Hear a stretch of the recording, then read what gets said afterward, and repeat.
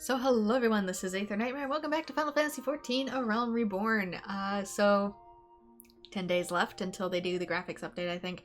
17 fully for Dawn Trial to come out, I think, but 10 for early access, which means I probably only have 10 days at max to actually get things done. And in my case, it's actually even less than that. It's 8 because my subscription expires in 8. And if I'm going to take a break, I don't want to renew it for a whole month that I'm not going to be here. So it might be a week-long push, I should say, to get to the end of A Realm Reborn. Finish up Moogle quests, finish up weapons, hopefully, like, really grind that out. And fingers crossed that I can meet the deadline. At least for the main story arc. I guess if I don't make it for everything else, it'll be fine, but yeah, let's see if we can do this, and that'll give me opportunity to focus on other projects for a little while, just because I don't want it to be all Final Fantasy all the time, and I want to do other things in the summer, especially with how hot it's going to get. It's always harder for me to record in the summer, so I like to do smaller projects that I can record in smaller chunks. Because it's noisy and it's loud, and this studio does not cool very well. The studio is upstairs and has very poor air ventilation, which means it's always hot AF in the summer, so I can't go for very long in the summer. So let us mess with a few things. I've also been having some graphics card issues. Some games have been lagging out a little bit, and I've been getting some red dot artifacting in my videos, so I don't know what's going on with that, but we'll do our best. With what I have, my graphics card better not be dying after like one fucking year. I hope not. It's an easier thing to replace, but still would rather not, if you know what I mean. Hello there, Snoopy Pants. We are just getting started, so let's go to the Black Shroud and go up north to talk to the Ixal, because I have finished the next tier of their quest. And I want to get it done before I completely forget about it again. Just in case there's more layers. So especially because Genshin and Honkai are kind of at a slow period right now too, because they're sort of at tail ends of updates. That gives me more chance to get this done for the remainder of this week. Which is good, because I'm almost done with this game too, or at least this expansion of it. So let's go to Alchemist. I have to be... How's weather on your side? Hot. It is quite hot today. I woke up at around 10 a.m. to watch the Nintendo Direct, and it was 103 degrees Fahrenheit. So in Celsius, for the rest of you all, that is 39 degrees Celsius. Let's get OBS back. Spread your wings and soar. Day to be remembered this is, at last, at long last. Complete Dazel Kualan will be. Rejoice, cry, soil self in excitement. Please do not. Matter of attaching the calibrating final components it is, then up into the sky before Natlan fanatics arrive. Task for Bren Zazel has. Final task to crafting finishing component. Take these materials to Fall God Float, Bren must. Expect Bren's finest work, Zazel does. Yeah, I have, like I said, 8 days on this subscription remaining, and the update also comes out, not this week, but the beginning of next week, so it's a final push to get this game done. Head over where? Oh, over by the crystal.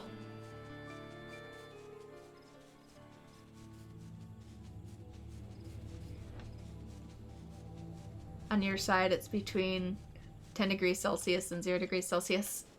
Are you in the southern hemisphere? Because it's winter for you guys, isn't it? Hello there, adventurer. Come now, I can hardly hear you. I said hello there. Whereas it's summer for us. Oh, I see. You're seeking to craft your final airship component. I recognize the materials, but I would not dream of attempting the synthesis myself. I'm certain that you would have no trouble, of course. Here are your materials back. The facility is yours.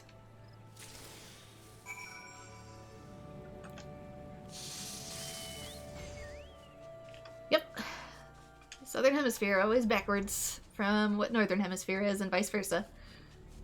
When it's winter for us, it's summer for you, and when it's summer for you, it's winter for us. Oh, I need to synthesize it over there. I'm dumb. Actually, I probably have... I've been granted the use of the facilities. I have the marker. I just have to craft it. Probably doesn't matter where I craft it. Finishing component, compo, mint, alchemy.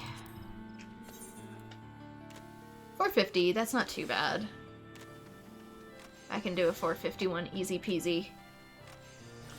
It probably doesn't expect me to be a level 53 alchemist right now. Delivery! Bren, quickly, how quickly have the final component we must?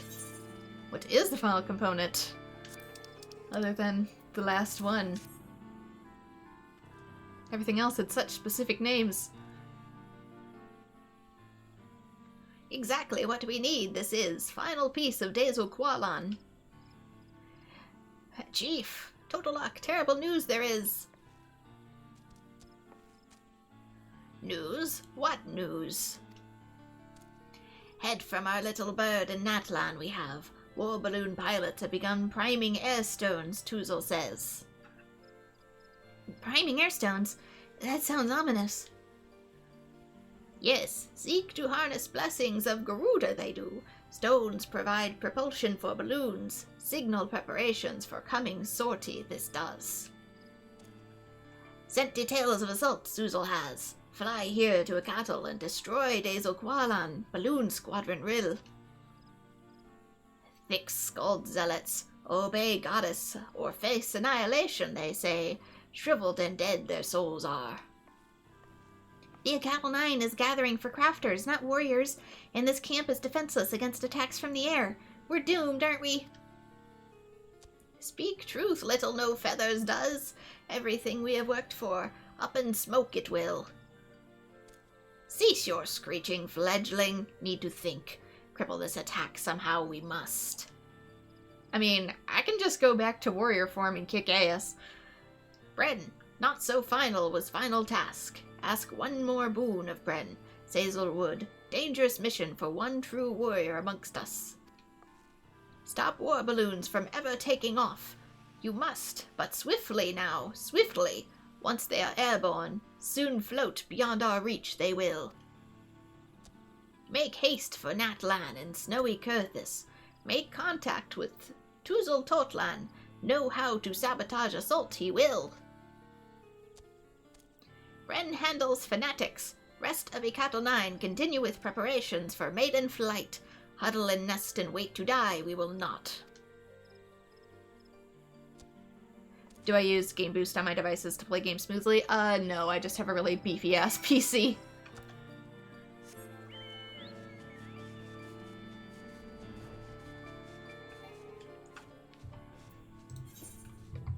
Okay, Kurthis.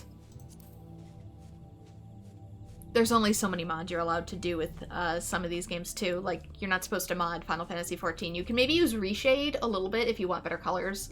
And I've considered it, but also they're going to be upgrading the graphics in literally next week. Which is going to break all that anyways.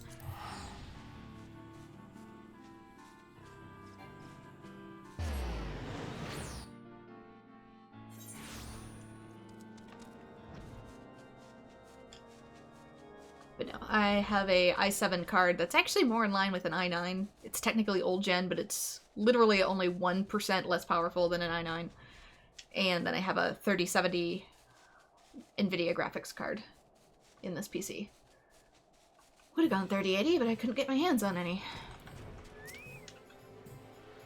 Fearless one is reinforcements promised by cattle.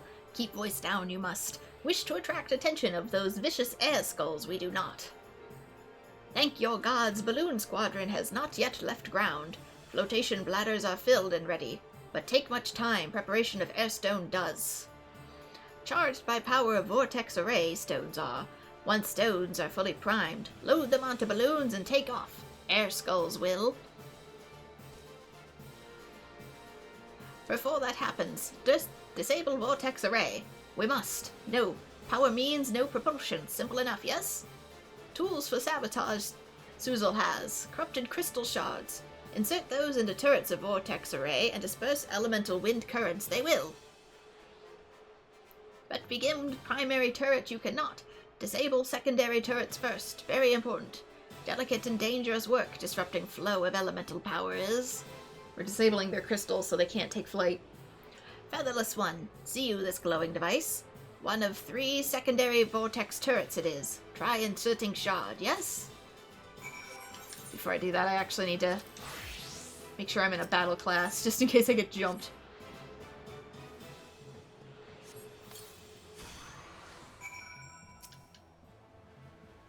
Very good, very good. Understand how it is done now, Featherless one does, yes? Within Natlan, 2 more of these you will find. Sabotage both remaining secondary devices, then seek out primary turret. Once main turret is down, cease feeding power to airstones. Vortex array will. Then hurry back to a cattle and witness final flight we can. We're disabling their means to take flight so that we ourselves have time to get into the air. He says. Alright, one's this way.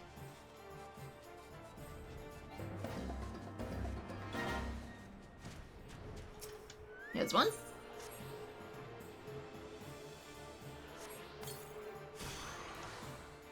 Doesn't appear like it's actually time, though. That is the Garuda fight. We are not doing that yet.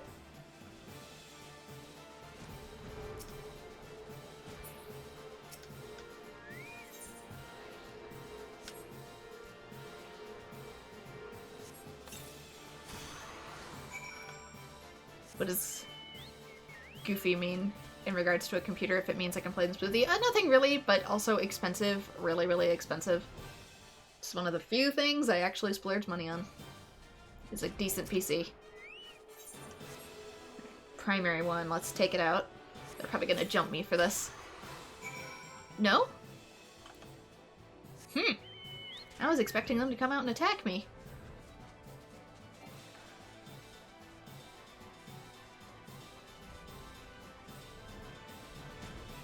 I guess it's kind of goofy in my regard too, since one, I'm such a minimalist and I live a very rural lifestyle, but also at the same time I have like a really, really modern PC.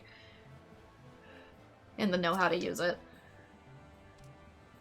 So it kind of surprises people sometimes. Here I am out in the middle of farmland and corn with bumpkin internet, and yet I have a complete beast of a computer. Robbed balloons of propulsions Featherless one has. But sense something amiss, Tazel does. Report to Chief Totalac, Tazel will. Remain in Natlan and keep high on air skulls, Featherless one. No better option there is. From top of Observatorium, observe both lands of Kurthus and Black Shroud at same time, Featherless one can. Send small Featherless ones to join you, Tazel will. Welcoming of sneaky Ixel at tower they are not. I suppose another reason could be that I don't tend to use it to play, like, ultra-modern games most of the time. I'm not into most AAA gaming, just for the reasons of, like, it doesn't appeal to me quite as much. And so instead, I use this ultra-beefy PC to play classic video games at, like, 4K instead. PS2 at 4K? Yes. Playing the latest AAA release at max graphics? No thanks. I guess it's more me being weird than having a computer being weird. Not that there's anything wrong with those games, it's just that we all have different interests. And mine is more in, like, anime style or classic style video games to ultra-realistic stuff. Like I said, nothing wrong with that, just different tastes.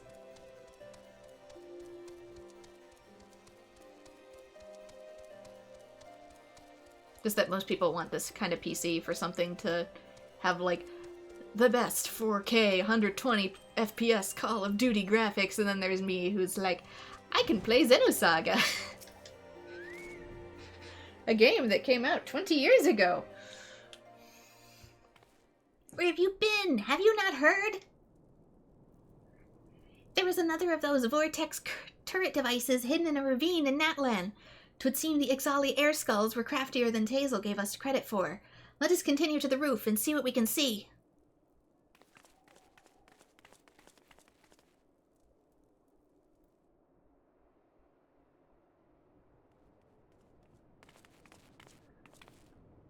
There was only one war balloon that managed to prime its airstone, but I'm afraid one is all that those zealots will need.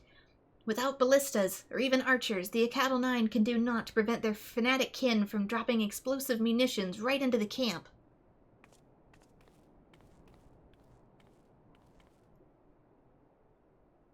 Over there! Can we use a ballista in Kurthus to take it down? Kurthus has ballistas. It's heading south, towards the Twelveswood. Blast him, bother it all. I feel so helpless. Why must fate be so cruel?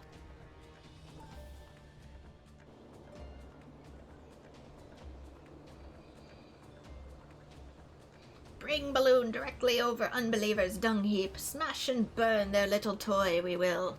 If all else fails, we can have them burn the balloon, but evacuate. We can always rebuild.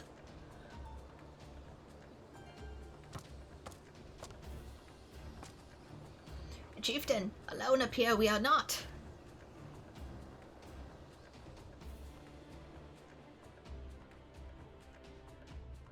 Or heck, just get her in the air. We'll put the finishing touches on later. She can come back down.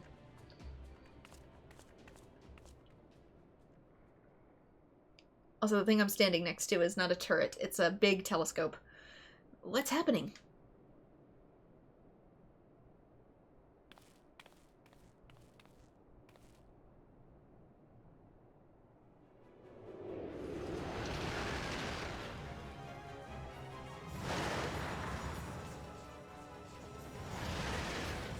I can't see who's driving that. By gods, it's the Blackjack. I know my father's ship anywhere. Father, what madness are you planning?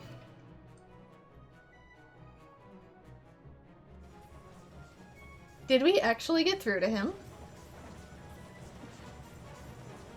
That boy's whims will be the death of me. Possibly literally.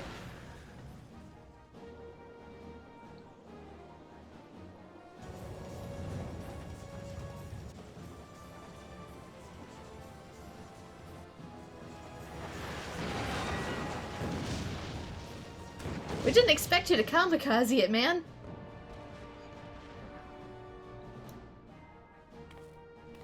He did it!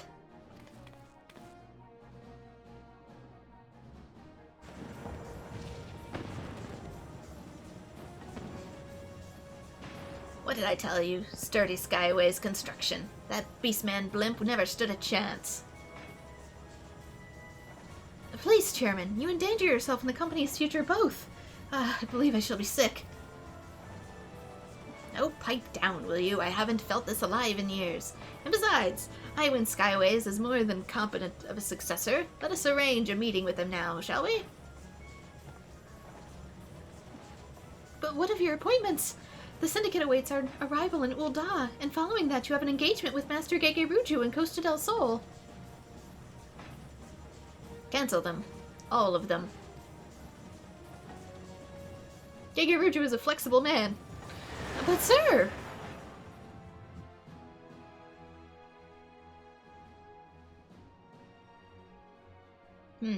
He's using the lamp signal. Meet at Ixali Camp. Do not be late. Sending it in Morse code. He could just use a link pearl, but Father would insist on doing things the hard way. Come on, let us be off.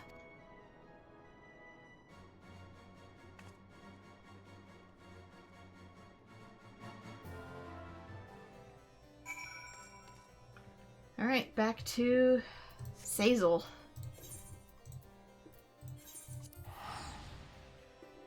I wonder if they actually do go on to build a sky colony.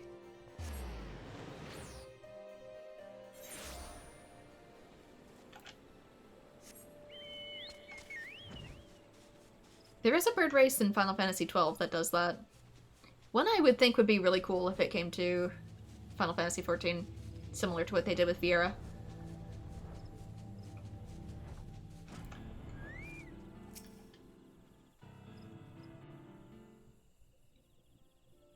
Come on, guys, you could double the Dragon Quest references. They have that race playable in Dragon Quest X, because they're a reference to 9. To fatherless ones this day belongs, from Toozle about mid-hour ramming, Zazel heard.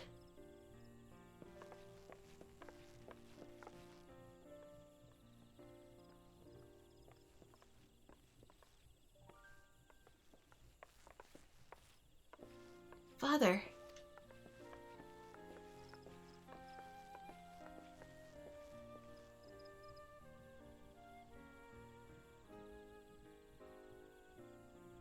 Coulson has a few words with me.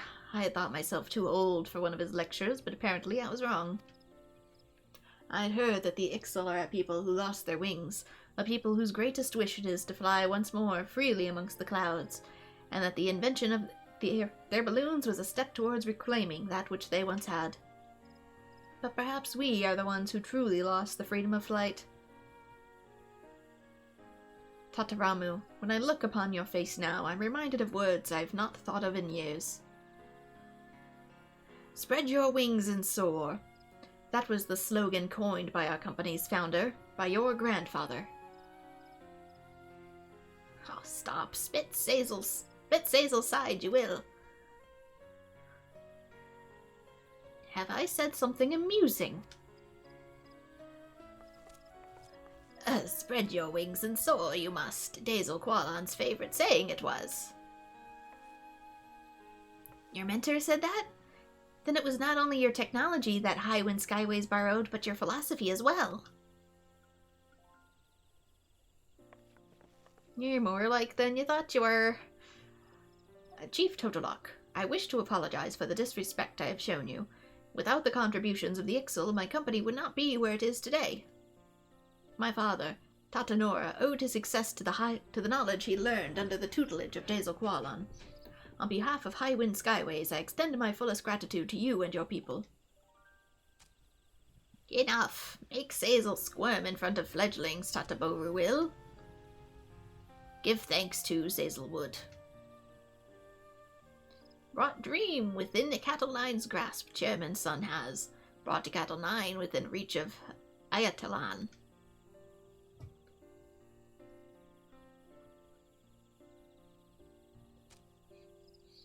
Tataramu, time to launch our bird into the sky, yes? Yes, sir. Commencing trial flight preparations for the Dazel Qualan. All crew members begin pre-flight inspections.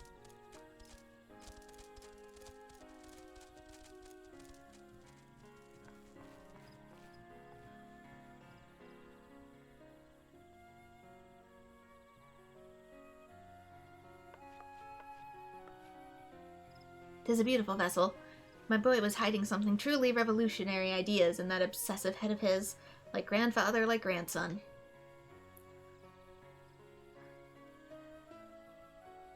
I believe you are owed a debt of gratitude as well, adventurer. 'Twas due in no small part to your actions that the dream of my son and his Ixali colleagues now stands to become a reality.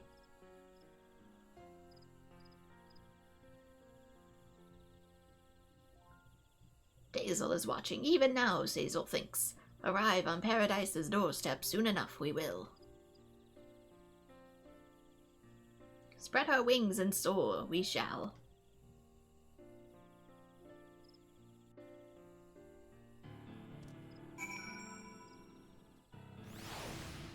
Is there more to this? Yeah, down here. Oh, I hope it actually takes flight. But then where will the rest of these guys go?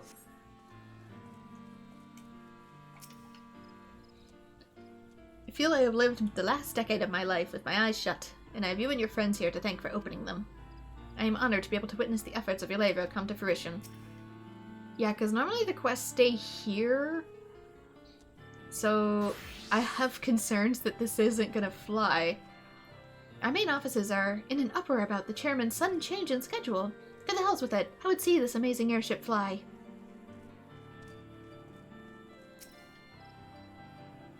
My dear Bren, oh the gratitude I would endlessly heap upon you. There are no words to express the joy I feel in this moment. But perhaps I'm being premature.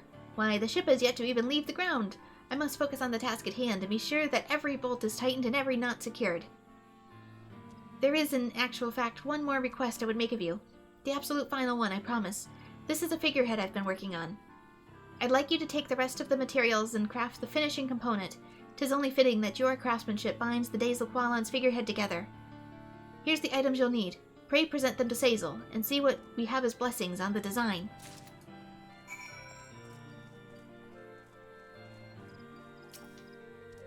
Mischance to empty bladder, Bren has. Unless wish to miss inaugural flight test, Bren does. Figurehead component. Oh, it's a feather? Figurehead component materials. Familiar design, this is. When did Tataramu learn to craft traditional flying charm? Oh, it's just a good luck charm. Feathers of figureheads serve to remind Ixal of ancestors and ward balloons against capricious nature of sky, they do. Impressed with Tataramu's foresight, Sazel is. Have Sazel's blessing to complete figurehead, Bren does. Crafting this component is simple matter, yes? Be sure then to pour all Bren's skill into task. Finish part and return to Tataramu before final inspections are complete. Bren must see figurehead proudly attached to test flight Sazel would. Wait, do I actually do have to synthesize it, okay. Figurehead.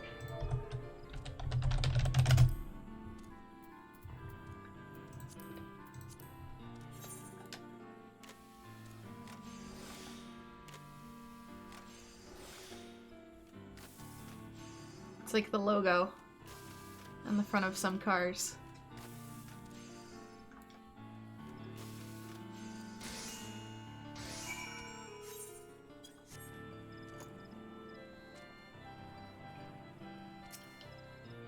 You brought the last part of the figurehead? Thank you. This will do perfectly. I think I'm ready. Ready to entrust my life to the Dazel Qualan and aim for the highest skies. We're all but done with the last round of inspections. 'Twould be safest if you were to withdraw several steps. Only the gods know how this will unfold. Hello there, DJT. We're hopefully taking to the skies with side missions today. Trying to get them all wrapped up. Since I have 8 days remaining on the sub and Dawn Trial's almost here. Which means graphics update. And very long queue times.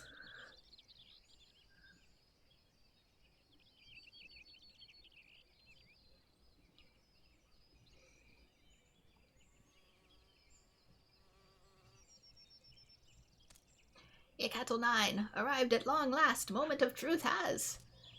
To Ayatlan we fly. Ignite Cerulean propulsion engine.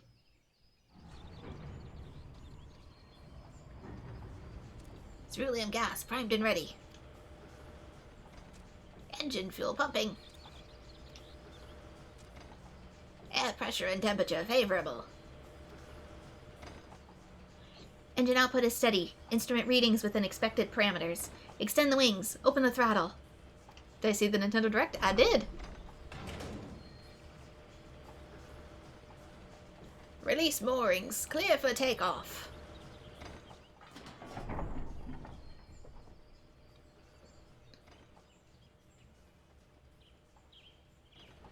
The Dazel Qualan is away.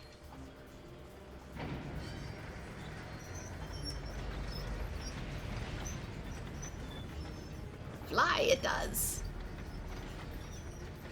Very squeaky. Need WD-40.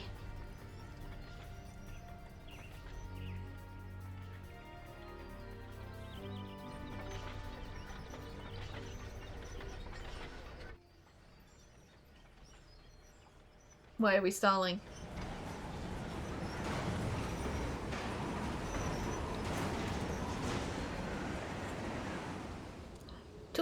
Too low it flies, something wrong there is.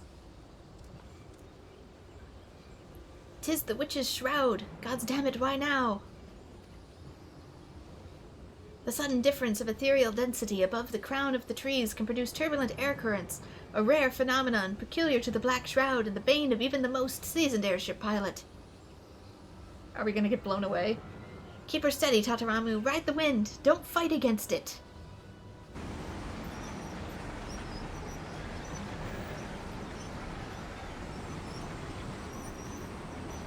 Extend wings to full trim. Release primary and tertiary ballast.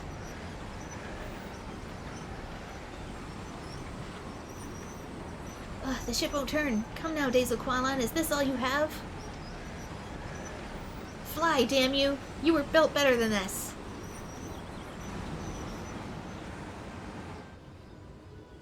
The spirits are messing with him.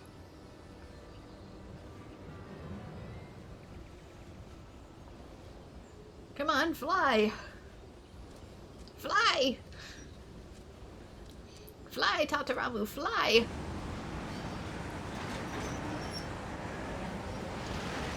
Just random ass tornado.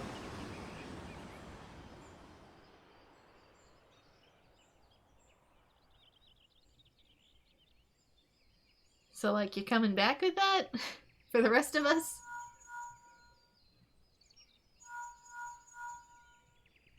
See, you still get cellular reception up there. Spotted Dazel Qualan from Natlan vantage point Tuzel has. Indicate altitude of 5,000 yalms, instruments do. Soar like bird it does. Soar like bird.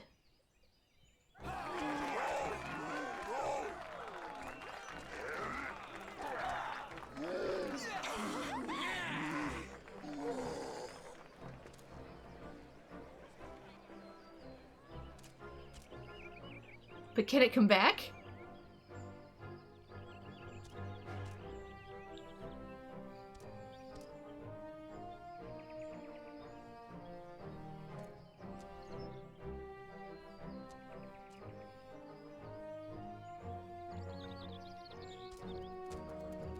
Is he okay? Everybody's celebrating, but I have so many questions.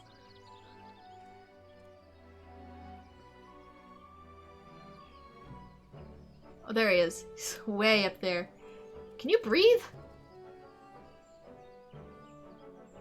You get too high up there. The air's thin, buddy.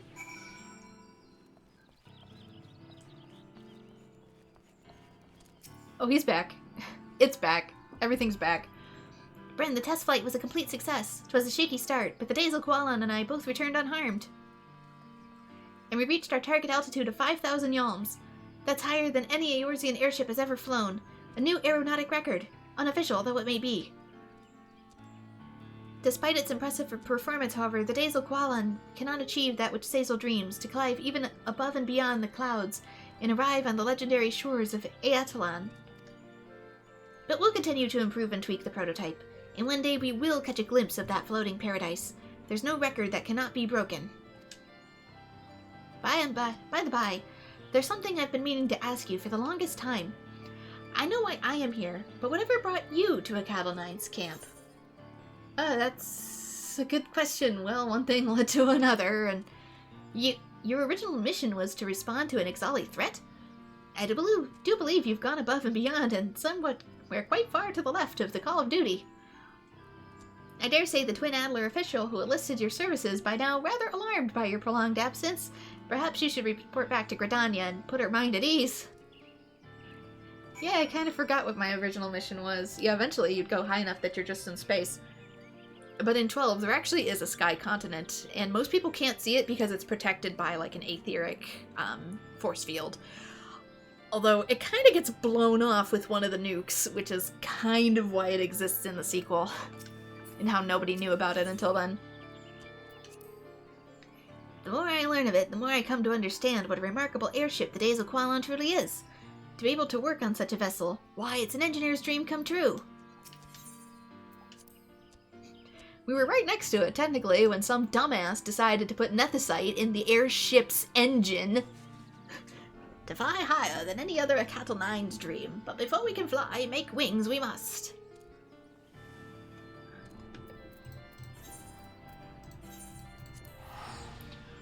Our ship runs on magicite. This thing eats all the magicite in the vicinity. I wonder what happens if we stick it in the airship engine. Pfft. Boom. Dumbass. Actual dumbass. .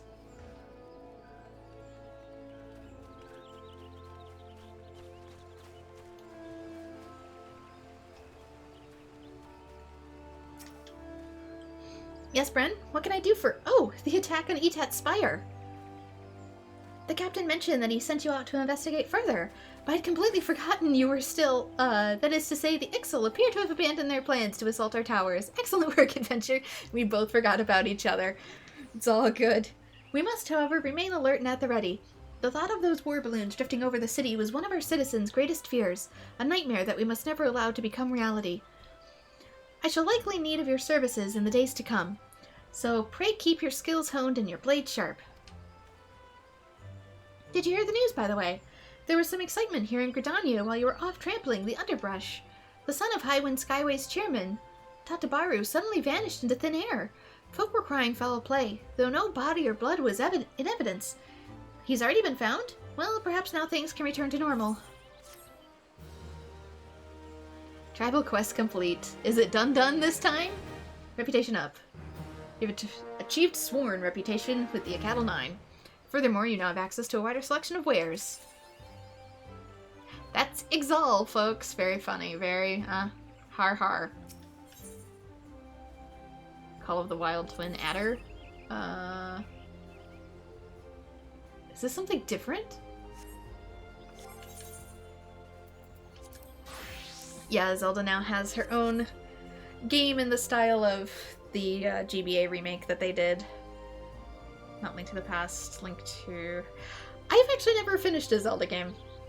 Fun fact. I did do Ocarina of Time a little bit on stream, but it got really negative reception because I was new and doing it blind, and most people were like, have you never played this before? You are so bad at it, so I just kind of quit. We'll command you to work among the desperate tribes of Eorzea and entreat your further aid. I've finished Okami, which is very Zelda-esque, but I've yet to ever complete a Zelda game. On behalf of the entire ordeal of the Twin Adder, I extend to you our highest accolades. While lasting peace with the beast tribes will not come easily, your efforts have laid the foundation upon which such a peace may one day be built. It is to you, our most accomplished ambassador, that I would entrust an assignment of the utmost importance. Lieutenant Gavin will brief you on the particulars. Godspeed, and may the elementals watch over you.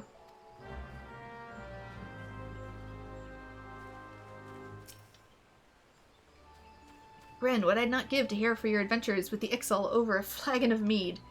And yet I fear that more pressing matters demand our attention today. When you are ready for your briefing, you need only say the word. Let's actually...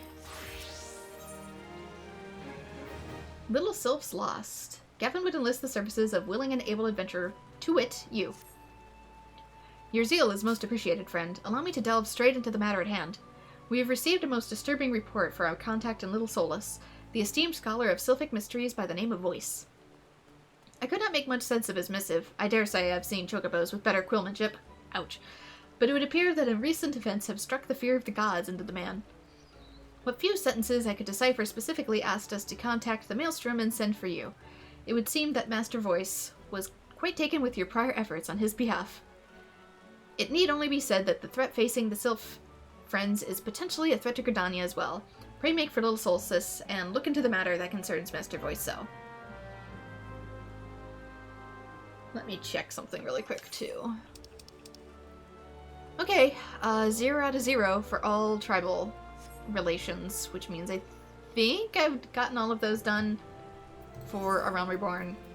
And then there's probably going to be new ones in Heaven's Word or updates. I would go by the Mountain Minion, but I'm a little low on gil at the moment. And I need that money for the Legendary Weapon quest, so I'll maybe go back and buy it later, once I'm not, scraping loose gil out of the couch cushions.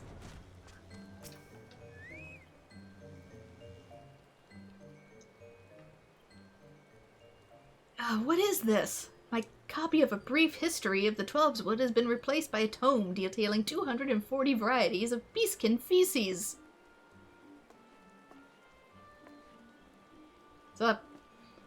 Why, Bren, what are you doing here? I sent for you. Now that you mention it, perhaps I did. What's the matter? What's the matter, you say? A veritable peck of podlings pilfered from Little Solstice while I was taking a brief respite from my research. You must help me, friend. Why, were Elder Frixio to find out that this happened under my watch, this one would be entirely unsurprised.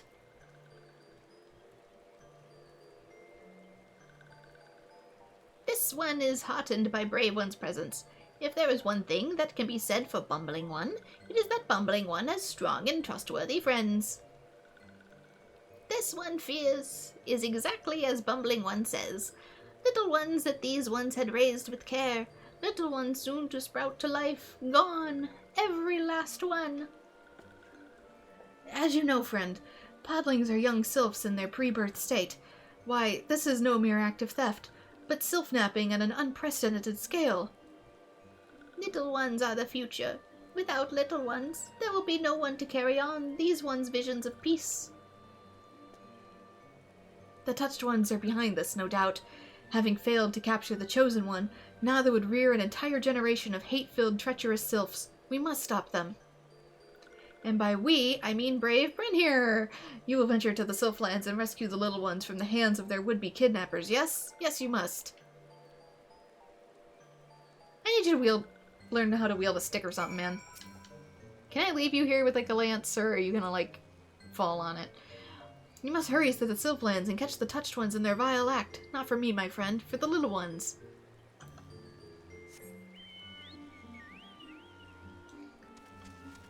Is this my reward for completing all the Beast Tribes? Am I no longer able to buy it after I finish this?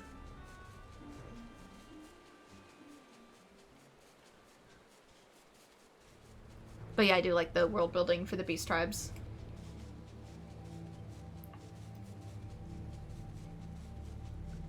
Otherwise, without it, they just sort of remain monsters TM. With no additional context.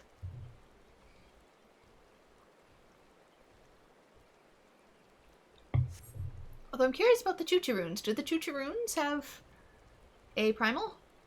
They're a beast tribe, and we haven't seen one for them. They look, but do they see?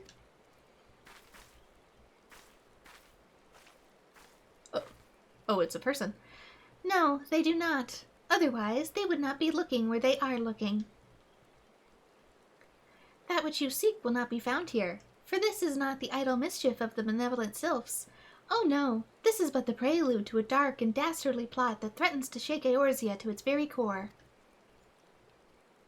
My name? You could call me Sylvie. But you will have no occasion to do so, for I shall pursue our kidnapper, and you shall return to see your own concerns. That is, if you know what's good for you. Farewell, friend. Our paths will not cross again. I must hurry. Yes, hurry to Lenosha before tragedy strikes again. Excuse me?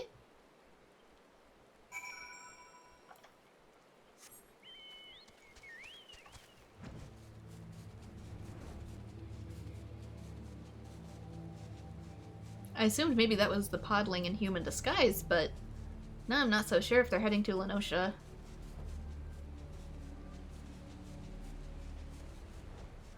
I know they can mimic human forms, because they did it with some of the other, Garlands, that's the word.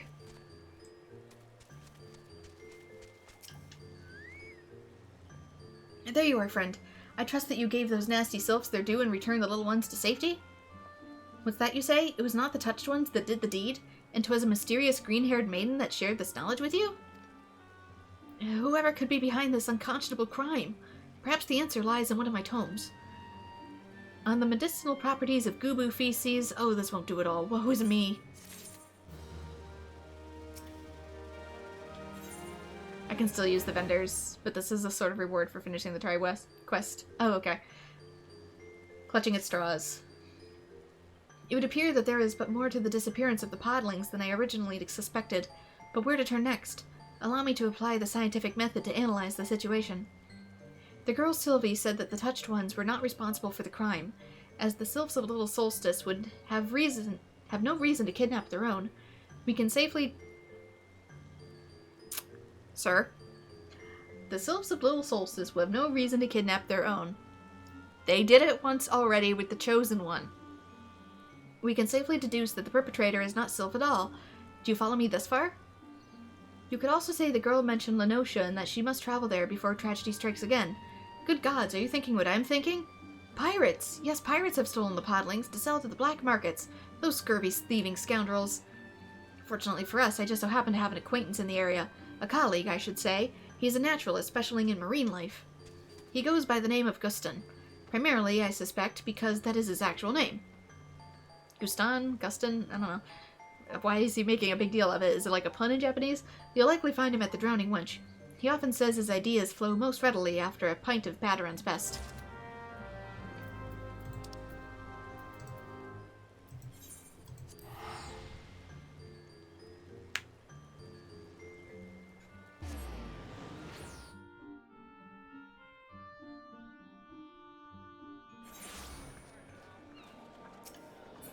So I'll probably just go up this way.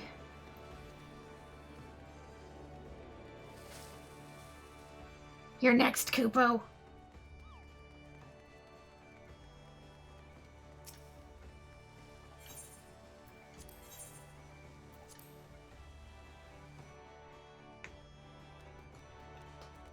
Where's he?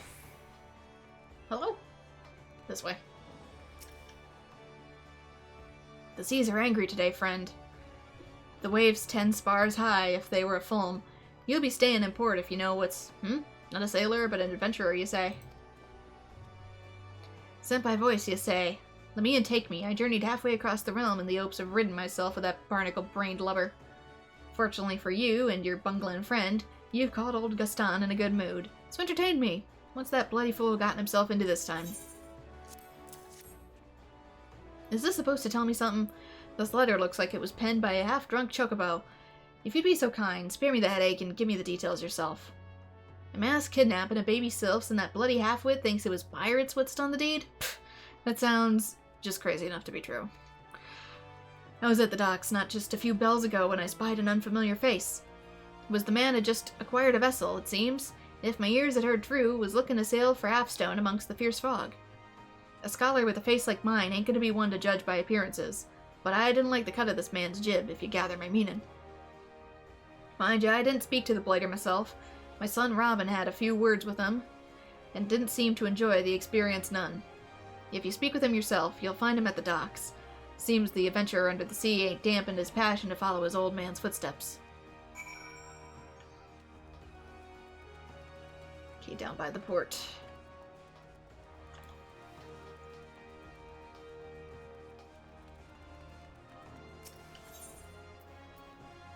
Assuming, yeah, fishermen's.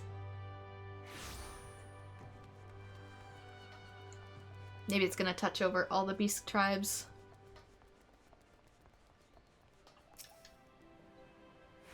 Hey, I remember you. You're the adventurer who returned that necklace to the nice fisherman for me. You did return it, didn't you? They were so nice to me after all. I just had to do something nice for them too. Wonderful, I knew I could count on you. What say you? Father told you about some strange men at the docks? I saw him, I did. He was wearing some sort of strange metal mask. At least I hope it was a mask. It looked more like part of his face. He said he had a score to settle with Nove. Nove? Nove. Of course. I didn't remember until I saw your face, but the nice fisherman that saved me. The one of them was named Nove, I'm sure of it. Are the nice fishermen in danger? Please tell me you'll go and make sure they're safe. And bring them this. Tell them it's a thank you gift from Robin. An orange. Someday I'll be a researcher like my dad. I'll live with the fishermen, and they'll show me deep-sea secrets that no one's seen before. Alright, let's go see Nove.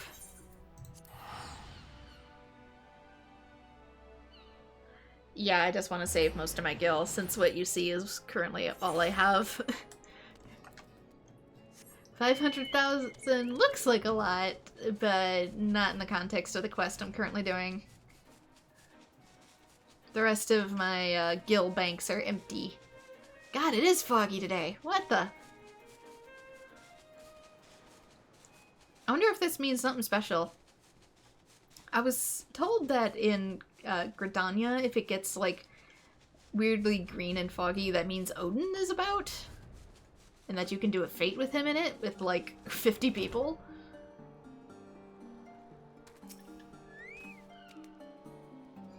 Are my eyes to be believed?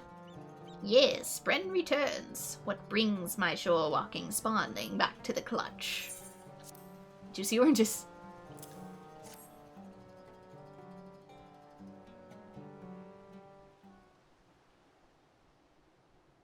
Oranges? This is a true delight.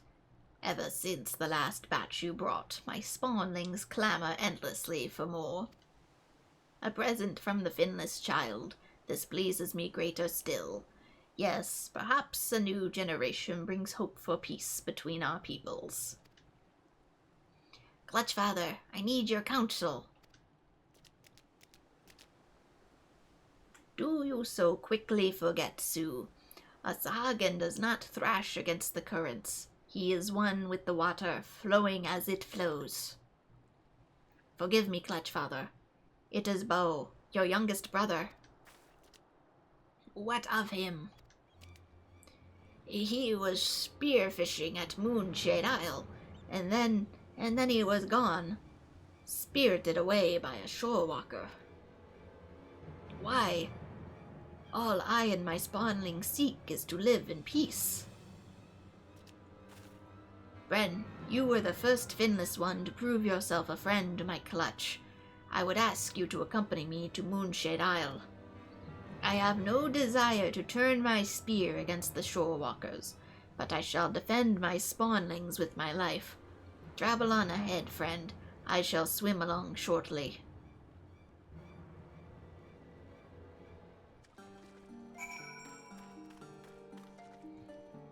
Yeah, that's usually... Oh, I can actually get to it. I forget that's something you can physically go to. Do I take the... Epst? Your concern for our spawn, brother, is most touching, Finless One. May my finest Elpst guide you true.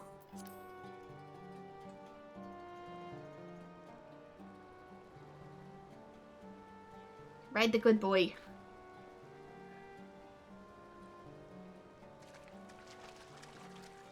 Yeah, I didn't realize you could actually fly out by Chocobo now.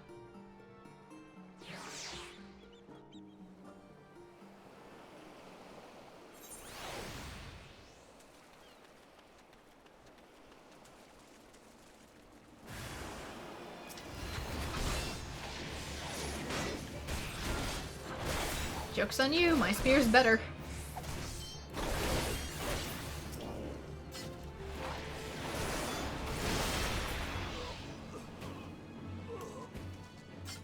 Seeing as I ripped it off of Ifrit's hide.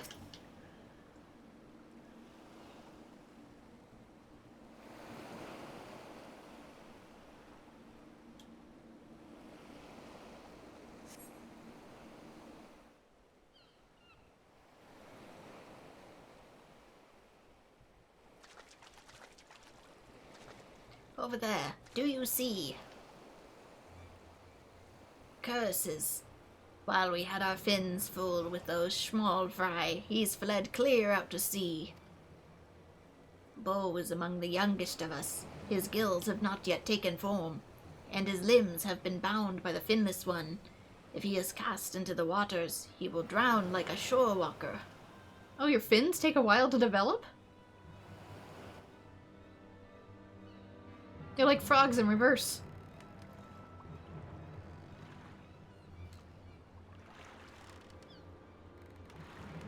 Ooh, interesting eye.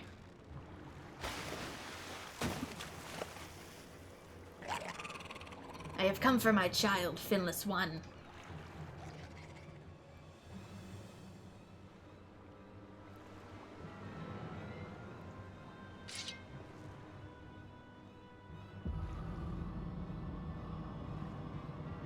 So you have. Most impeccable timing, if I do say so myself. Are you Asian? What's with the...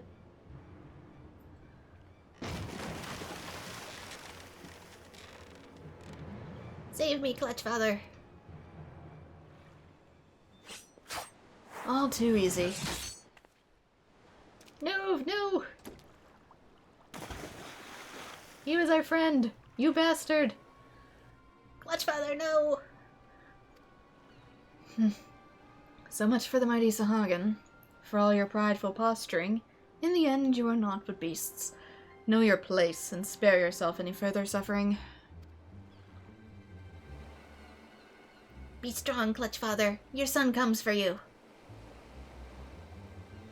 These waters are too deep for Shorewalker. Leave the Clutchfather's rescue to me. Return to the nursery and tell my spawn brothers to prepare to tend to his wounds.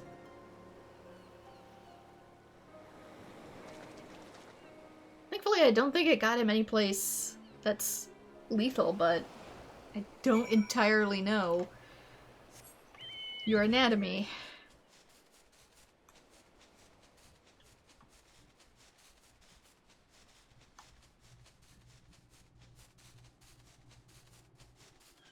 Now I get to fly all the way back. Could I have taken the Alps? Too late now. Heck it. Even if I warped back, I'd be about halfway.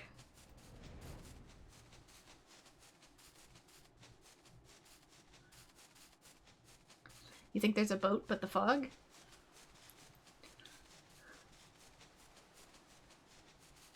Like, only in the fog, or...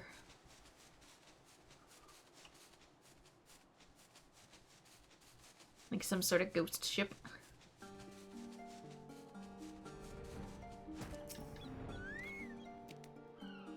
Worry not, it is but a flesh wound, and worse have I suffered. No, it is the dishonor of failing to protect my child that cuts truly deep. This masked shorewalker who would steal my child from me, he will answer for his crimes. Yes, I must rest for a while.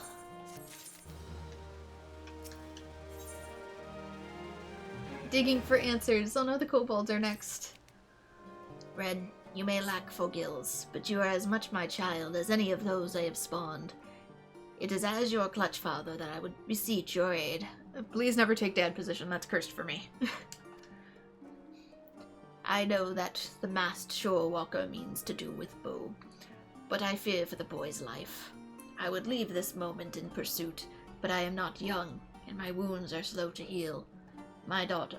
oh, no, sorry. My child, pray rescue your brother in my stead. There's a saying amongst our people, the shark that swallows a Sahagin will choke on its scales. Though my clash with the kidnapper might have appeared a one-sided affair, I assure you it is not entirely so. After I've tumbled into the waves, I struck at the villain's skiff with my spear. Even in my weakened state, I was able to open a sizable hole in its bottom. The vessel will be flooded before ere long, if it is not already. But that would sink your kid, too. The fiend will have no choice but to dock at the nearest port for repairs. And there is only one suitable location in western Lenosha. You will find the man at Aleport, you can be sure of it. Go forth, O strongest of my children. Your spawn brother's life hangs in the balance.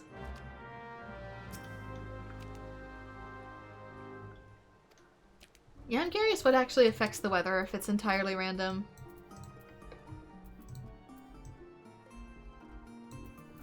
Pretty sure? In Aleport? Oh, maybe we gotta take the actual ship. I'll teleport because I'm lazy, but... because it's one thing to spend 100 gil, it's another to spend 100,000 gil. Which many things that I need will...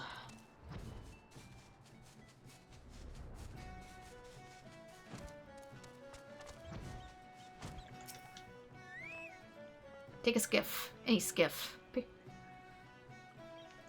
So a lot of 14's cutscenes take the weather from the game instead of changing to some things. So you get fog covering a zone when it's being shown in the cutscene. Oh, so maybe there was like a bigger ship back there? A survey of the skiff reveals nothing unusual.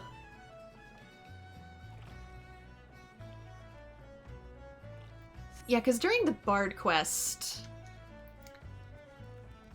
it was kind of funny weather. It was like really ultra high pollen sort of day, and I'm told that's when Odin comes out. You notice a small hole in the skiff's bottom, identifying it as the kidnapper's vessel.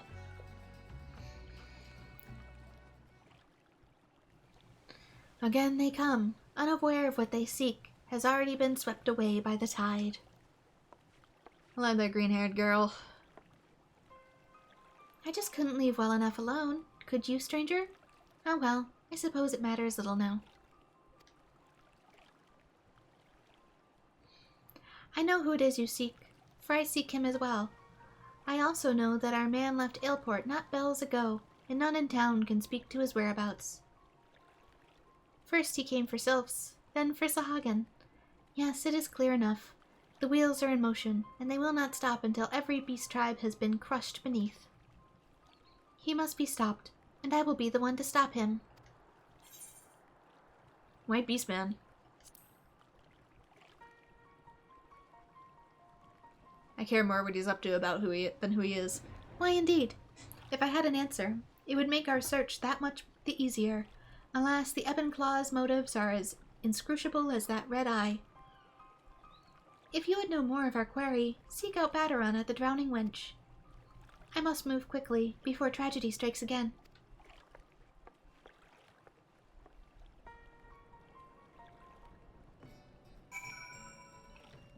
Back to Limsa, I guess.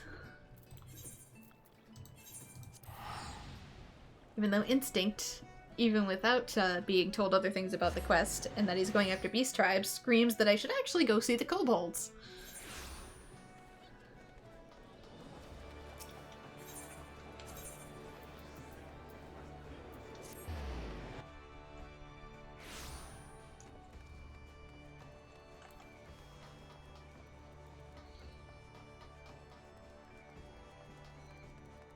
And ambush him.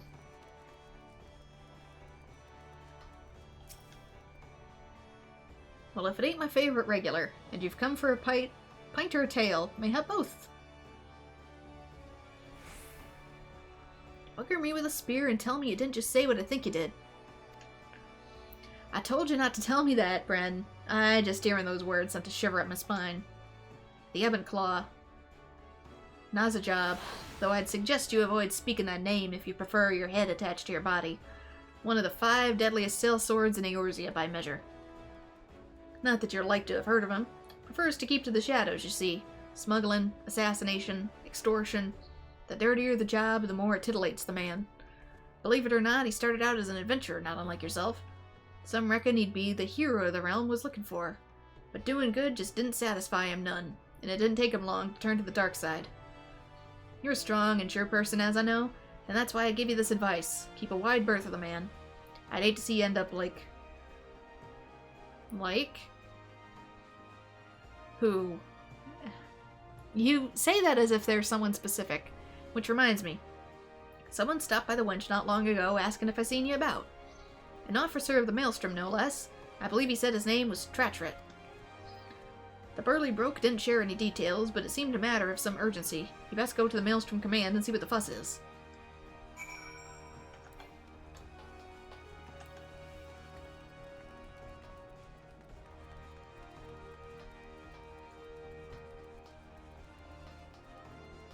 Probably kobold news.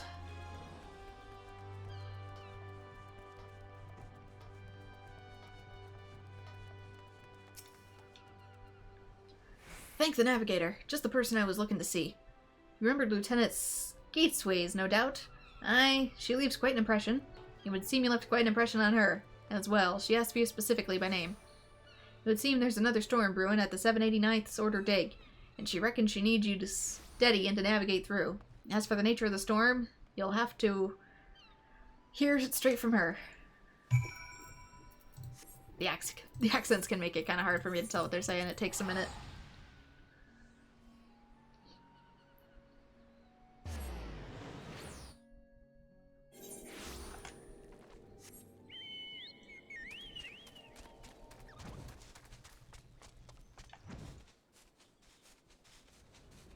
Was he hiding here too? Should I be looking in the bushes?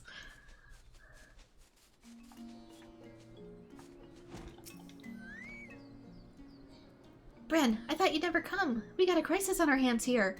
And I ain't just talking about the oversized bilge rat that's version to anything resembling honest work.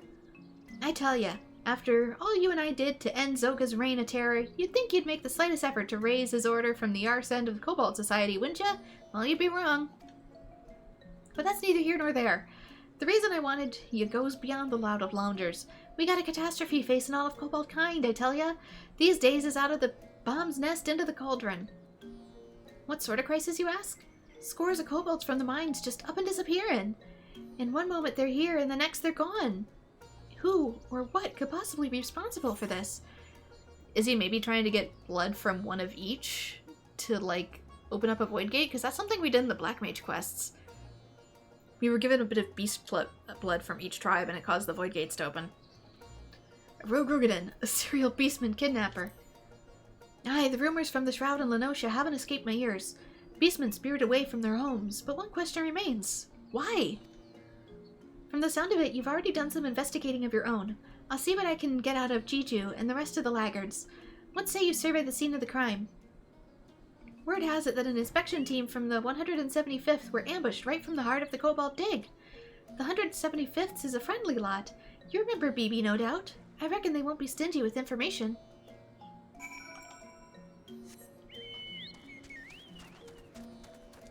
I noticed, too, they're only going after children, though.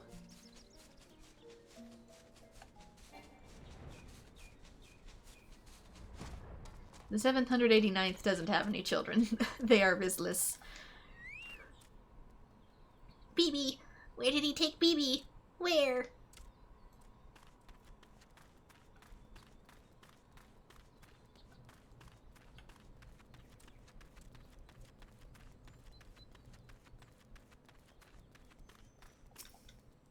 It stings. It burns. It stings. I set my strongest bombs against him, but they could do nothing. No, nothing.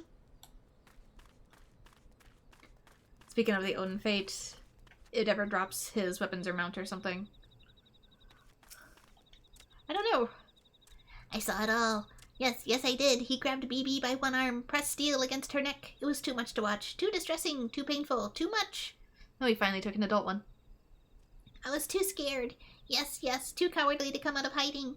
But the Overdweller girl. Yes, the girl with the green hair. She chased him, followed him, pursued him, chased him to the south. Okay, but how is she able to track him down without getting killed? If he's such this wondrous assassin. Or maybe she's not.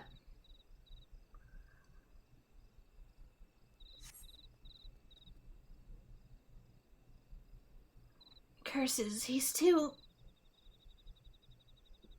Don't touch me. I can stand on my own. My deductions were flawless. I knew the kobolds were next. I waited to strike, and yet I could do nothing. Nazajab, the Ebon's Claw. I should have known I'd be no match for that monster. My strength wanes. At this rate, I shall be... I must go.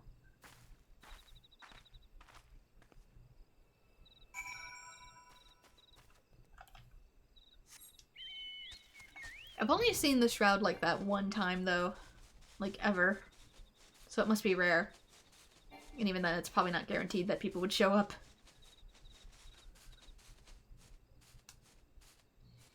Does he have a fate, but also a duty, though? Because...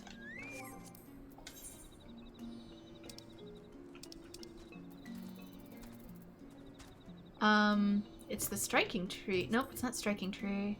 It's not Ultima. Earth's Front, yeah, here. Does he have a fate and a trial? Because what would this be for? Unless it just notifies you that he's appeared or something. Yeah, 2 tanks, 2 healers, 4 DPS.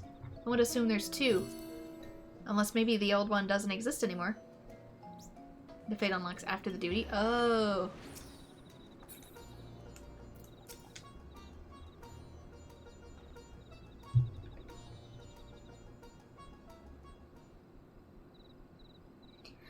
Who is this Overdweller girl?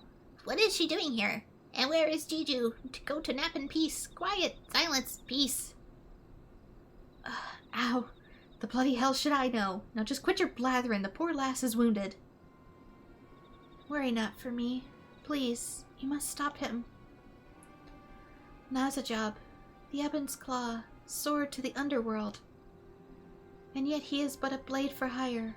No, another pulls the strings. Enough, lass. Save your strength. He must be stopped. Ixal, Amalja.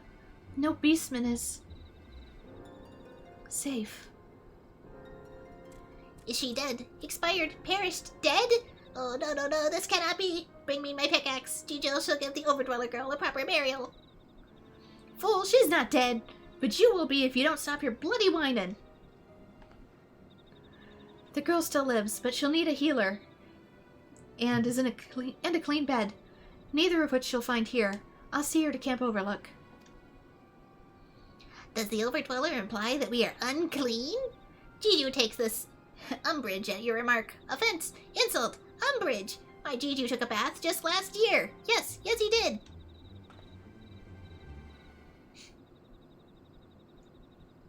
Humans can't be in dirt when they're sick. Just explain it like that. Worry not for the girl. She'll be safe at Camp Overlook. Our priority now would be returning Bibi from her kidnapper. My beloved Bibi was kidnapped? Why, yes, yes, why did you not tell me sooner? What is the ransom? Jiju has 2 chunks of ore and a handful of sulfur. Somehow I don't think that'll be enough. Besides, I have a feeling it ain't just riches our man is after. It would seem poor Bibi's life is at stake. Again. We'll have to move quickly. I need you to share with me anything and everything you know of the man. We'll get to the bottom of this together. Mihote, one mechanical eye. Ooh, what was that animation? You good? Can you... Are you struggling to pick a stance there? Rattled in a kettle. If we're to have any hope of saving poor Bibi, we have to move quickly. Let's put our minds together. What can we deduce about the kidnapper's mean of escape? Boat. You found poor Sylphie collapsed at the sheer of a cliff face, with no way out save but which you came. Then he flew. 'Twas there that the scoundrel's footprints led you, and it was there that they ended. There was one direction our man could have fled, and that's up. Which leads us to our next question. Just how? I've got my theory, but what about you? He's a Rogadin. Why does it keep giving me he's a Rogadin? What does that have to do with anything? By airship. That is the most logical conclusion. Access to an airship would afford their man a quick and easy escape route. If any suspicious vessel took off from the Cobalt Dig, I can promise you it wouldn't escape the eye of Commander Bloadine. To Camp Overlook, Ren, and quickly. What do I have against Rogadin? While you're there, might you pay a visit to the last Sylphie as well? Loath as I am to disturb her rest, I reckon she too might have some knowledge to share. 1 second.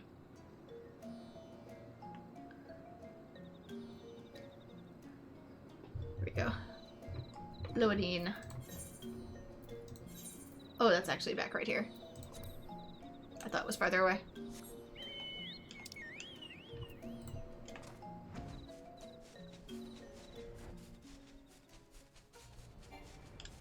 The fact that he has access to so much of the stuff makes me question if he's working alone now.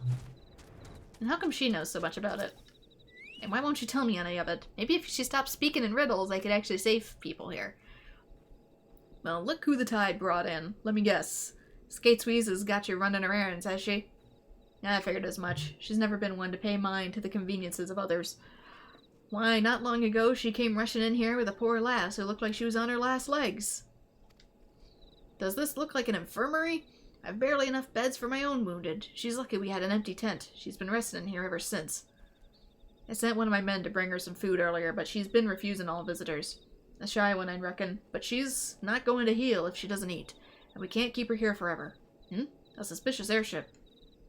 Come to think of it, one of my lookouts did say something about an unidentified vessel taken to the sky. It didn't appear to be a threat, so we elected not to pursue.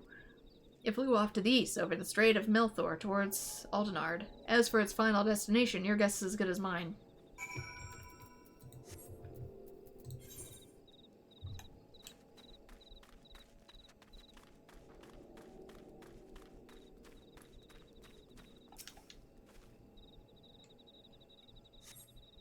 Sylvie speaks from within the tent. Her voice is faint. Please, no one must enter. No one. Bren, is that you? Do not worry. My wounds already healed. Forgive me. When we first met, I dismissed your aid. I was a fool. Where I am weak, you are strong. But this is more than strength. Your heart is full of acceptance and understanding.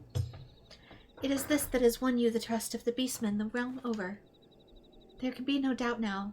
You're the champion we seek. The champion we need.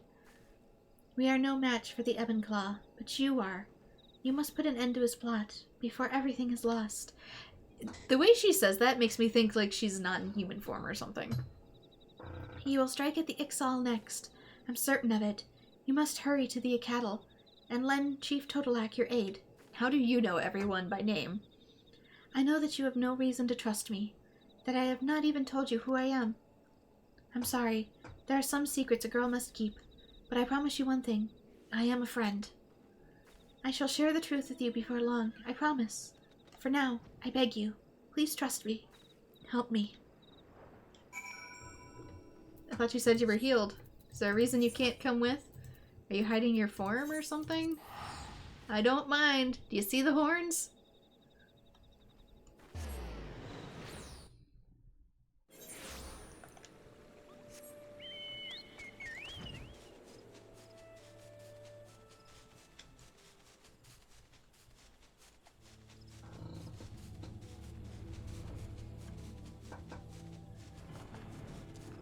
Back, Zazel.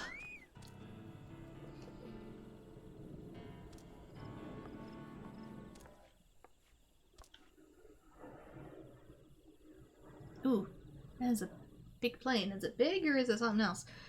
Who is this, Zazel wonders, and then Zazel sees. Return to us, Bren has. In the matter of like half an hour. Enjoy the Zazel squawk. Now there's a sight for sore eyes and tired hands. What brings you back to the humble environs of the Acadal? Keen to get back to the forge, are you? Hell no. As you know, an engineer's work is never done. Even though the Dazel Qualan is breaking her own records, I'd wager my last propulsion designs will send her higher still. Zazel! Zazel! Too squawky your squawklings are. Settle down you must. What ruffles your feathers so? Tell Zazel you must. Attacked. Attacked we were. At our logging grounds airship struck. By featherless Nuker it was helmed. Nuker. An attack? But we've done nothing to incur such aggression. Bravely we fought to distant skies. Feather One's airship fled. Black smoke and flames it spewed. Squawk in joy and triumph we did. Sneaking around our launching grounds, featherless Nuker was. Peeping and prying and peeping. Drive him back we did. A raid on Ixali logging grounds? Under normal circumstances I would suspect the gods Quiver responsible, but I've not known them to come by the sky. If not the Gridanians, then who? Am I that dumb? The abductor of the Beastmen.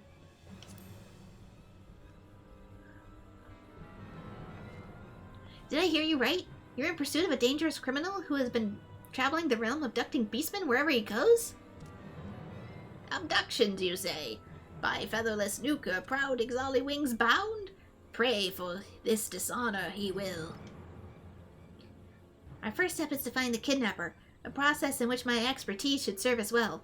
The rogue airship was damaged in battle, yes? If you could recover even the smallest fragment of the vessel, I'm quite confident I could track it to our foe. Not far from Hristmill, battle was fought. Any Nuker droppings there you will find. Pluck Nuker hair feathers one by one we will. You think the Warrior of Light is canonically on the dumber side? Maybe. Give my in-game self some coffee.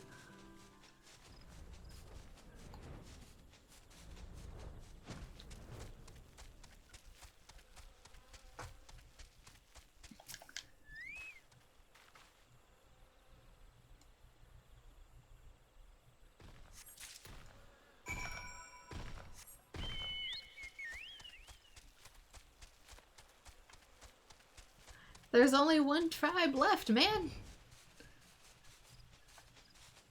Isn't there? Amaljas, Sylphs, Kobolds, Sahagins, Ixal. Yeah, the Amalja are the only ones left. I am a dumbass if my character doesn't figure that out. What news? Were you able to find the aught of the assailant's vessel? Well, hello. What do we have here? A piece of an airship's outer hull, is it? Let me take a closer look. Most uncommon markings, but I swear I've seen them somewhere. Oh, but of course. Why, this is a Garland Ironworks model 1596. -2. Fine vessels. Though most will go their lives without seeing one. Only a few were ever manufactured. You needn't act so impressed. When your father is the chairman of the Highwind Skyways, you'd have to go well out of your way not to pick up a few tidbits of airship minutiae. I will put an inquiry with Advisor Coulson. A quick perusal of records should serve to identify the rogue's vessel's current owner. Yes, this is a matter of time before the curtain is cast down and the mastermind behind the crimes is revealed for the scoundrel he is. Well, I know who he is, I just gotta stop him. Ash not what your brotherhood can do for you. That'd be an interesting tribe to add to the Beastmen, the Hypello. Ride the shrew path? It'd fit. It would fit. They probably aren't going to do it, but it would fit. This is the kidnapper you produced pilots of his own personal airship in a Garland Ironworks 1569-2. At that, it's fascinating, and more than a bit frightening. It hardly needs to be said that such a vessel would be beyond the purchasing power of all the wealthiest Eorzeans. Your quarry, or whoever is paying for his services, likely has a nigh limitless riches at his disposal. But have faith. Some of the most capable men in the employ of the Highwind Skyways are tracking the rogue vessel as we speak. Whoever is behind these abductions, his identity will not remain secret for much longer. I have arranged for Advisor Coulson to meet you at the airship landing in Ul'dah. Whatever knowledge my colleagues have gleaned in the meantime, it will be yours. Your foe is backed by the power of coin, but you have something much stronger on your side. The power of justice. An anime. Safe travels, and may you serve that beastman napping scoundrel as due. Helps that the Scions are basically all PhD students, so the Warrior of Light doesn't have to think too hard. Yeah, true. I left the brain cells at home, I guess.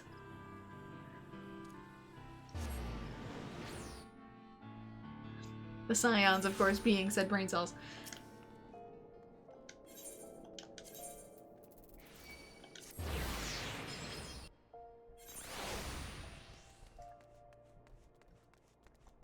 Where are you?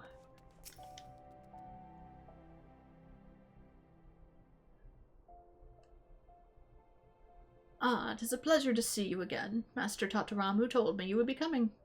I'm pleased to inform you that we were able to retrieve the records requested by the young master with minimum of trouble. They have taken the liberty of compiling the relevant findings. And you couldn't just send them over the link pearl? Yes, the Garland Ironworks model 1569-2, according to the records, only 4 were ever produced. A shame, really. It was a marvel of an airship design. Unfortunately, unrelating attacks from Garlean forces that year made for less than ideal manufacturing conditions. But I digress. At the time, 2 of the vessels were purchased by the Sultanate, while the other 2 entered Highwind Skyway's own fleet. Of our 2 vessels, one remains in operation to this day, but the other, this is where the records take an odd turn. The records claim that it was decommissioned after suffering extensive damages, then sold off to a trading company in the Laughing Alchemist, known as the Laughing Alchemists. Laughing Coffin? As the ship was heavily damaged, it was sold under the condition that it would be stripped for parts. Yet this was but a verbal agreement. We have no proof that the Laughing Alchemists carried out their end of the bargain. Service with a smile and prices so low the traders will be laughing their heads off. Seek out the Laughing Alchemists for a hilariously good deal. Such are their words. I cannot be certain, but there is something about this transaction that does not sit well with me. The fugitive has been sighted in the vicinity of the Emerald Avenue. Bloody hells! Seal the gates and block off all entrances to the hustings strip. I don't want to see either of your ugly faces until the beast is in chains. Sir, yes, sir. What's this? A fugitive in the streets? You there. We've received reports of a beastman that has breached the city gates and prowling the streets for blood. All civilians are encouraged to seek shelter indoors until we bring the fugitive to justice. Venture outside at your own peril. A beastman rampaging unchecked within the city walls. This is a frightful prospect indeed. Wonder if the Brotherhood is trying to get the child back, or whoever got taken. Or maybe the Amalja itself escaped. In any event, I have shared all that I have to share, and should be returning to my duties. Can I, like, get my ass in gear? I should have been like, you know what, Coulson? I'll talk to you in, like, 5 minutes. Please give me a second. Pray give the young master my regards, and tell him I would be most interested in having a look at this new airship of yours. Yes, goodbye! I must go! How do I leave?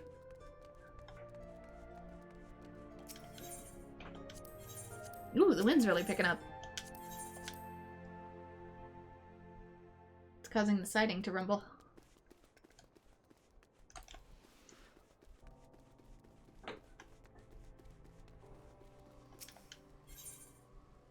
Alright, hosting. I'm assuming... No? Oh, it's at the steps annulled. They said one, but it was the other.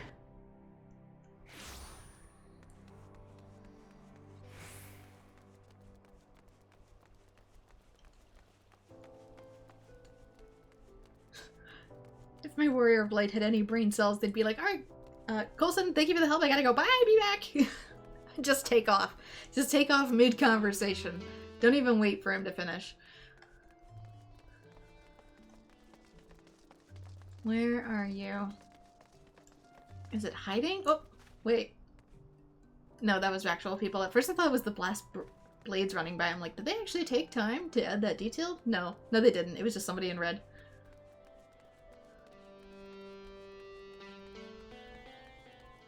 Hello? Where the hell is this quest? That person better not be sitting on it. There you are.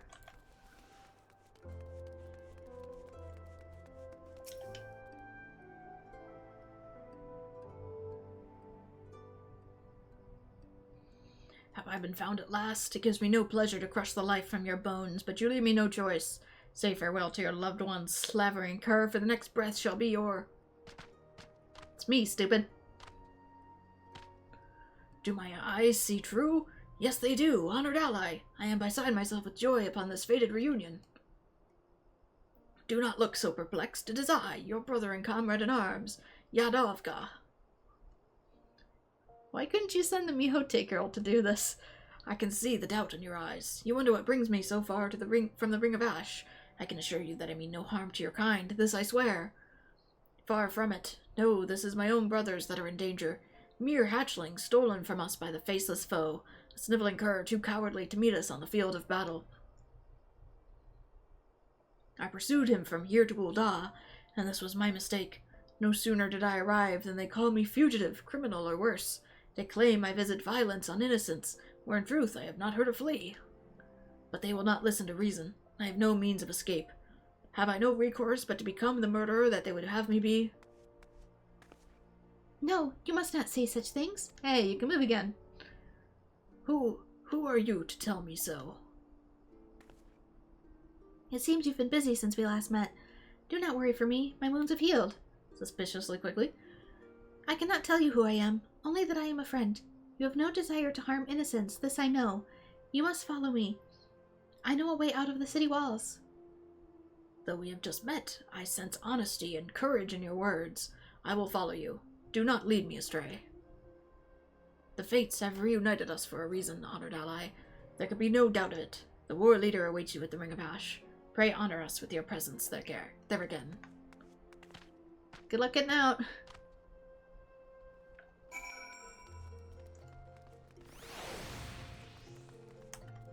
You need, like, a sheet or something that I can put over your head?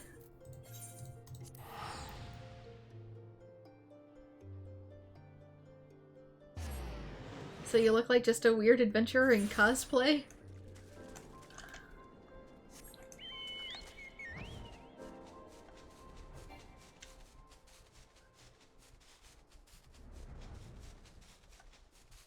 How'd you even get in? Assuming you'd have to go over a wall.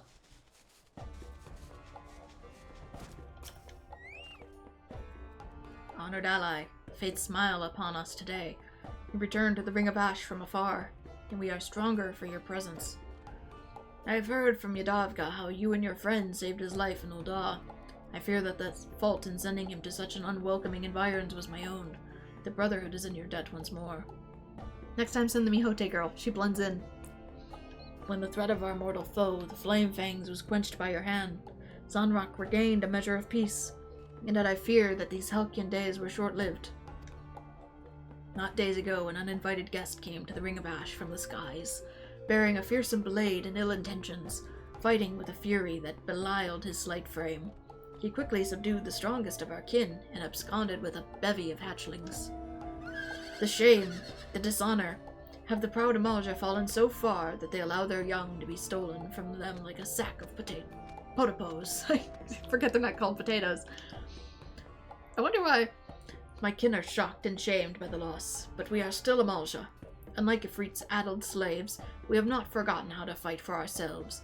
The Brotherhood of Ash are warriors, and warriors do not abandon their sons. Yadovka tells me that you too pursue the same man. Join us in battle once more, honored ally, that the craven whelp will answer for his dishonorable acts, and feel the rage of 1,000 fists crushing his bones to dust.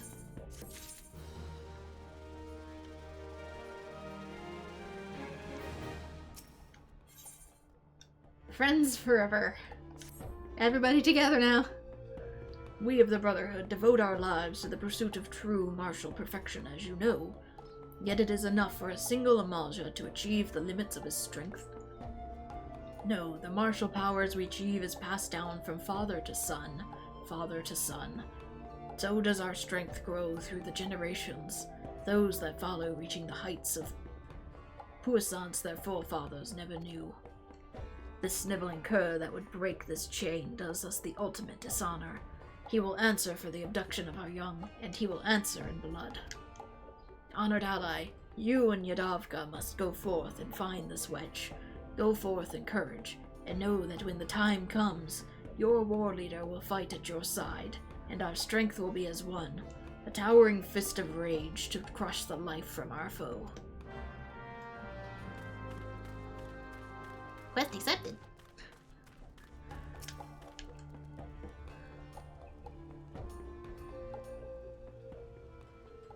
Honored ally, I'm in your debt. The Uldans hated our kind.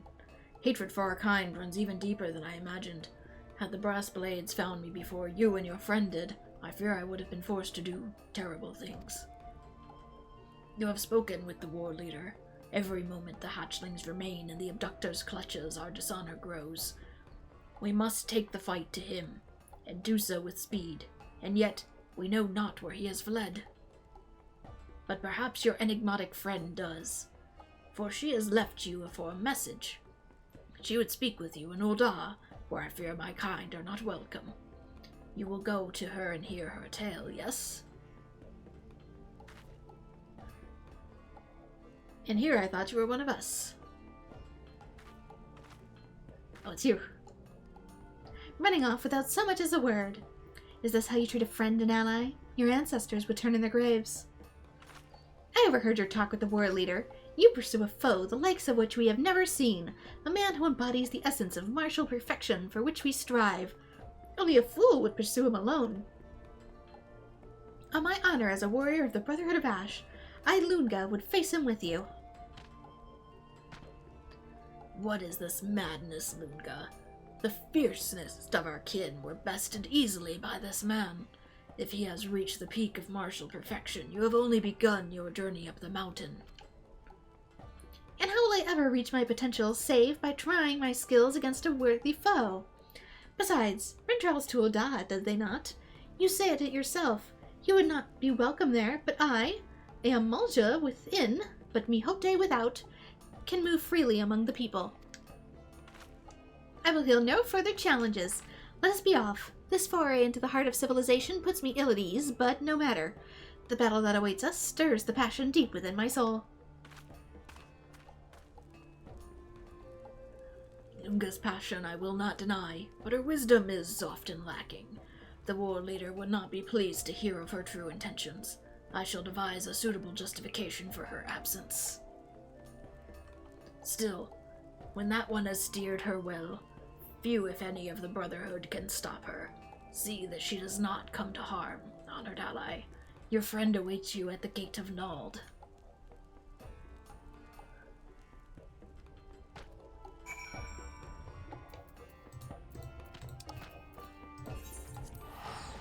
And way back we go.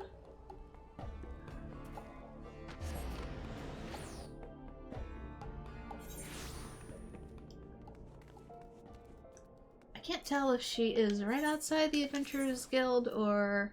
Yeah.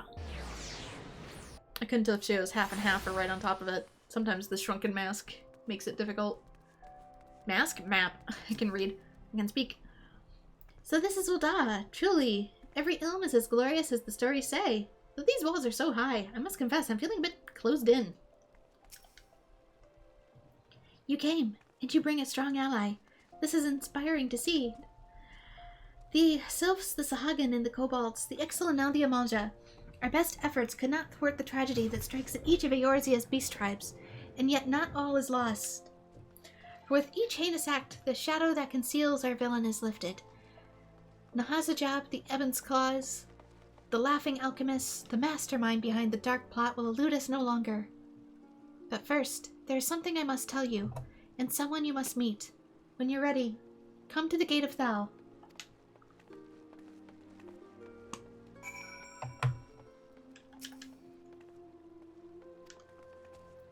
Okay, I think that's over by the Thaumaturge's Guild.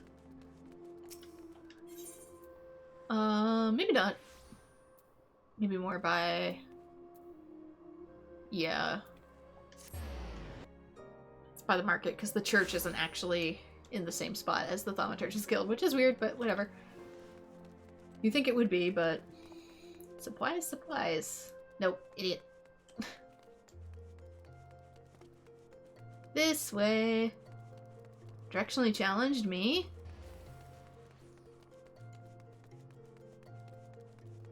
It's where the Black Mage stuff used to be-ish. Kind of, maybe not. Nope, I'm just confused.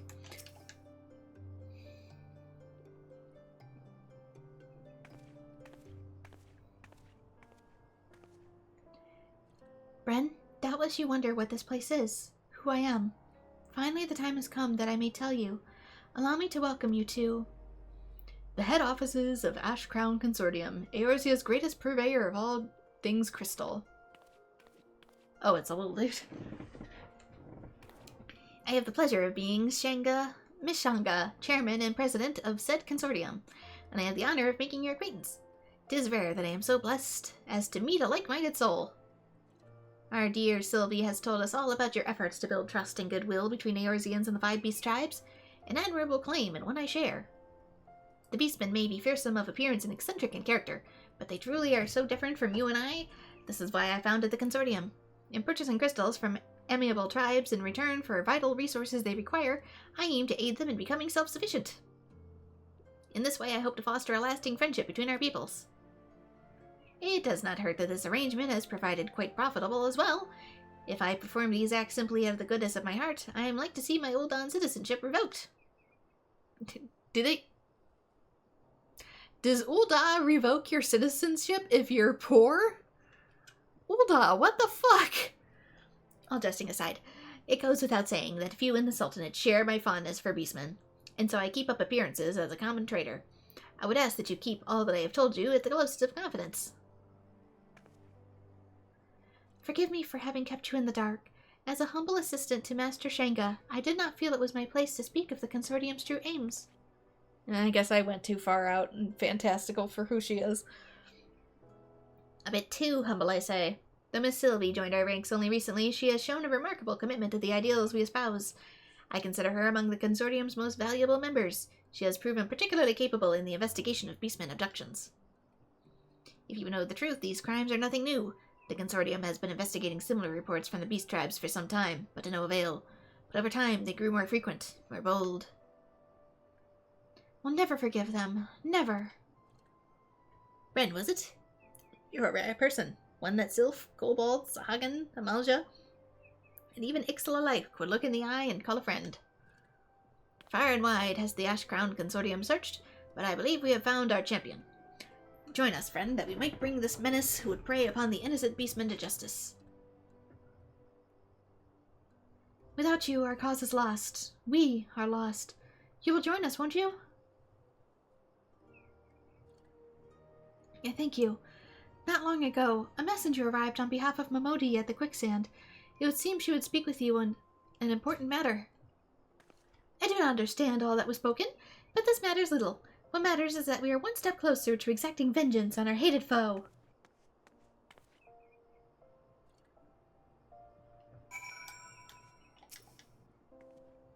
Pray forgive me for treating you so coldly when we first met. I am slow to trust others, but you have proven yourself a true friend. Master Shanga speaks true, I'm sure of it. You'll be the champion Consortium has long sought, and together we will save the beast tribes of Eorzea from a grim fate. Okay, that is actually at the Adventurers Guild. Where's the crystal? A little further.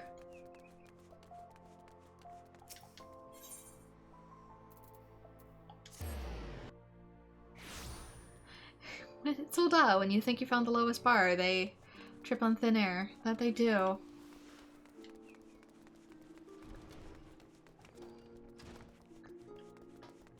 It's like I fall in a hole and I think I'm at the bottom of the pit, and then the bottom of the pit opens up and I fall into an even deeper hole.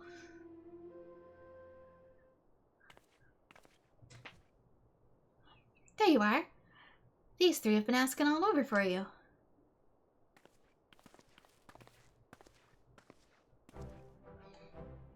It hardens me to see you well. I was afraid the kidnapper had stowed you away on an airship somewhere. Lieutenant Skatesways at the maelstrom reporting for duty. I meant to bring Jiju along, but he gave some excuse about having lost his walking shoes. He's a kobold, he doesn't wear shoes. It's a pleasure to see you again. Thinking that my academic expertise might avail you in research of the kidnapper, I decided to make the trip to Ulda. Elder Frixio and the others danced wildly when I told them I might not return to Little Solstice. I feared the overwhelming sorrow at my loss of departure has driven the poor things to madness, and yet I knew it was my calling to join you. I think they were happy. These three will join us in battle, adventurer. Such allies are welcome indeed, though we might do without the skinny fellow with the spectacles. Since we last met, I did my own research into the Laughing Alchemists of whom Advisor Coulson spoke. Sadly, reliable information on this organization is not easy to come by. Why would they stand to gain from mass abduction of the realm's beastmen? Their motives are a mystery wrapped in an enigma. As are the current whereabouts of the Iron Blade. I've got a feeling that whatever they're plotting, we've got precious little time to put a stop to it. Yes, it's clear time is of the essence. In my estimation, the best course of action would be for us to split up and pursue different angles that might afford us further clues. Would we all be in agreement?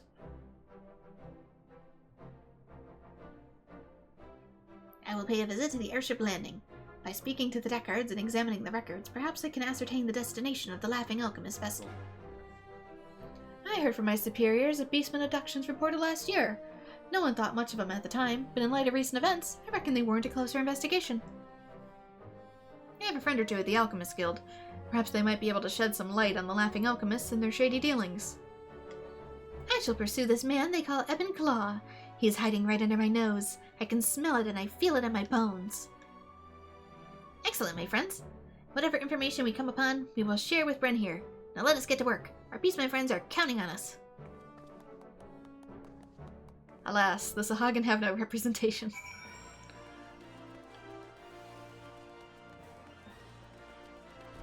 I guess voice technically does both. Okay. Oof. Everywhere.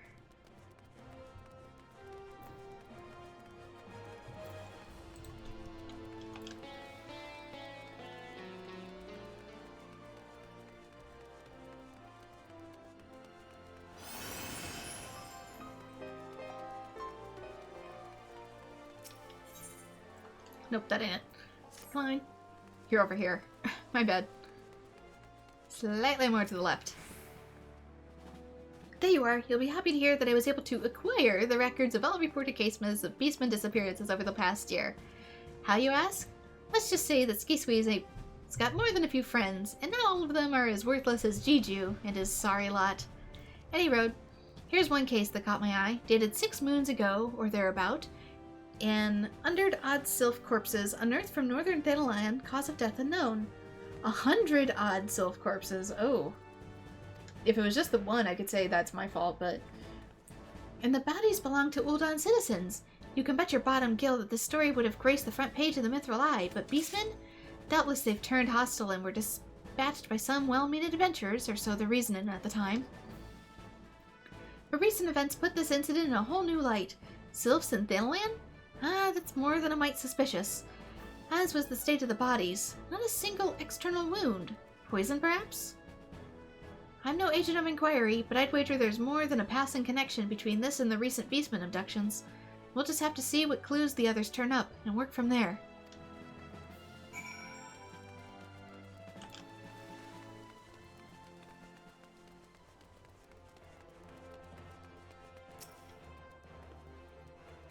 Bren, I thought the twisted, tortuous streets of the city have I tracked her quarry, and at long last I found his lair. Within the garish chambers of this place, the Platinum Mirage, the craven curse slumbers, using his misbegotten riches to shelter himself from our vengeance. I demanded entrance so that I might meet the fiend in single combat, but that fool child over there said I had the gall to refuse my entry. We cannot confirm your membership without looking upon your face, milady, she said. Do come back when you have removed that ridiculous costume and have dressed a bit more formally. Costume? This battle mask is a symbol of my rebirth and resolve. It represents my transformation into an Amalgis soldier, ever strong and proud. I would die before removing it from my face for so petty a reason. Besides, these are only garments I own. Well, you are more familiar with civilized life than I. How might I best approach this? Is my appearance truly so unusual to the people of this nation? Do they not know a true warrior when they see one? Guess not. Also, if you're signing up for literally a battle, who cares what you're wearing?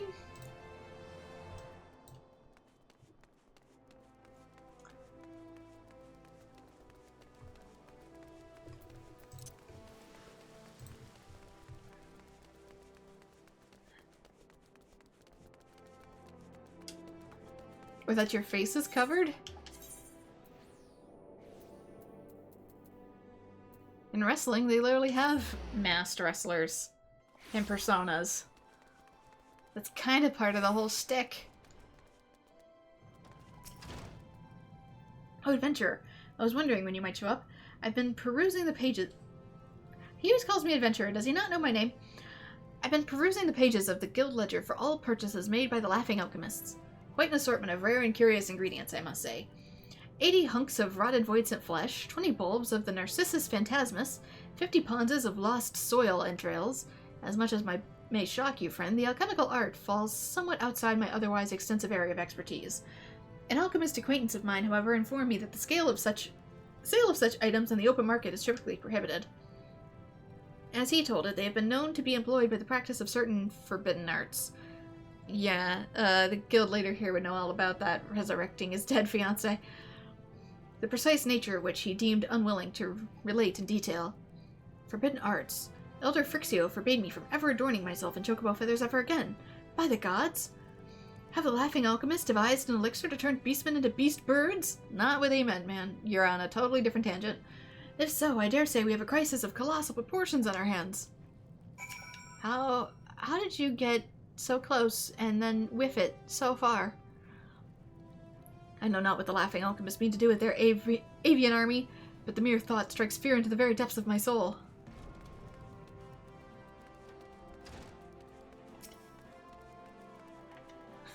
It reminds me of that scene in Bug's Life where Flick goes on an adventure and he's thinking that everybody is like cheering for him in good faith, and they're just like, yes, he's gone!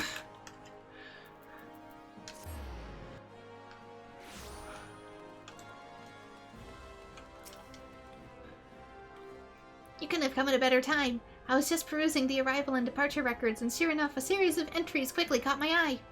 To wit, a number of requests for emergency landing clearance for a vessel registered to one Memoriga, chairman of the Laughing Alchemists. These entries grow more frequent over the past 6 moons or so, corresponding precisely with the recent outbreak of the Beastman abductions. Memoriga, I've heard the name before, and I've heard things I would rather forget. A man of great wealth, few can, or are willing to, say how he came by his fortunes. Some reapers say he deals in the black market weapons, some suggest far worse. In some circles, they even call him the Deathmonger. I think we can safely say we found the man pulling the strings behind these Beastman abductions. But 2 questions remain. To what end? And where might we find him? Our friends have finished their investigation as well? Splendid. Let us return to the Ash Crown Consortium offices and plot our next course of action. Alright, Gate of Thel. That is at the marketplace.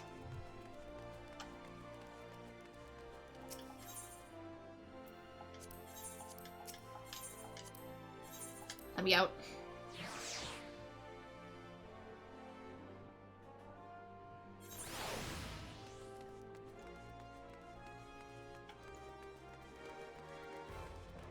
Am I? You probably came out the wrong one. Oh well.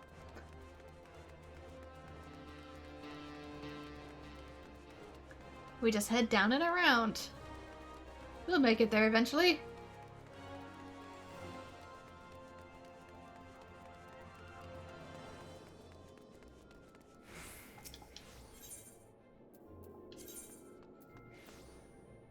It was by Sapphire Avenue Exchange. That's the other one being called the Ruby Road Exchange is like, oh, it messes me up. Are you something? Oh, you're Red Mage quests.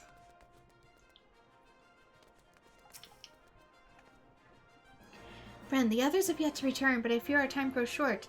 Did they share with you their findings? I see. All signs point to the Laughing Alchemists and their chairman, Master Memoriga, as being the mastermind behind these terrible crimes. What's more, he has been involved in shady dealings with the Alchemist Guild, procuring various prohibited substances known to be used in forbidden arts. In a seemingly unrelated event, the corpses of countless sylphs were unearthed in Thanalan 6 moons past, dead most likely from poison. Since that day, Beastman abductions have been reported with increasing regularity across the realm. I hoped against hope that I would not come to this, but the evidence is overwhelming. Yes, they call the man Deathmonger. It would seem that he has decided to truly earn the name. Necromancy, Bren. The man has a mind to raise the dead army, an undead army, born from the souls of the Beastman friends. We must find him at once and put a stop to his madness. You say that his hired blade has taken up lodgings at the Platinum Mirage. Fortunately for us, Master Shenga is a member of the highest of standing. He should have no trouble securing entrance for us, which leaves only the matter of Lunga and the dress code. Why not let me in? I can kick some serious ass. I know not if this will meet your friend's liking, but it should serve its purpose just the same. I shall be along in due time. Nazajab, you will pay for your crimes against my loved ones.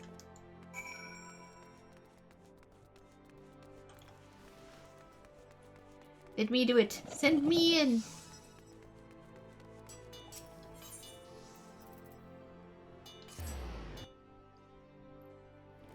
Given all the extra experience and levels you have, you'll likely finish Heavensward way quicker than ARR, probably.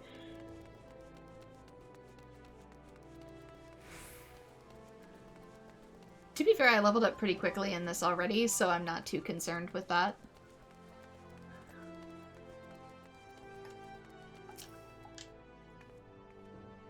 Ren, you've been keeping close watch on the entrance to this place. The Craven Cur has yet to show his face. I suspect that he still cowers within the comforts of his chambers. Did you speak with Sylvie? Was she able to secure us passage within? The battle calls me, adventurer. I contain my rage no longer. You really sure? I have other wardrobes we can put her in instead. You know, you really want to shred this, huh?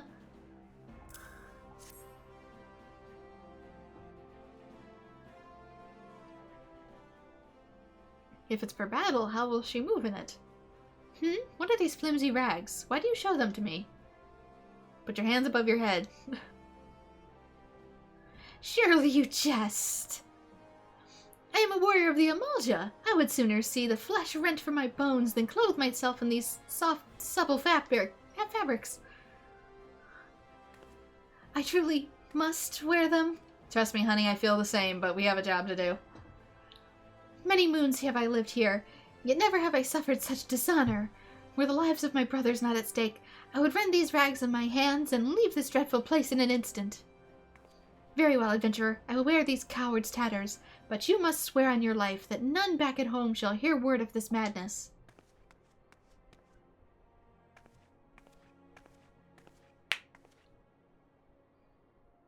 Must you gape at me so? As if my shame did not cup deep enough already. There had better not be anything else. There's something else, isn't there? Your mask. Sorry. You cannot possibly mean my face? This battle mask was bestowed to me by the ward leader himself. It is a symbol of my passion and pride. It marks me as a brother of Ash. You may just as well ask me to rip the very flesh off my face. On this I shall not yield. The battle mask stays.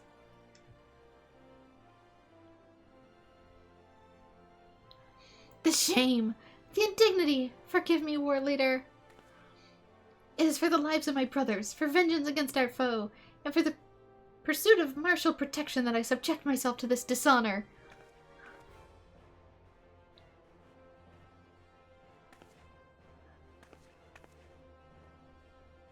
I mean, I've already seen your face once, haven't I? You're a friend, but say one word of it and it will be your last. Now let us go. Our fated battle with a mortal foe awaits within.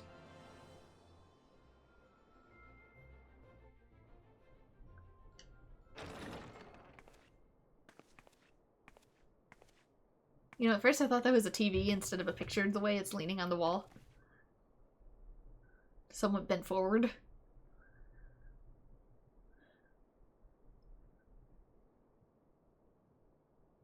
we get the wrong room? I've never seen anything like this. It's a veritable palace.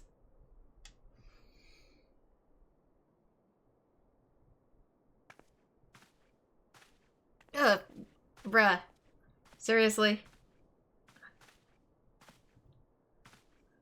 Why leopard print, though? Don't look now. I'm trying not to, man.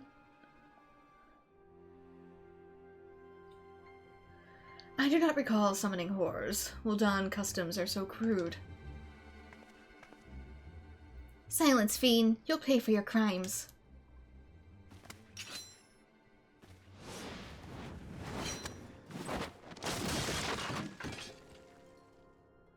Such strength. Seriously, shred the dress. We're already in. Get you some leg movement. Nazajab, we have uncovered your master's dark plot.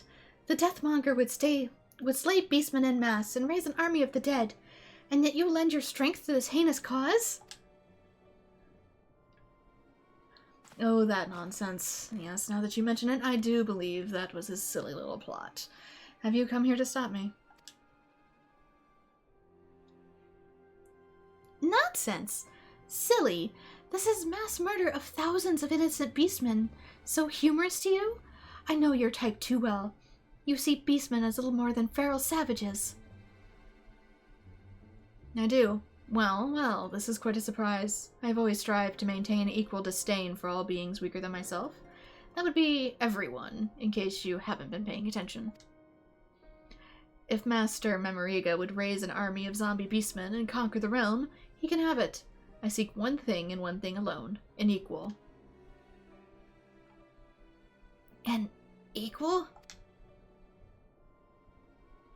I have traveled the realm 100 times over and crossed blades with the greatest warriors Eorzea has known, and yet none, not a one, can match my powers.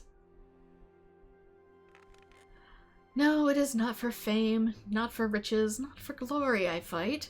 For once, just once, I would know the thrill of passion of facing a worthy foe on the field of battle, to smell the sweet stench of my impending death before emerging triumphant as I always have done.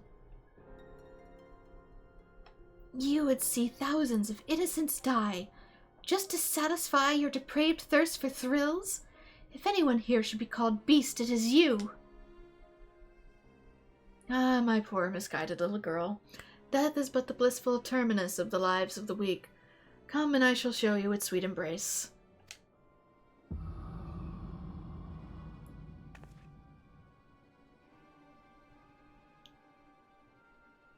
You know, I could just kill him right here. He wants an equal so bad.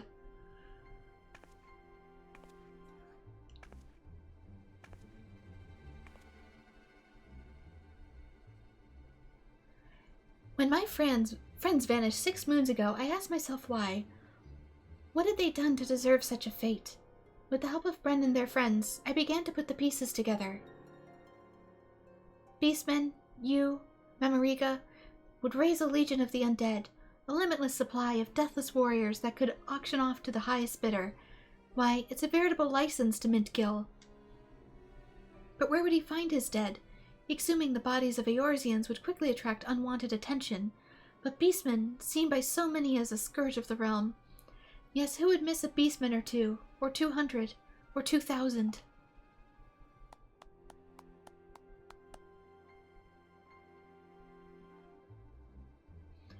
Brave. Brava, brava, spoken with such passion. If I didn't know any better, I'd say you were a beastman yourself.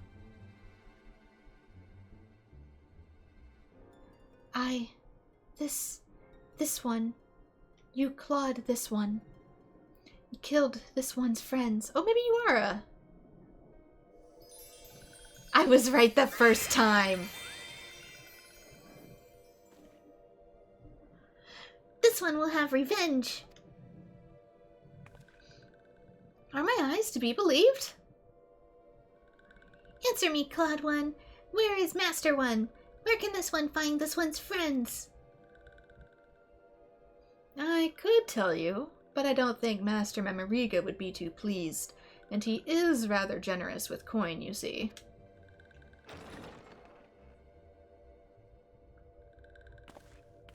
Whatever the Deathmonger is paying you, we'll double it.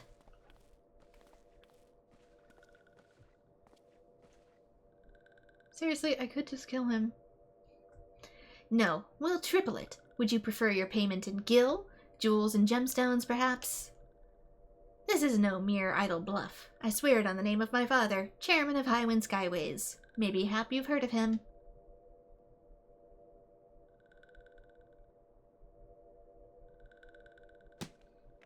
You speak of madness, but this is my kind of madness. Perhaps I have found worthy rivals after all. Master Mamariga set forth for the invincible city. Doubtless the experiments have already begun.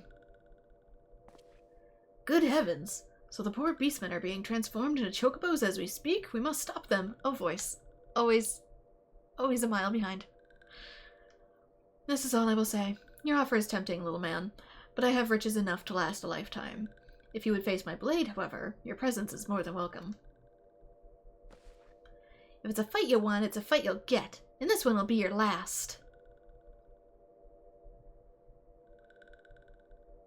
How come only the ladies have the balls to stand up to this man? Ah, yes, that's the spirit. I'm expecting nothing less from the bloody feast for the soul and senses. Do try not to disappoint me now. I believe our business here is done. Let us leave this place.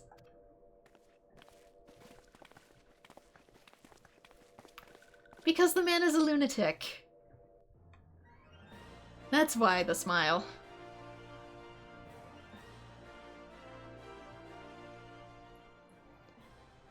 They need him alive to find the kidnapped people? Maybe, but we have some guidelines. How fresh do you mean by alive? Forgive me. This is the second time... Wait, you're in human form. This is the second time I've deceived you. No. This one is a sylph of Little Solace. Yeah, I kind of figured that when we first met, actually. This one's true name is Silbexio. The Walking One, Sylvie, is a creation of this one's skin-changing magics. This one learned the ways and words of the Walking Ones. This one would walk amongst the Walking Ones and talk as Walking Ones talk, that these ones and Walking Ones might grow to understand one another. Others felt as this one did. Together, these ones left Little Solace behind, seeking out the cities of Walking Ones. But these ones' journey was cut short. Laughing Ones saw through these ones' disguises. These ones were ambushed in Thanalan. The sylph slain in Thanalan. God, you were one of them. Yes, this one escaped. But the others were not so fortunate. It was then that this one made a vow. This one would bring Laughing Ones to justice. This one assumed the form of Walking One Sylvie, and came to this place, and befriended Kindly One Master Shanga. Master Shanga is Kindly One, but Master Shanga is still Walking One. This one was afraid to reveal this one's true face, so this one toiled in secret, pursuing Claude One at every turn. The acts of these vile men would throw a spanner into all of our efforts in building trust with the Beastmen. Let us hurry to the Invisible City and put an end to their plot once and for all. The Invisible City? A desolate place home to naught but the lost souls of ages past. We ever with this Memoriga choose such a remote place to work his dark magics? So they don't contaminate anything else. Doubtless a ghost town on the outskirts of civilization is exactly what the Laughing Alchemist had in mind. Why, just think of what would happen if something went awry with the experiment. An army of undead beast chocobos running amok in plain view of the populace? There would be panic. Enough with the chocobos, man. I know your brain's full of feathers, but don't subject the rest of us to it. Yes, that sounds about right. Anyway, the time for talking is through. It is time for action. We'll inform the leaders of each of the respective beast tribe settlements, and join you at the Invisible City shortly after. Bro, by the time you do that, I'll be done. Ah, and yes, I've been instructed to give you this. I was told it was an explosive of Sylphic make, enhanced somewhat by one of Bago of the 789th Order, and then further modified for optimal throwing by the Akato 9. Think of this as a collaborative effort by all the Beastmen friends. I trust it will serve you well. Now let us go forth and put an end to Memoriga's mad plot.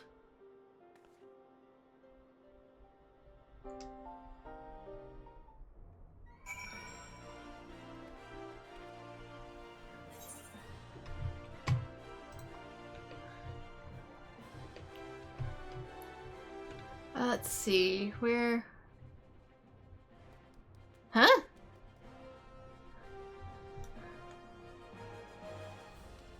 Where? Invisible City. Up at the east. Of course, it's in Eastern Thanalan. Everything undead comes from Eastern Thanalan. Even the zombies in the south originally came from the east.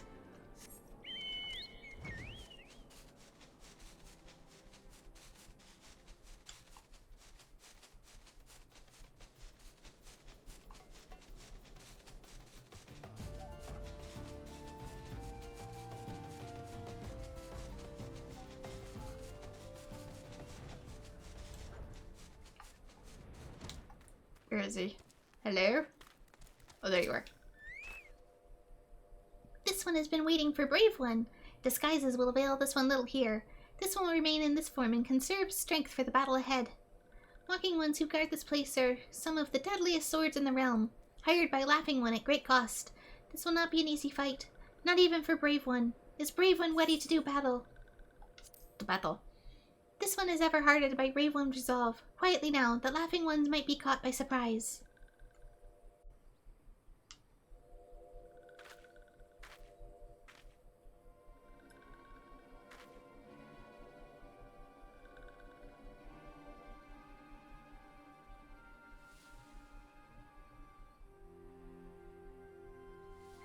We just have a giant pressure cooker out here in the ruins?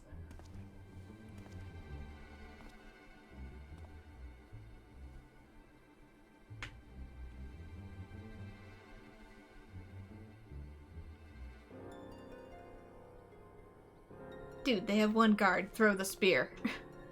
How many times do you have to stir that pot? I'm not paying you by the hour, in case you've forgotten. Oh, I'm sorry. Do you like your meals raw, sir? Forgive me, Master Memoriga. It shall not be long until the reagents are fully dissolved, and our preparations will be complete, in theory. Do you like gritty jello, sir? What do you mean, in theory? I'm not paying you to theorize, I'm paying you to build me an army. Yes, it will not be long now. An army of undead beastmen at my beck and call. The greatest military force Eorzea has never known. Untold riches. No, even the very domain of the realm is within my grasp. I'm also very curious if that is a decorative pearl or a Garlean eye.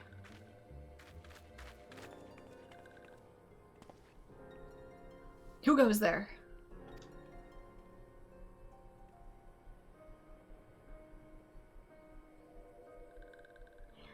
Mariga. This one has come for this one's friends. Well, look who's here. If it isn't the little girl who's been fluttering about the realm, poking her nose into my business. Or did you think you could fool me with your silly little disguises? It matters not, and your friends are too late. The potion is but complete, and there will be nothing to stop me. Your laughably precious companions will die, and their souls will serve me for eternity.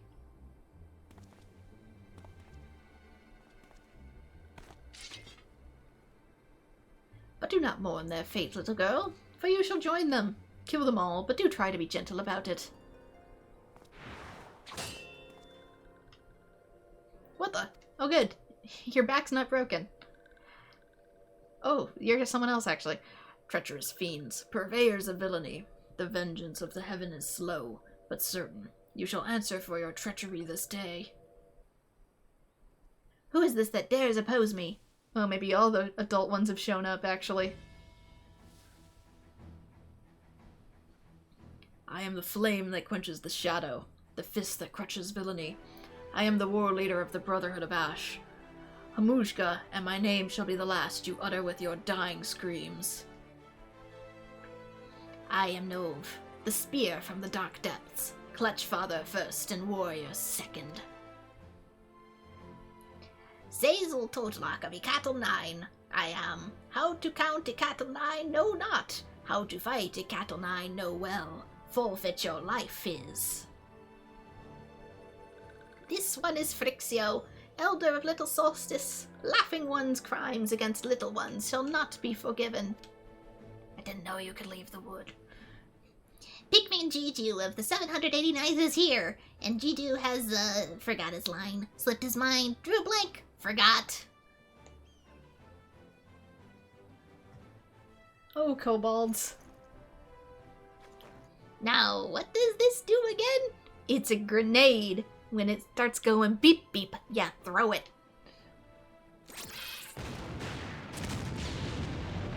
Together we are, the Beastmen Alliance.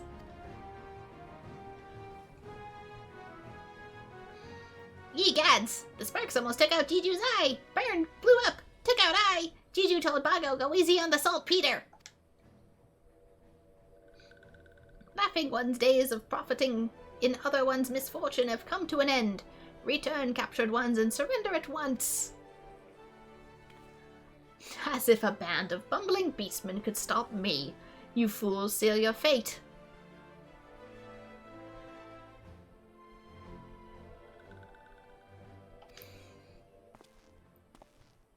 No.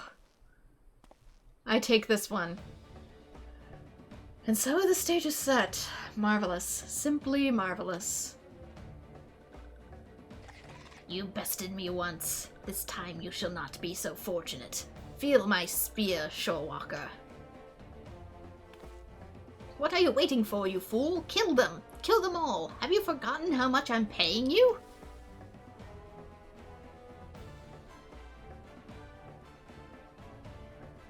Keep your riches, Memoriga. I fight, but not for you. Yes, let hatred and fear consume you. Come at me. Let me taste the thrill of battle, and I will treat you to death's sweet embrace.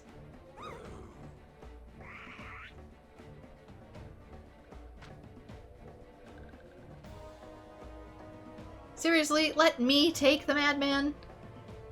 This is the distraction this one needs. This one will go off and find the captured ones. Brave one must take Scale Bomb and destroy the cauldron. I feel like we have a reversal of roles here. You should put the Scale Bomb in the cauldron. They should distract the regular guys. I take him.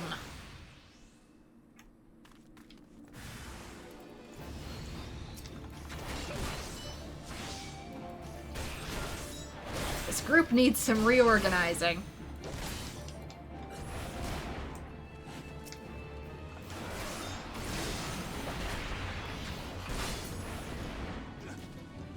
Anybody else? Wait. Can I not talk to him? Kill them all, they shall rise again as my eternal slaves!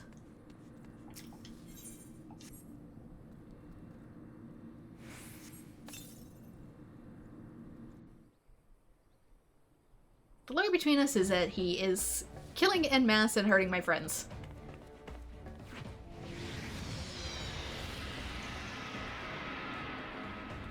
Maybe don't look directly at the explosion.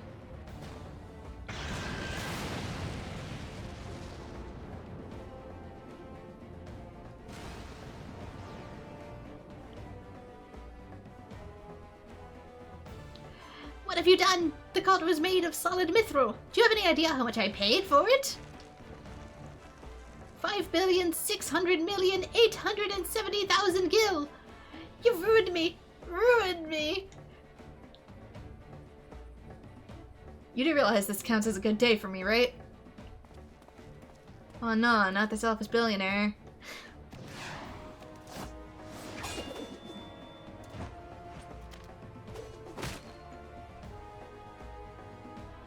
Ah, yes. Let your hatred fuel you. Let me taste the rage that burns within you. Thrill me, excite me, delight me. And in return, I shall see your death is all the sweeter. Your overconfidence will be your downfall, Shorewalker. The battle drum's proud, calling me to the fray. Lend me your strength, Elder.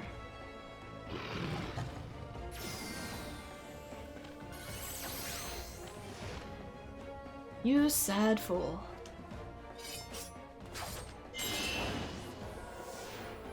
A magic shield. Yeah, it's called teamwork. Now, the time is. You must take.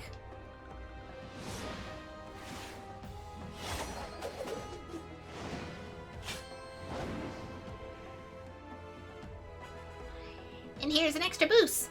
A push, a shove, a boost.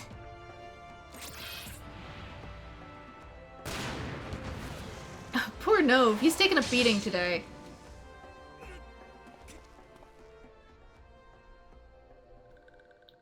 This feeling, I grow weak. The world around me grows dark. Don't take your eyes off him until he's dead.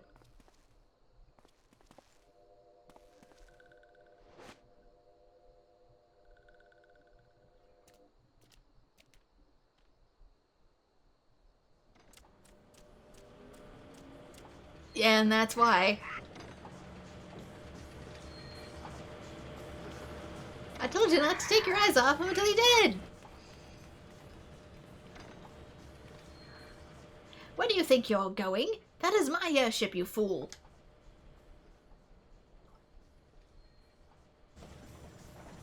I shall remember this day, my friends. You have proven yourselves worthy rivals, but I do not think that you have won.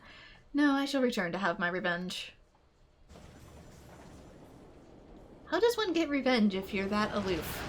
And you didn't give a shit to begin with.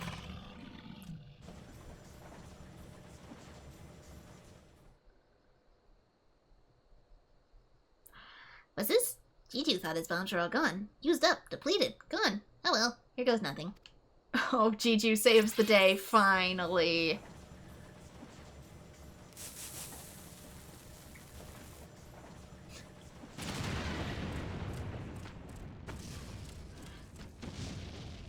Good boy, Jiju. Extra zucchinis for you tonight. Fresh ones. Laughing One's crimes have been reported to the highest authorities by the Ash Crown Consortium. This one suggests Laughing One goes quietly.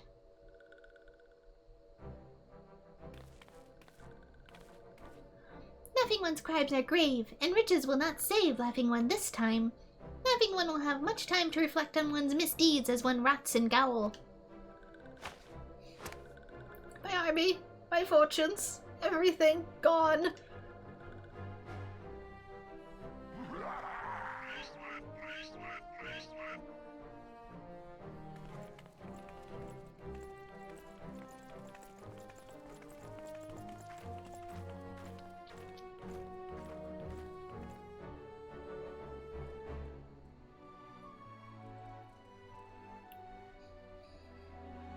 Unless even the beast tribes themselves get to make some friends. As they've felt rather separated from each other so far.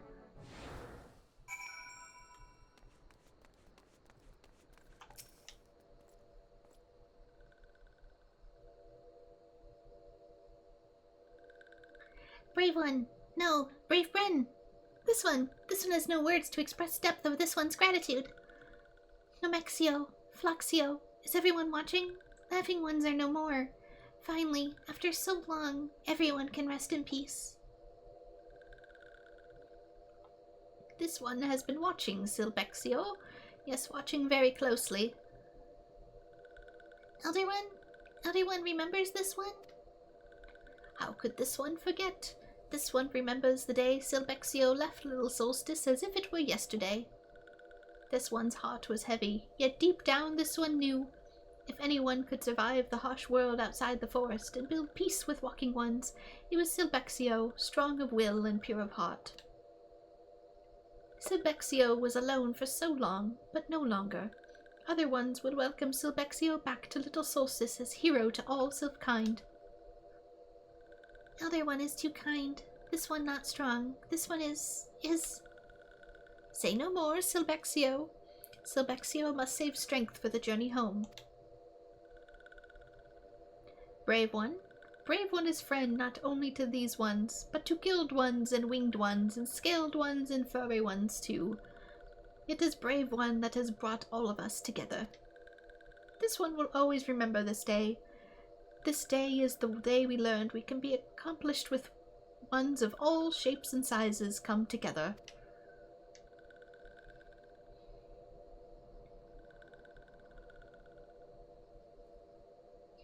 This one is forever in Brave One's debt. This one will return one last time to the Ash Crown Consortium. Brave One, you will come too, yes?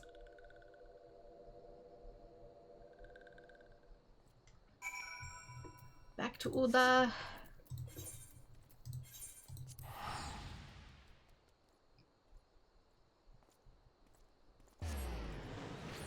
I'm assuming the madman is dead, seeing as he either blew up or dropped about 200 feet out of the sky.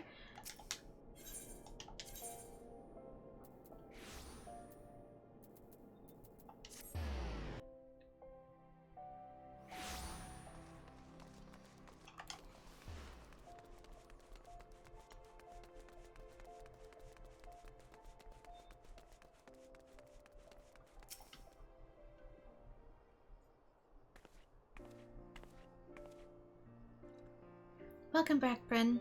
I was Sylvie when we first met, and it is as Sylvie that I would express my gratitude to you now. When I left Little Solus behind, I was a wide-eyed child, my mind and heart filled with wild fancies. Your people and ours are not so different. We have our differences, but with time and open dialogue, yes, it is only a matter of time before we can all live in harmony. Then my friends were captured, murdered in cold blood by Memorika's lackeys. I saw the meaningless hurt and hatred directed at beastmen here in Ul'dah. The depths of hatred I felt for your kind. I could not put them into words. Then I met people like Master Shanga, and you. I saw man and beastman working, fighting together for the greater good. Slowly but surely, it all came back to me. It would not be easy, but perhaps my dream could still be achieved. Observing the battle at the Invisible City, I know now more than ever that this is true. The bonds forged today will burn strong, a beacon of hope for all that would look beyond their differences to join their neighbors in a fight for a better tomorrow. I know not if our paths will cross again, but I know this. Eorzea is a better place for your presence. Farewell, Bren, and thank you. When we get the Sable Death Mask? Oh, is that his eye? Oh, I guess that's... Ooh. Did we at least wipe it down first?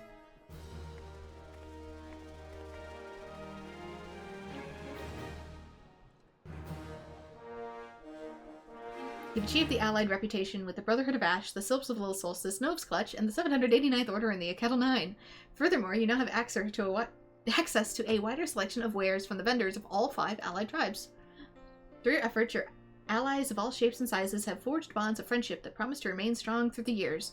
You are truly a hero to tribes across the realm. Sore thumb. Oof.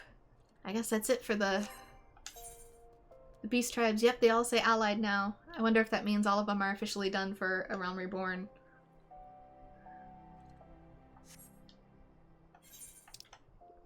Let's see, what time is it? It is 2:40. Let's go back to Lenosha then for new quests.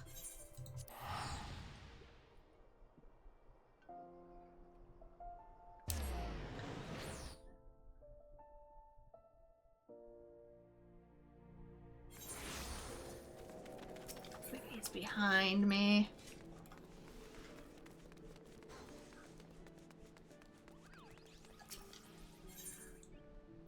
Sudel at Niosh? What? Hello? Have I an assignment for you, Kupo? Fan letters addressed to one of Ulda's prominent gladiators, the Prince of the Blood Sands, the one and only Franz the Fair. After all you've done on my behalf, I think it's only fair to reward you just so. So charismatic he is that even a Moogle unacquainted with the games cannot help but swoon when delivering the daily batch, Kupo. Franz is training for an upcoming match, so you could probably find him at the Gladiators Guild in Ulda, Kupo.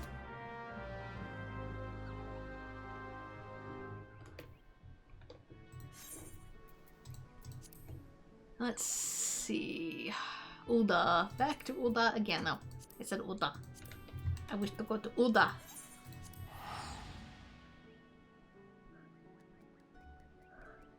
How can combat be sensual when it's only violence? Oh, you have much to learn.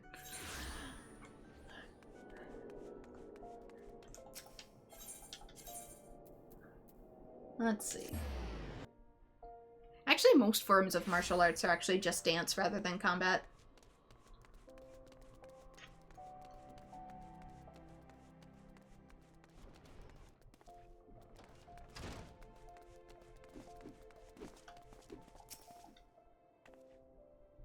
A prezi for me? Oh, you shouldn't have, unless it's one of them new S times rings that... Oh, bugger, it's for Franz, isn't it? And what can I do for you? This most beauteous evening. Shall I sign your flyer with my mark, perhaps? Stack of letters. I here on behalf of Kupo. Cease that transaction this instant, my provisional post person. I will not permit you to endanger the well-being of my prize gladiator. Never the Lanista are Buddha... Oh my god. Bubudoga. Lately, he's been more like an overly concerned father, though. With ample cause, every day brings us more disconcerting missives from disgruntled fans and dishonored opponents, with ever more elaborate threats. Fear not jealousy and envy from my enemies. Will then my words leap from the parchment and do Franz harm? When the seven hells is that word stench? The foul fruit of poisonous intent, a morbid seedling concealed within the letters. Pray hold your breath while I dispose of the creature. I would assume dispose of it means killing it, but he literally just walks it out. The wages of fame and fortune, mayhap. Franz cannot help but attract the adoration of misguided souls who covet him body and soul. Melodrama does not become you, my dear. A doe-eyed maiden's affections are no match for an opponent's blade, and both have yet to leave a mark. Yet the womenfolk you need to fear, pretty boy, but their husbands and the sellswords would hire to gut you in your sleep. Hells, for enough gil, I'd take the job myself. Ugh, his mutinous phrasing notwithstanding, Legolisart's suppositions are close to mine own. The language of the past letters is most telling. You're all face, pretty boy. Stay out of the Colosseum. If you step into the blood sands again, I'll rip your head off, and, well, I needn't continue. Suffice it to say, other gladiators whom I deem to be the most likely culprits. If so, these fine upstanding gentlemen and women are more than welcome to seek recompense in the Colosseum. Anyway, I've heard enough. I must clear my head before the match. Pretty boy's got the right idea there. I think I'll have a drink before we go to work. Oh, I thought it was her that said that, not him. They've got really good weapons, actually. This is the best bow that I can currently craft in A Realm Reborn. Come now, you have to admit that it was awfully spacious. Are you sure laying it behind the threats? He's obviously jealous of Franz's popularity. I will not attempt to speak to his feelings. That said, Langosar and his brethren committed many terrible crimes in the Black Shroud. He may have since paid his dues, but how far can we trust a man such as he? After running afoul of the brass blade some time ago, Langosar was declared a noxious. I was fortunate enough to witness an early performance during which his glorious potential became apparent to me. Hence I saw him properly armed and given into my care, where he flourished, like all my charges, and earned enough to purchase his freedom. In any case, I firmly believe these letters are the work of others. Moreover, I'm certain that these cretins will make further attempts to harass Franz, or worse. Which is why I would engage your services, good postperson, to ensure his safety. I should not be surprised if our enemies attempt to masquerade as devoted fans in order to gain access to Franz. Therefore, would have you investigate our fans surreptitiously to see if any are behaving suspiciously. Post these placards on the wall of the Colosseum and distribute the flyers to fans on the steps of Nald. If you notice aught out of the ordinary, pray inform me, and we shall discuss our next move. And this is why you always get a post box instead of delivering to your actual address.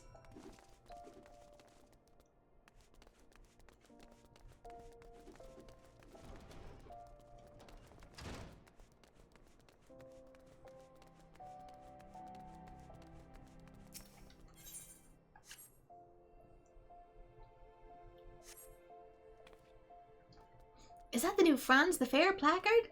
Calm yourself, fool. When the time is right, we shall remove it from the wall and add it to the collection. Wait, what is the sensation? Is someone watching us? No. No, not us. We have no concern to anyone. It's the placard if it's the placard they want like we do. It's just a fangirl.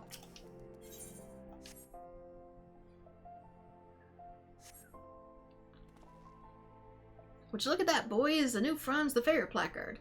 Cool, look at the beauties they drew cheering him on. He's swiving your wife, he's swiving your wife. Franz the Fair, he's swiving your wife. I mean, that doesn't really tell me anything. Let's go to the next location. She's on the steps of Nald.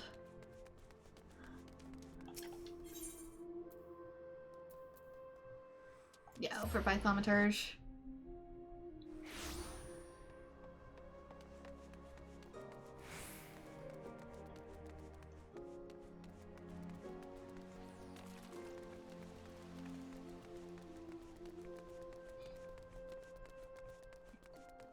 Oh, when you type a name, it's bold. Sometimes Twitch does that if someone puts an @ before your name, so it makes it easier for the sender to see.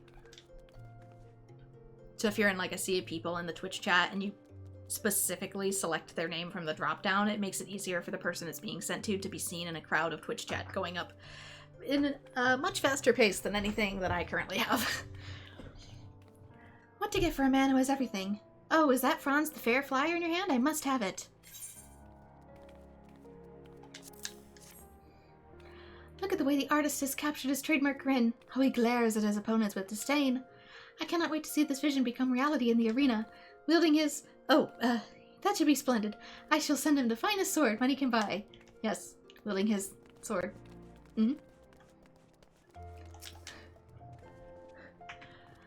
More than a few gladiators take after Franz the Fair, like this fellow here. Of course, there's no substitute for the real thing. Oh my, I had no idea Franz was fighting so soon. I was so taken with this information that I nearly missed the genuine article. What to wear, what to wear. I must prepare the perfect ensemble to catch his eye and seduce him from... Oh, did you feel that? I just felt the strangest sensation that someone was staring daggers at us. Alright, back down to the guild.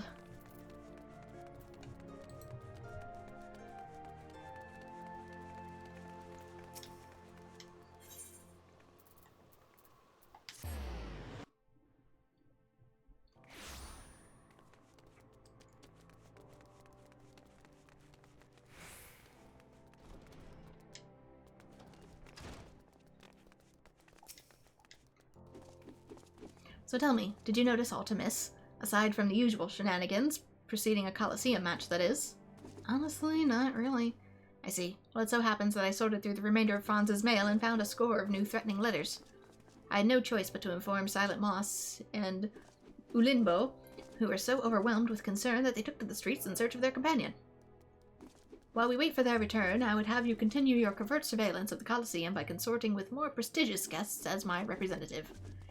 You may begin with Lady Genevieve. Extend to her your warmest welcome on my behalf, but remain ever vigilant of your surroundings.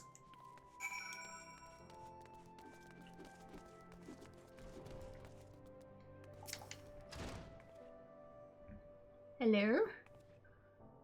Do you expect me to welcome your intrusion? You know not what. Yeah, I guess so. I gotta welcome. Totally introduce myself in a slightly different way. Save your pleasantries for another time. My beloved Franz shall walk upon the blood sands soon, and I would not miss his triumphant return for the world. Oh! That voice just now, from the steps of Nald. Some misfortune must have befallen the low-bred Mihote. It's past time, I say. She's not fit to fight alongside my Franz. Yikes. Super fangirls, be dangerous. Okay, where is that? Steps of Nald. I'm thinking that's back up top.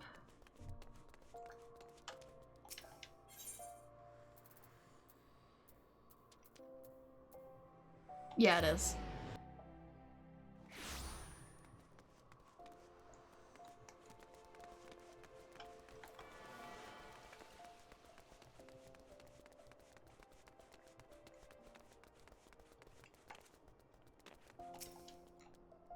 How did you hear that all the way out here? I'm fine, I'm fine. One of the bastard's partners must have cracked me from the head from behind. Still can't see straight, but I saw well enough. Franz was walking towards Emerald Avenue, and Lang was following him at a distance. How could he, after everything that Franz and Bubudoga did for him? Even Mumuup can't fight his way out of a sentence. Me neither. Of a sentence. I thought she said sentences in, like, sentence structure, like words. If it says sentence, as in jail time, I responded to it in pure dyslexic terror. I just, words. If it wasn't for Franz, Lang would have died obnoxious. And that's what'll happen if the fool's enough to kill Franz, but you won't let him, will ya?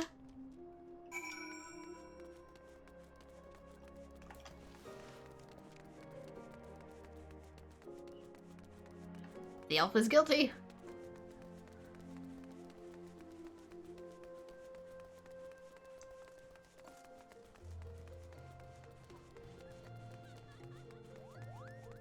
Or here's another one for you. Hit the Windows key and the period key while typing something, or in a text box, and get infinite access to all the emojis, as well as fun little ASCII faces.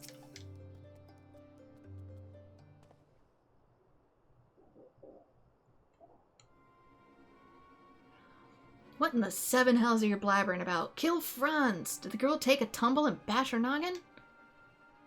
We were wrong, postperson. Langozart was tracking the gladiators hunting Franz. It would seem he's been keeping watch over the boy since the moment he left the guild. Maybe you guys didn't do it. Pretty boy's got talent, but he's raw. Knows how to deal with enemies he can see, but he hasn't an inkling of how to deal with those he can't.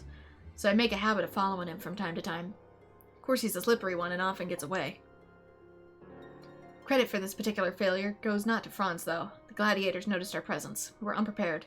There were too many innocents. Sod it. I ain't making excuses. All I wanted was to keep him safe. I owe him that much. Gil, ale, women, tain't naught compared to freedom. A man what helps you win that is a man you owe your life. Oi, postperson, you're the only one who's still standing. Help an old whoreson keep his honor and go after the pretty boy. Him and the others went out of the gate for Nald. They wore masks and fought with the fury of the Colosseum gladiators. You'll need time to recover. More than my body, my pride's in a bad way.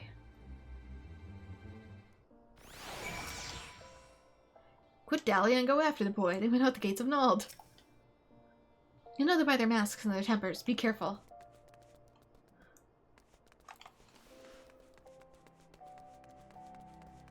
But why do they want them so dead so badly?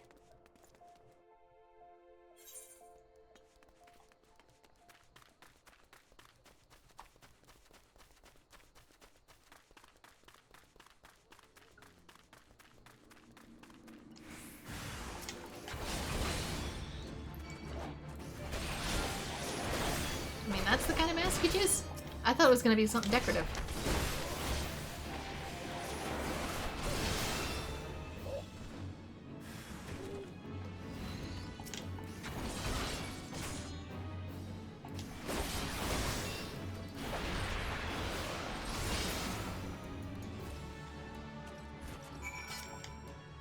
Didn't know any better, I'd say maybe I should be the one in the Colosseum. So unbeauteous how all my friends have suffered for my sake. But you were magnificent in battle. Beauteous even, more so than me, to be sure. How did you become such as you are? I must know. Hello, Argenti reincarnated into Final Fantasy XIV. My fans, they cheer for me, they believe me beautiful. Yet in truth, I could never live up to their expectations to put to a true test. Long have I suspected that the Syndicate conspires to have my party face lesser opponents to ensure our victory. So when I learned of the gladiators' threats, I was overjoyed.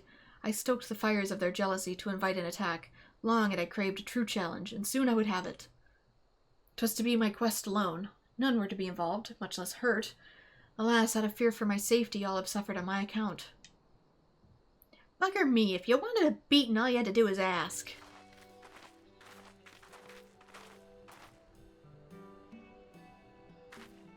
Hells, I have a mind to give you one anyway. There'd be no more moping or sneaking about, is that clear? The crisis of confidence is hardly warranted, Franz. You're a formidable gladiator, not to mention the soul of this team. Goddamn right. We weren't trying to protect you because we thought you were weak. We were doing it because that's what your mates are supposed to do. You hearing all this, Prince of the Blood Sands, the pride of Ul'dah, the suave southern dandy? Quit contemplating your navel and accept that you're pretty damn good at this gladiator business. Yeah, I am pretty good, aren't I? Beauteous, even. I don't know what came over me. And without it, I believe it's time for your beauteous return to the shores of Gladiorenia. I'll fight this match solo. The others are in no condition to participate. And just like that, he regresses and attempts to shoulder the burden by himself once more. Lest you forget, I'm also pretty good at this conjury business. The weaklings in the Colosseum don't stand a chance against us, even as we are now. Let's just earn our pay and get back to the training grounds. Try not to be too efficient. Remember that it's not about how you win, but how you win. The style, the improvisation.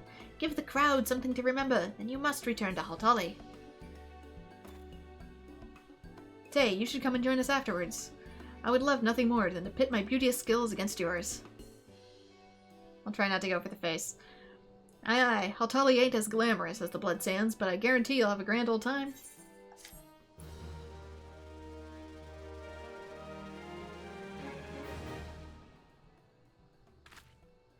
Post rank up, Kupo.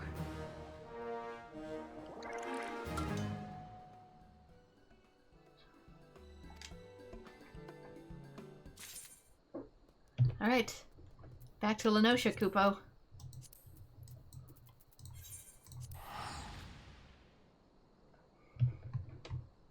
But yeah, really quick, let's see if I can do it. If you press the window key and the period key, it opens up a little thing. There's one that looks like smileys. And then you just have quick access to spam all kinds of cute little ASCIIs into the chat. Like this. Oops, not that one. And then like so, and so, and so. I gotta space them out.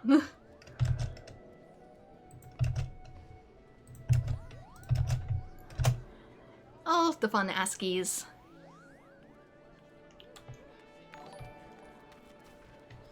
Oh, thank you for the follow, Pig Volcano. Did my alerts not go off? Oh yes, they did, they did.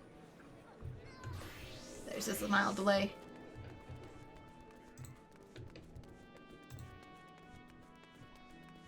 Alright, Kupo. How many more mails do you have for me, Kupo? As an assistant indeed, Kupo. Your postal career has been a series of pleasant surprises. What a journey you've had, from dubious to glorious. A very special honor awaits you today, Kupo. This letter is none other than Rauna Senna, the youngest of the 3 Seers. And of all people, it's addressed to Sister Reo Senna. From one podule to another, Kupo. How about that? They see each other every day. We're traveling in high society. Never did I expect to trust an assistant with a letter of such import, but you exceed all expectations. Yeah, I seem to be getting all the important letters, don't I? Kupo. 20 levels, okay, then we're a little bit over halfway.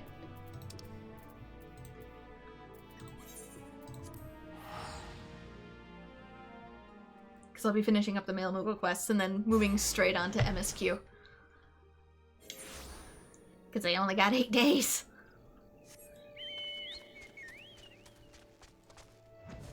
There you go, Snoopy Pants is doing it.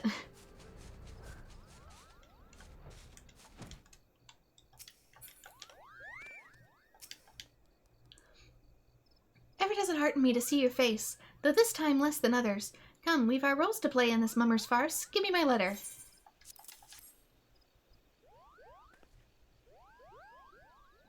Not even happy to see me, huh? Did the Moogles get bigger? They feel slightly bigger. And there it is, the letter from my brother. Thank you for this delivery, and the certainty. No delivery could be of graver import than the missive between two of the Seedseers, yet here stands an assistant letter carrier, not the deputy post Moogle. Curious, is it not, brother?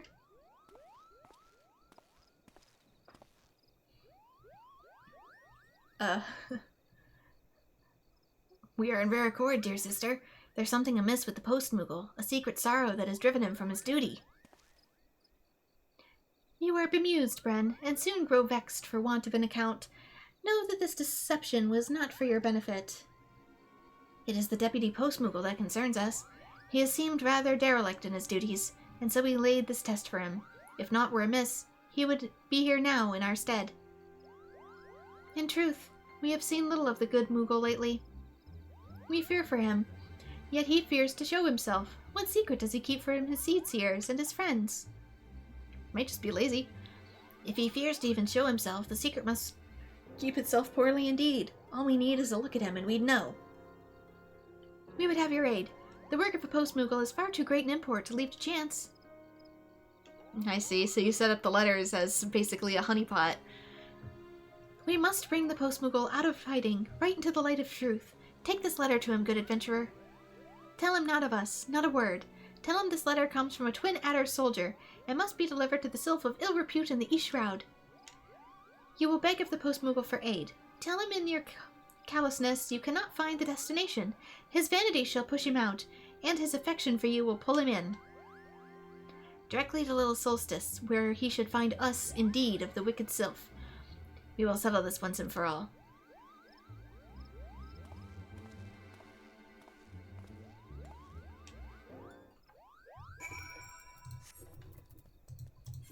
Get the mailman to come out of Lenosha and stop pawning off all his letters to me. Yeah, let's see really quickly. How many post Moogle quests? Defenders of Eorzea. Some of these are Sweet Word, Shadowy Dealings, Siblings, and Side Whiskers. Oh, I think this is the last one for 2.3, but yeah, there's more after that. Death of a Mailman, that's funny. Instead of Death of a Salesman, I get it.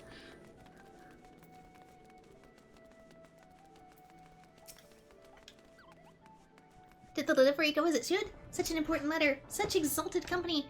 How I miss... Kupo, what's this? A difficult letter for you to deliver, did you say? A letter from Twin ARR Soldier to the Luxio, a most notorious sylph, Kupo. You were right to come to me. This is a difficult delivery indeed. But I'm not familiar with the Moonsgrove Grove, Kupo. I barely know the name Moonsgrove. Stove? Clove? No idea where to find this Deluxio. None. I wish I could help, but I regret to tell you I cannot. I simply cannot go with you to Moonspore Grove, Kupo. And yet you just immediately said it just fine. Oh, why not? Because, Kupo. Because out in the grove there may be spores. Yes, that's right. I have allergies, Kupo. But if my assistant needs me, I suppose I must go. Deliveries must be made and sacrifices too. Very well. At Little Solstice we shall meet. Let us go then, you and I, where the moon spores fly. Together we shall seek Deluxio, Kupo.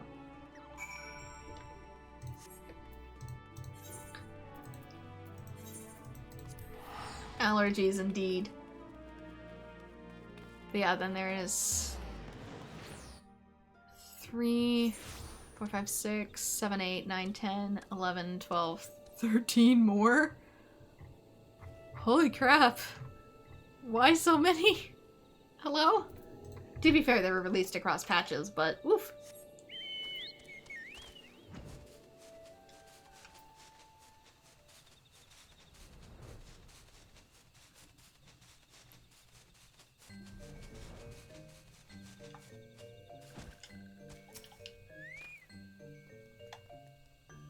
Had to wait for little Moogle to arrive.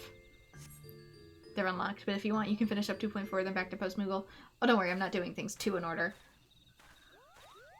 I was just surprised at how many remained. How now? Where is the post-Moogle? I do not see him to be late. Something is amiss with him, well and truly. Could it be he has sensed our presence? That he dares not meet the Seedseers? He is near, sister. Beyond that, I cannot say exactly where he is. And the elementals, something has them stirring. If he will not come to us, we shall go to him, brother. You and I are of the Bramble Patch. Ren, you seek the post-Moogle near the Hawthorn Hut. I like this knot. I sense something diminished about the post-Moogle's presence. Aid him. Be his friend.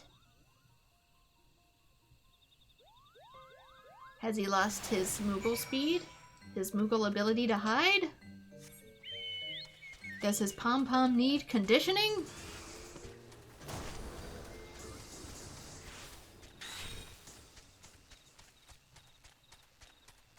Oh no! Friend! What the?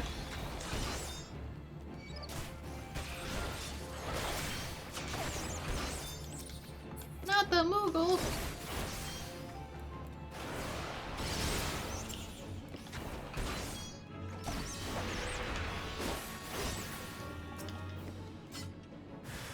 Just kill me, Kupo. I will not, Kupo.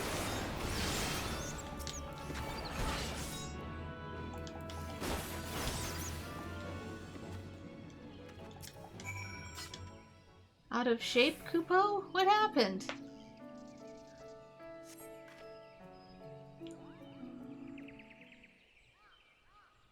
My faithful assistant. Thank you, Kupo. I just laid down for a nap when these things took me unawares. A nap?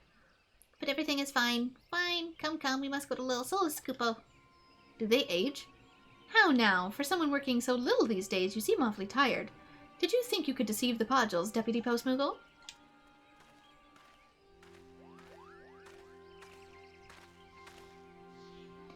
Rayo, Kupo. In Rauhan. And why are you all here? Please don't look at me. Don't. I shall look at whoever in my manner I see fit, though I may say that privilege does not extend to everyone in present company. My apologies. My humblest apologies, Seedseer. I'm not feeling very well, Kupo. With your leave, I must return to my home. Your home is in the Twelveswood, Deputy Post-Moogle, and if you think your friends would allow you to fly on those shredded wings, you must think very little of us indeed. It was a windmill, was it not? Your life has been in the Twelveswood.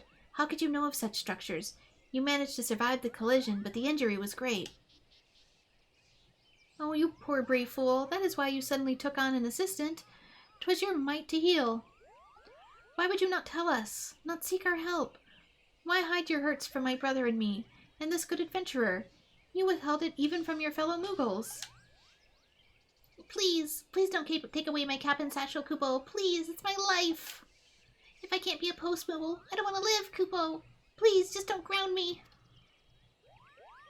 My faithful assistant understands, Kupo. I beg you, help me. Tell them not to ground me. I'm not here to ground you. I'm here to heal your wings. Please let him stay on the job. I can handle things until he recovers.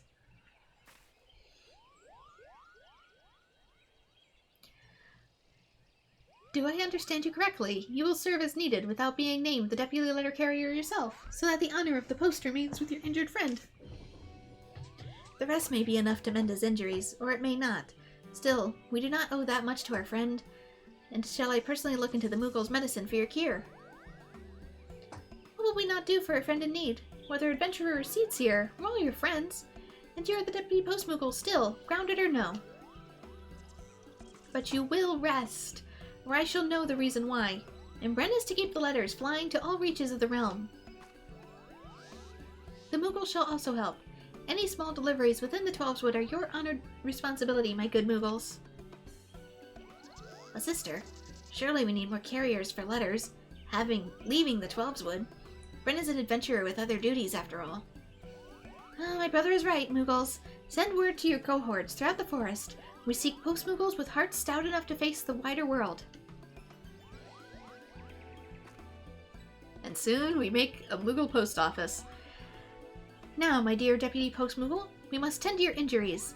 Bren, you are no longer an assistant, but a carrier grown. See to your duties, and to the novices who look for you to aid.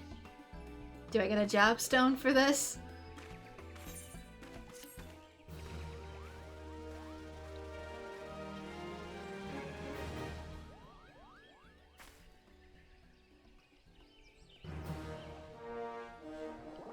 It kind of feels like I should, even as a joke. Like maybe a pom-pom one. With your successful delivery, your reputation as a letter carrier has grown. You have been recognized for your past achievements and promoted from an assistant to a full letter carrier. Remember that every delivery you complete helps a deputy post Moogle cling to his reason to live. And congratulations on your promotion, Kupo. Alright, I'm guessing back to Lenosha?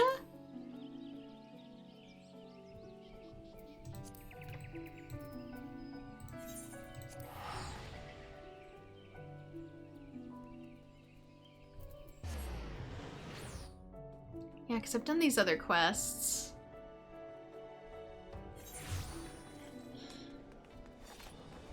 There's 2 more in this patch. That one was technically the beginning of a patch. With patch 2.4. All in the Family and dual personalities. All in the Family comes first. Why, if it isn't the adventurer I was waiting for, Kupo.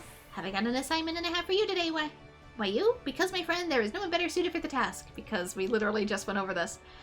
I hold in my pouch a letter with your name on it. Not literally, of course. I mean simply that I have a missive for Hihira in Little Alamigo. I would have you take it to her. It's from her father, and I've been told it must go out. Post haste. Why aren't you laughing?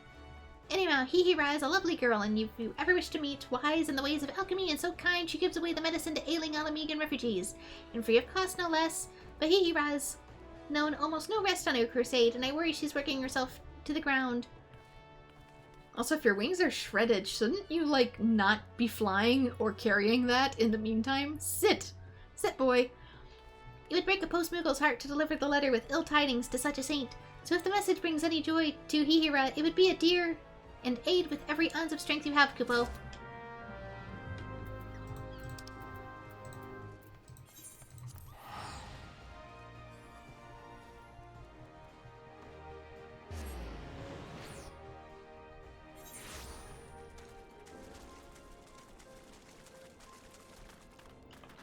Fence.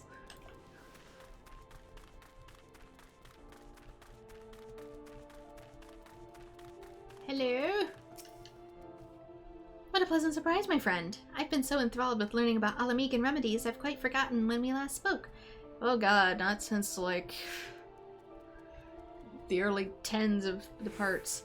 I've been, so tell me, what brings you here today? What, a letter from my father?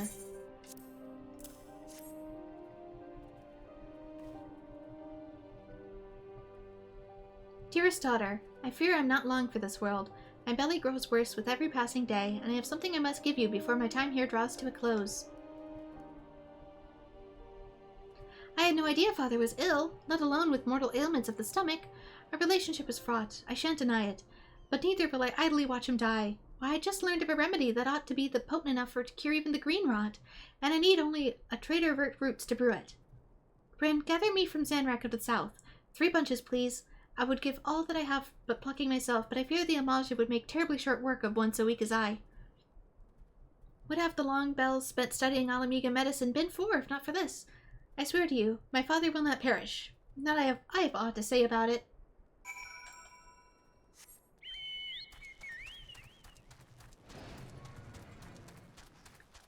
I guess I don't technically need to be botanist for this, but we can pretend.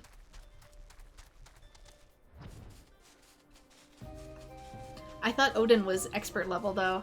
I'm not strong enough to do experts by myself. Garuda kicked my butt.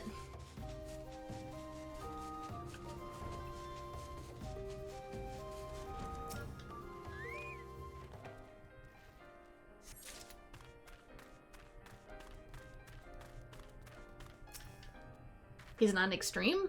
Oh. I can maybe try and give it a go after this. I'll finish this post-Moogle quest first, just to keep it linear.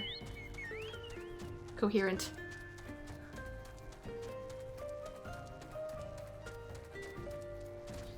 Because I was thinking he was an extreme.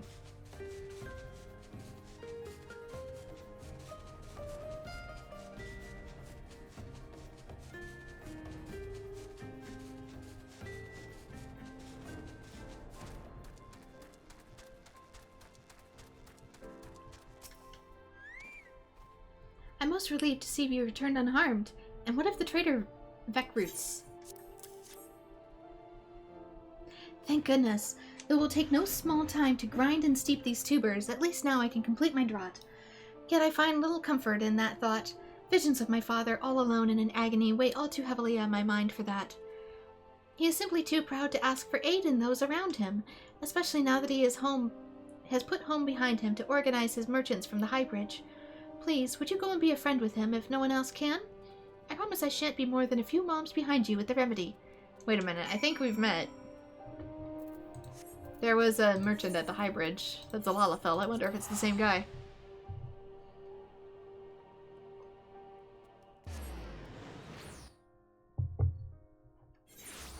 Oh, I need to drink water. It's hot. I keep forgetting. I'm like, why am I so dehydrated? Oh, yes. That is why. Because it's hot AF.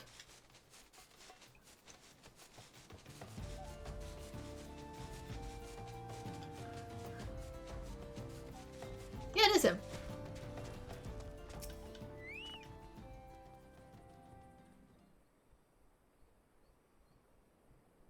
Welcome back, my friend. I knew you weren't immune to the lure of fine merchandise. Mayhap I can interest you in a... Dear me, why do you look like one bound for the lich yard? Slow down. A fatal ailment of the stomach? Me, gods be good. This is certainly the first I'm hearing of it. Father, I have it. The remedy is done. Hee-hee-rah, bless my soul. What brings you to these parts? I came to deliver the remedy. Please, you must drink it quickly, lest its effects be lessened. For you, my dear, I would swig anything swiftly. Just allow me one small question beforehand. A remedy for what, exactly? It's an Alamegan infusion for your stomach, which does still ill you, does it not? But then who sent the letter? Yes, of course. That ailment. My girl, I'm afraid it troubles me terribly. A man can only take so much pain in one lifetime, and I'm near ready to cry mercy. It's my own damn fault. Always blinded by pride and the glitter of gil as I was. They'll take me, I was so sure business would take root and grow mighty in this wasteland, but I have little and less to show for the years I've poured into this place. I call what I make every moon to a pittance does injustice to the world. Why, merely opening my ledgers has me doubled over, grasping my stomach in pain. Things have grown so dismal I might even be being a merchant. My life is near over. What? What's what, dearest? Your life is near over as a merchant? That's all? You have no mortal sickness of the stomach? Nor are you headed for an early grave? An early grave? Why would you possibly think that? Oh, but I'd forgotten you make every molehill into a mountain, Hira. Really, my girl, you ought to have thicker skin by now. I was merely concerned for your health, father. Good gods, no one has ever perished from a stomachache. Yes, they have, but no matter. I am glad you're here. Even if you've come on a fool's errand, I have a gift for you. Please take it. No. What's that? Speak up, Hira. I want nothing from you, nor anything to ever do with you ever again. You used too much prose in your letter, my dude. What in the name of the 12 has gotten into her? But I never meant... Good gods, is that really what I wrote? Hihira had it right of it then. I've been a complete arse of a father, leading her so astray with that letter. What was I thinking, calling her too sensitive? That'll take me. I must find her at once and apologize. But which way did she? Bloody hells. Hihira ran due south, straight towards an Amalja encampment. Adventurer, please, you must follow her and keep her safe from those lizard men.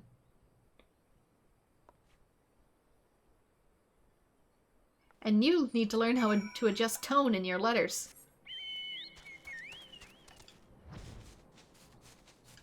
Structure. It's important.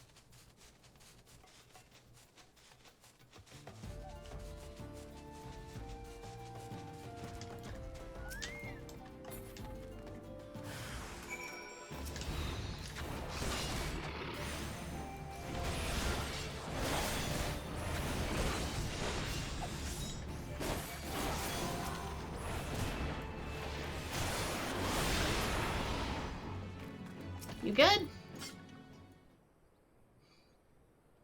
Kind of patting the air here, but...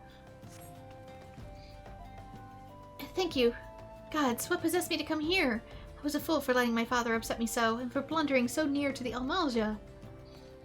All I wish to do now is return to little Alamigo and think things over for a spell. I suppose my father ought to know no harm has come to me, but I have no stomach for the man at the moment.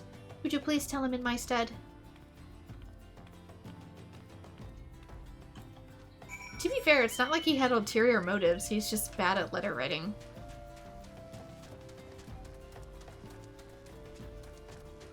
Which, I mean, I can relate.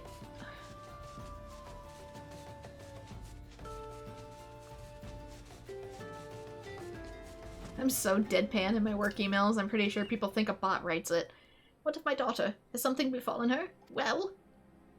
She's safe then? Thank the gods above for that. I've never been more worried in my life.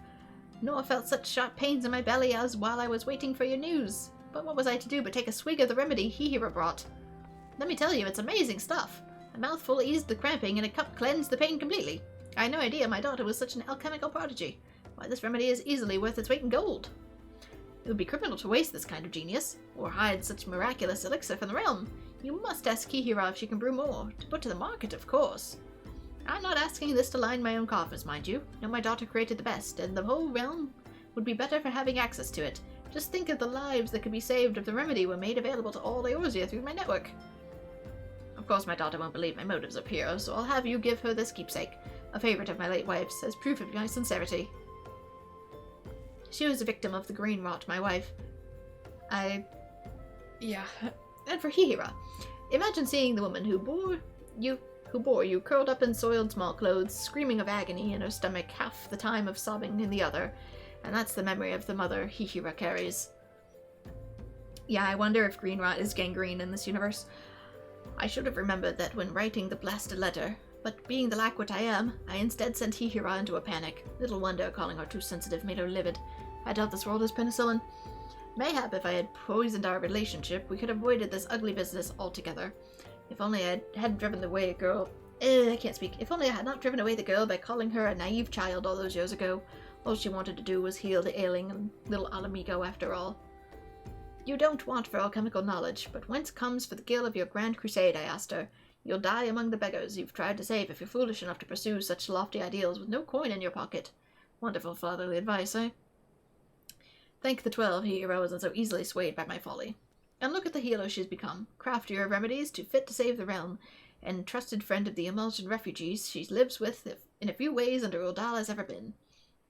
Hihira has grown into a wise and kind woman as her mother was, and has not an ounce of my avarice. She has more than earned my respect, and my blessing to live as she sees fit. So when you give her this neckpiece, make her understand how proud she's made me. Actually, I can work back. It's in another zone.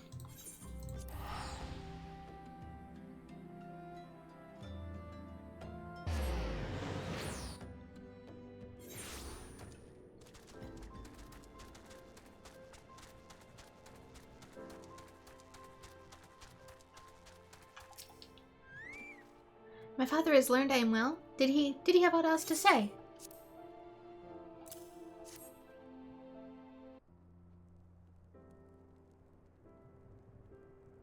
How odd.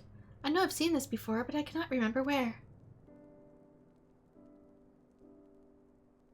My father is proud of me? If that be true, his heart has grown less cold and calculating, and he has kept my mother's favorite neckpiece for all this time. My mother was the gentlest of souls, all tender smiles and wise words. Why, my fondest childhood memories of her are stroking my head as I lay in bed, and murmuring, "Sow compassion where you wander, and ever will kindness bloom in your wake." Were it not for my mother's teachings, I would never have learned the ways of alchemy, nor sought to save the ailing with remedies born of my study.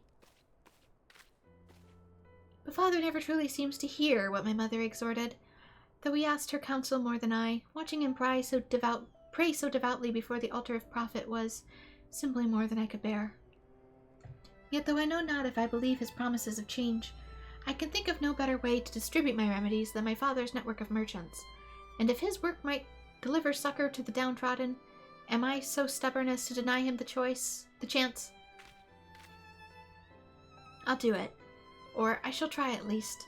By enlisting the aid of the Alamegans here by brewing the remedies, how could even the Fates deny us success? And after we've made enough to put to market, Father and I will finally talk. About Mother, about my life after leaving home, about everything. I guess it's quite suiting that we get mulled tea for this.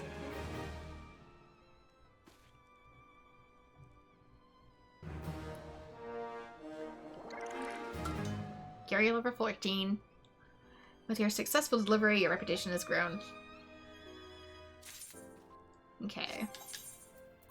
I can try. Can't guarantee I'll be able to do it. But I can try. What's this one? Piety. That's for White Mage.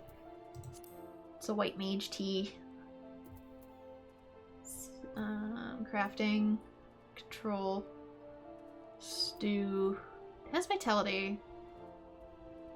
Maybe.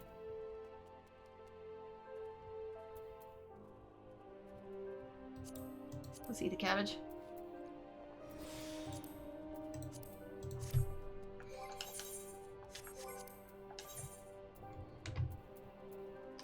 Let's go in and unrestrict that. Alright. I'm gonna have to take your word. Don't know how to do this, but...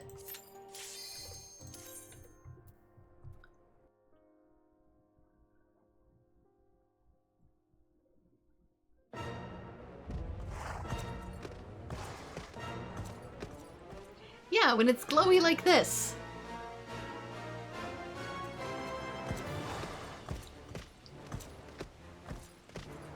That's what I was talking about.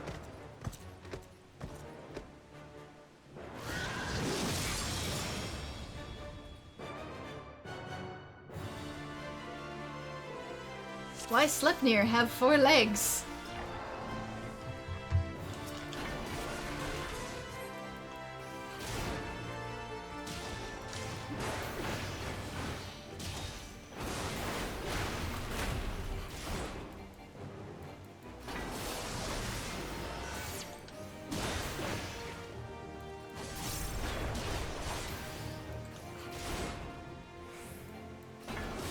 He's supposed to have 6.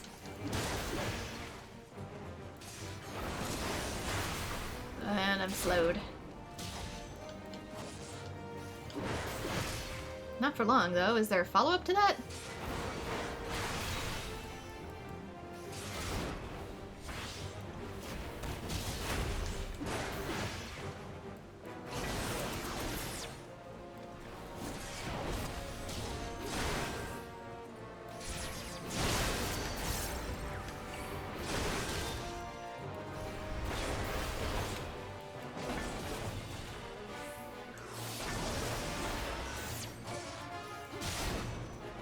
I don't like the looks of these chances, DJT.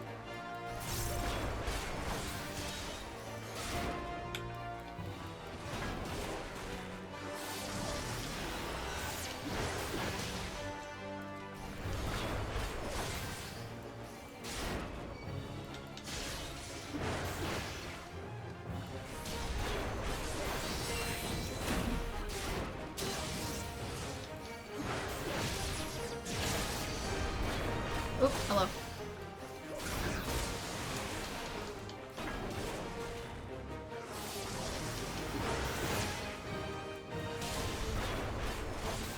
Going for HP first.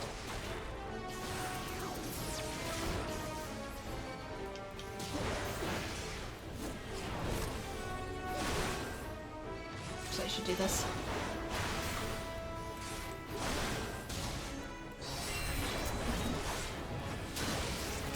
Shouldn't have done that, damn it. I didn't mean to hit that Q!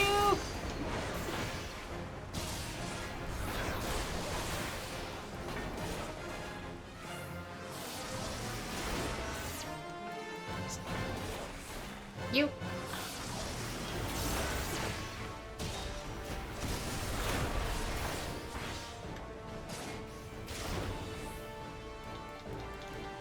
And here you are. Bleeding. Not sure what that does. sustaining damage over time, I think. Not good.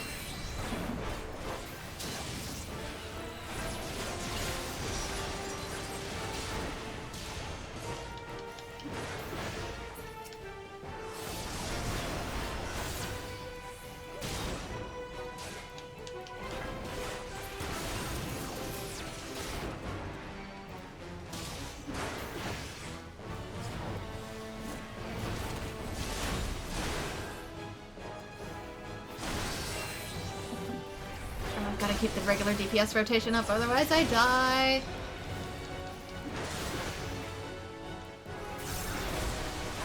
Okay, that one, then move. Damn it, it got me.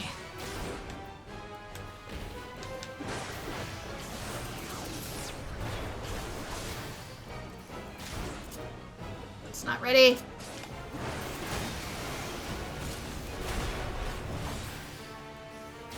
I want to boost my attack, but I don't want to lose HP.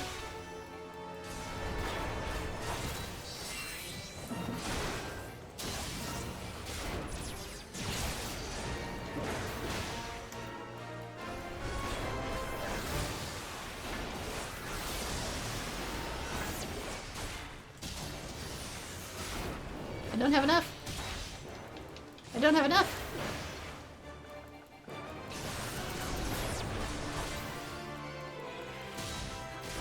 Maybe if I had some potions, but...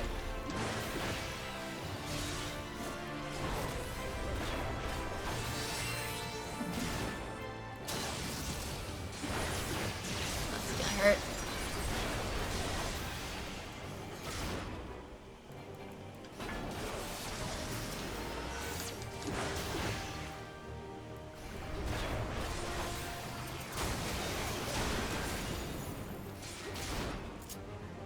Still not ready. No! Yeah, I'm not ready yet. Told you.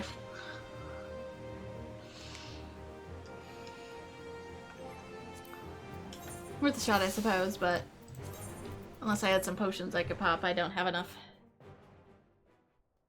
It is closer to an extreme then, which I need to be level 80.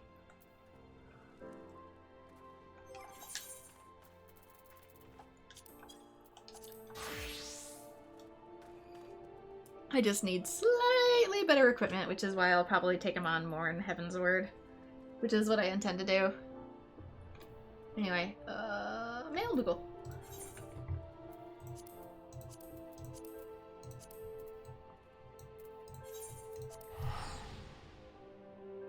I just need slightly better gear.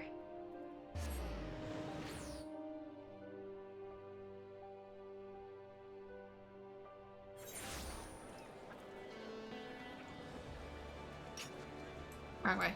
It's getting crowded all of a sudden. But because it's later in the day, people are getting off work, whereas I need to get ready to go to work.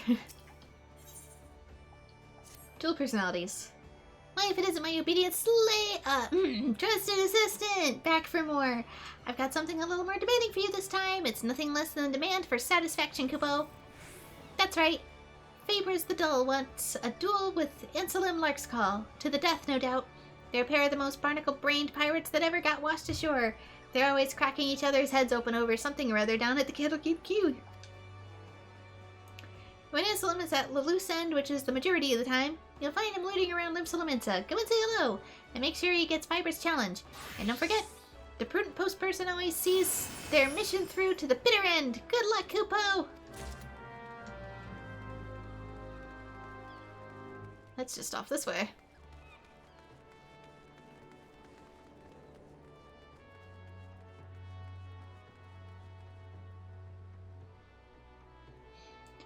Do I not have Holmong on my warrior bar? My what?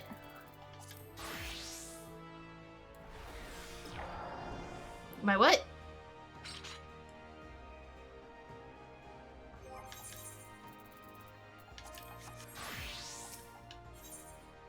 Ah, it's Dancer.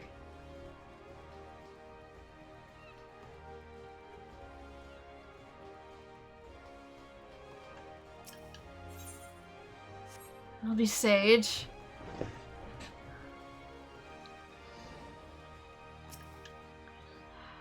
We are the hardy pirates. We sail the stormy seas with bird muck on our shoulders and wormwood on our knees. You got business with me? If I owe you a coin, come back when these fellers are done tussling and I'm done drinking. Whenever that may be.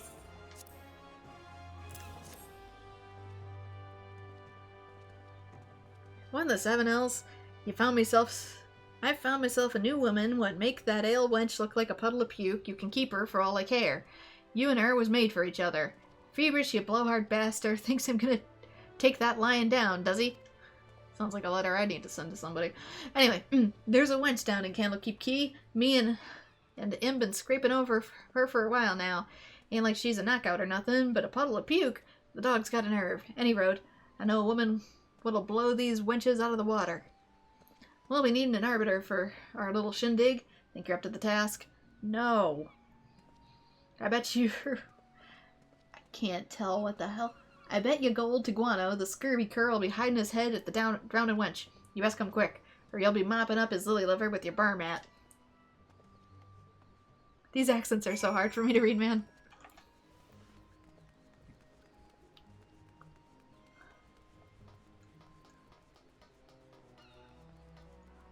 Brace myself for enemy onslaught, preventing most attacks from reducing HP much less than 1. Duration 10 seconds. When target is selected, halt your movements with chains. Unlocks at level 42. You mean, oops, I'm on the wrong damn class. This one?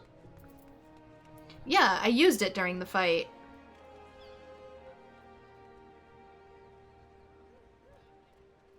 It's just that it was still charging towards the end because I used it slightly earlier. But even then, probably that wouldn't have saved me. Towards the end there, it was still too high for HP.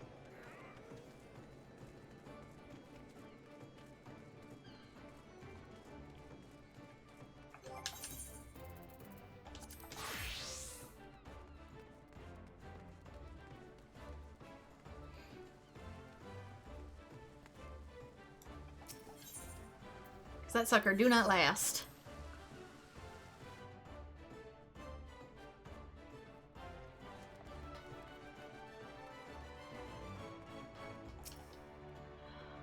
You got here just in time. Any more of this contemptible sneak shite and I've gutted him like a minnow.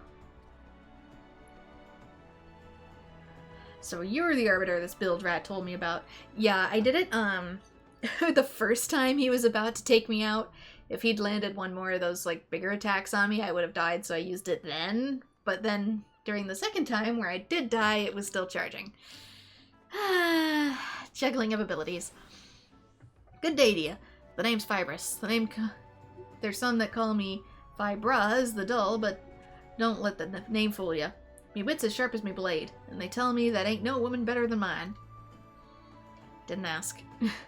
I've been trying to knock some sense into Anselm's thick skull down in Candlekeep Key, but every time some meddling plank comes charging in, sticking their nose where it ain't wanted. So it's time we fight with fists, but not with fists, but with facts. And as the only sober one between us, it's only fair you decide who's right and who's talking out their arse. Alright, fine then, me first. I'll show you the apples of my eyes, a pair of me Hote beauties what'll pull hairs out of your chest. Follow me down to Bulwark Hall, and I'll make me winnings. Why? Why me?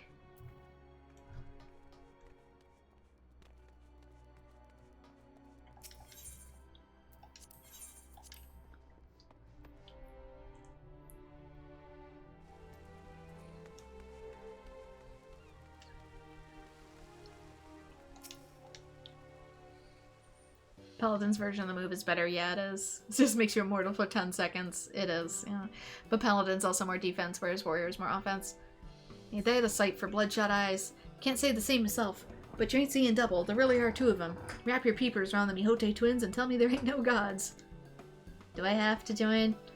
Right after the calamity it was, a terrible tempest struck up and drove me ship against the rocks. Next thing I knew, the boiling waves were dragging me under. I woke up with a head full of snakes, a mouthful of sand, and a pair of bright voices ringing in my ears. Aye, 'twas the Mahote twins that brought me back from the long sleep. Not that I knew it at the time, mark ya. One look at that coral hair and glowing skin and those eyes could drown a coral in, and I recognized I was swimming with angels. 5 years it's been since I last saw them, but guess what? They remember me. Here I was, trying to get up the guts to go over to them, and what do you know? They call me over, asking how I'm doing. A pair of tender-hearted beauties, and them giving you the time of day to a sun-baked scoundrel like me. Tell them Mihote ain't even heaven sent. Go on, go and bend their ears. Ain't every day you get to see charms like that up close and personal. Not on Pirate Coin any road. Don't make me that I'm bi, but not like that. Not like that. Welcome to Limsa Laminsa. If there's aught we can assist you with, feel free to ask. For instance, if you need to be relieved from the attentions of a pair of recalcitrant pirates. So you can see them, huh? You see, we might look all sweetness and light, but we're actually fully fledged yellow jackets. We're stationed here in Bulwark Hall not only to offer invaluable tourist information, but keep an eye on certain undesirable elements who might disturb the peace of our fair city.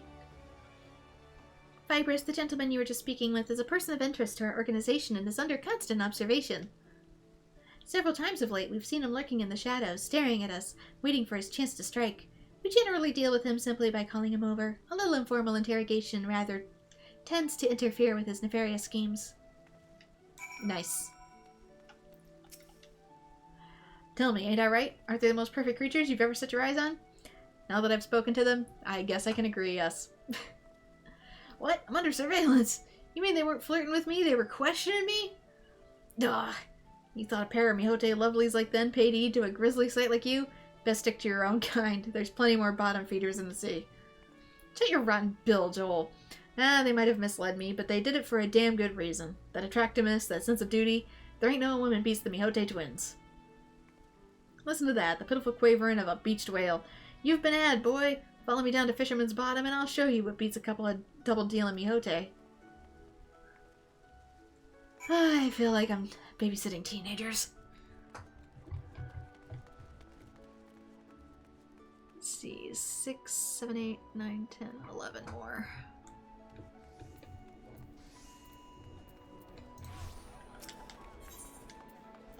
Fisherman's.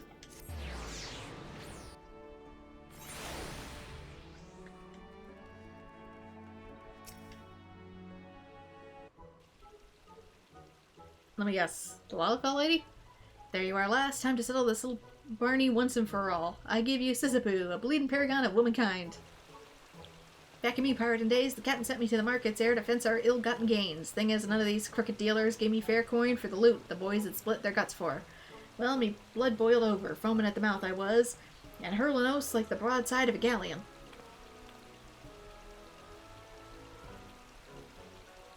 That's when Sisyphus stepped in. Men twice her size are cowering in fear, but she squares right up to me, and a raging pirate in full cry, "Don't be a baby," she says. "Get a grip," she says. Fair shook me to the core, it did. If any scoundrel should even think about doing Sisyphus down, I'll fetch him a punch to the bracket. Don't believe me? Go and see yourself. One moment with Sisyphus and you'll be a changed person after. I've already met. She's my fishing guild leader. Welcome back. Caught any more marlins lately? What? Elsum sent you. What's that belligerent boy up to this time? Huh, so he's got you choosing between me and the Mihote twins up at Bulwark Hall. The silly sod's always squabbling over something. You tell him from that he's got the whole thing topsy-turvy. Much as I'm pleased to be put on a pedestal, there's no way of judging when it comes to matters of taste. After all, it's like they say, one man's marlin is another man's mudskipper. The world's like a ship. You've got your captain, your mates, your bosuns, your deckhands. Everyone's got their own talents, their own skills. You'll be a long time looking for a sailor who can turn the whole boat on his own. You did it, you lucky bugger. You talked with Sisyphus. Yes, and it's not the first time. So how was it? Is your life changed forever? There's no way of judging. Everyone's got their own talents. Well, blow smoke up my arse and call me a kipper. If that ain't the most wisest thing I've heard in all my life. That settles it. Sisyphus beats the twins hands down.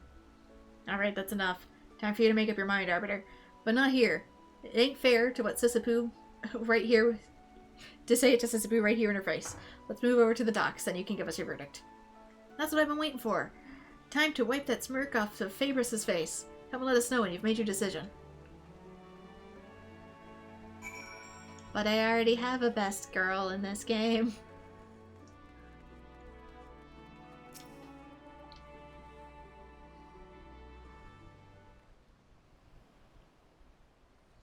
There it is then, the moment of truth. Come on, put us out of our misery. Tell us, Arbiter, which is the right of it, the Sisyphus or the Mihote twins? Get out of my way, Scrags, or you'll feel my jackboot on your scrawny necks. This ain't no place for idle chit-chat. Get down the market with the other gossiping fishwives. Captain Roswin? I mean, is she gonna capture both their hearts at the same time? Well, if it ain't a pair of washed-up pirates. Listen here, boys. If anyone tells you to quit your drinking and your wenching and your ballin', give 'em a cuff from me, or I'll keel-haul you myself. Once a pirate, always a pirate. You build up your scores on deck, then settle 'em on shore. That's pirate justice. Don't stand around bickering. Let your fists do the talking.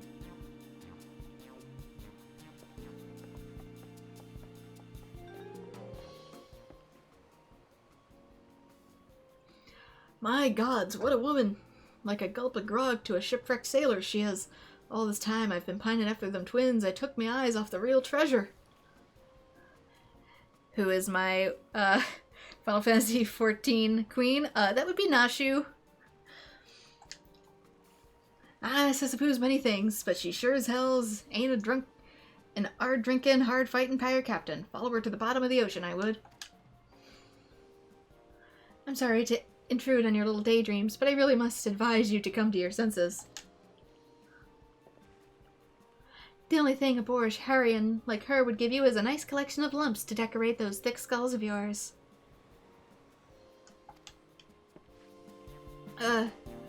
Captain Caravalin? What's a man, sorry. What the seven hells? Roswin and now Caravalin? It's like the captain's convention around here. Maybe these two are together, because she did fancy him, I think. Oi! Caravalin, you stinking scrote. What are you saying about me?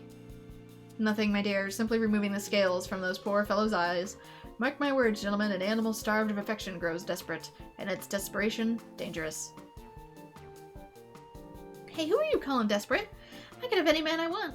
The fools are queuing up from here to Thailand to try their luck with me, and not one of them is fit to lick my boots.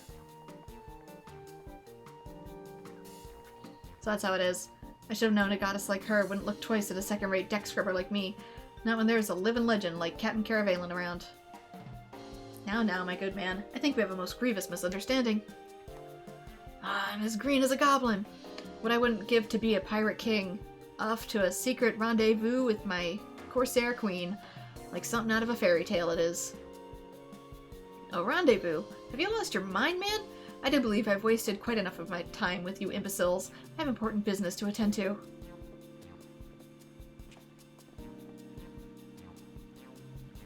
I thought I'd finally found the woman of my dreams, but all I got was a rude awakening. Maybe you're right, Anselm. Maybe I'm better off sticking to my own kind. When you got competition like that, you don't stand a chance. Sisyphus right. There ain't no point chasing after the perfect woman. I reckon I'll take another crack at me ale wench. It ain't so bad waking up with a puddle of puke if you've had a good night out. Your ale wench, you beef-whittled barnacle. That wench is mine. Let's take a leaf out of Captain Roswin's book and settle this with our fists.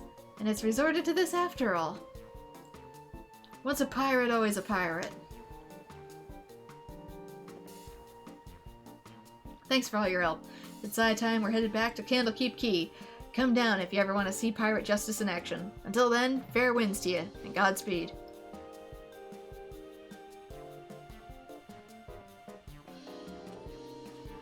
We're the Arty Pirates, we sail the storm seas. I didn't get to read that.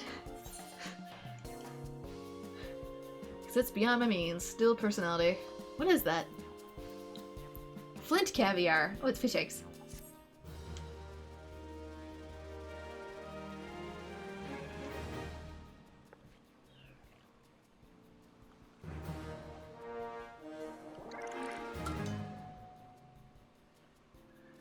With your successful delivery, your carrier level has grown. It's time for patch 2.45, Kupo.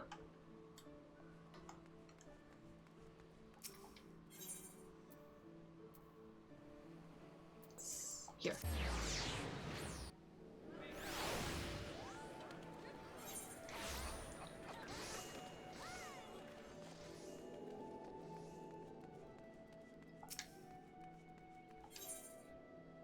Okay.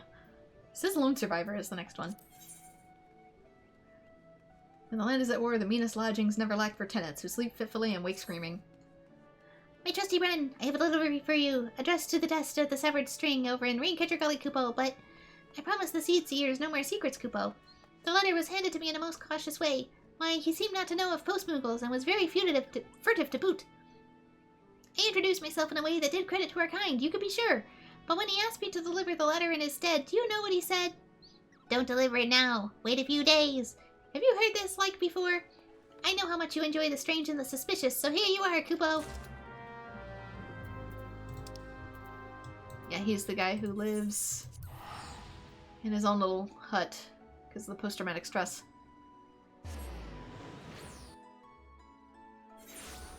Had me kill flies, which is kind of an impossibility to do in the rainforest. There's just an endless amount.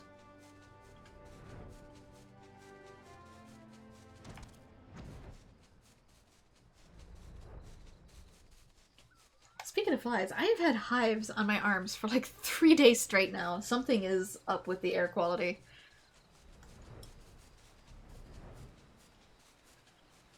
You'd think it was something that I maybe touched while in the garden, but then it would be on the palm of my hands, not my arms. Or it would be on my fingers, but it's like I'm wearing long-sleeved fingerless gloves, but it's hives. And I don't really know the source. I've been treating it to the best of my ability, but Brenda's been very itchy these past few days. it's you. Been a while. A letter? A letter from who? Nobody knows me. Addressed to Hermit, who's surprisingly... My dear dashing dressed, do you dream of rain? The ones you killed. How do they know? Ghosts. Ghosts that won't leave me in peace. Taunting me before they kill me. No, no, no, I won't let them. I'll run. I'll start over somewhere else. Help me. There's a leather sack hidden east of here. A peaceful spot, surrounded by rocks, trees. My savings. Gil. Gil to go home with. Home to my family. Get it for me. Help me. Maybe it's family trying to get him to come home? Is this something with my washing routine? I don't think so. Even if that was the case, you'd think it'd be, again, on my palms of my hands or my fingers. But it's not. It's only really on my arms. And the top of my hands.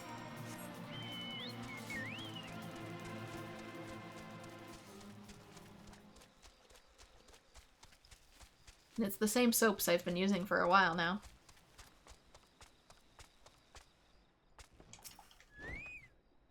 Did you find it? Did you find the leather sack?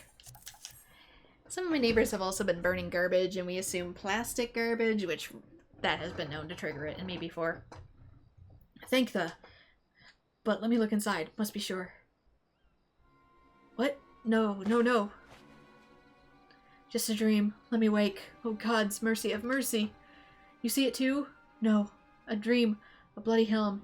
Black blood. Old blood. Idem in me. By the majesty of Garlemald, never to desert. Idem in me. Ghosts. 3 years, not a single night of peace, and now they rise. Help me. They're watching right now. I have to get out of here. Go somewhere else. Just a short while. Then I can go home. I'll go out the back after you go out the front.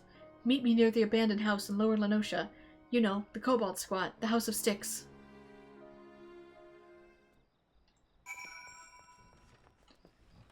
Do I know that place? Here. Actually, it might be faster to just chocobo it.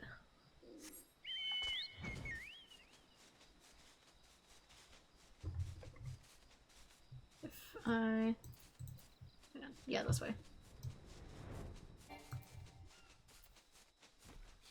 was thinking more cloths, but I've been wearing short sleeves. I've been wearing short sleeves and I already use very skin-sensitive laundry detergent. Eco laundry detergent, too. Because of that, I can't use regular laundry detergents, like Tide, because I do have such severe allergies. You clean that helm tonight, Worm. Lick the blood and brains off it while we drink the wine bought with your paltry hoard. Once a craven, always a craven. Fleshed you out like a rabbit with that letter. Isn't that what desert cronies do? Dash. You died. You all died. Not all, just most. 3 good soldiers survived, and you. Figured you for dead now until I saw you skulking by the water a week ago. Do you think we don't dream of rainworm? What honor in surviving an ambush, huh? 3 years of disdain that ends when we hand over a deserter to the Kojal man. You a friend of this scum? You ought to pick them more carefully.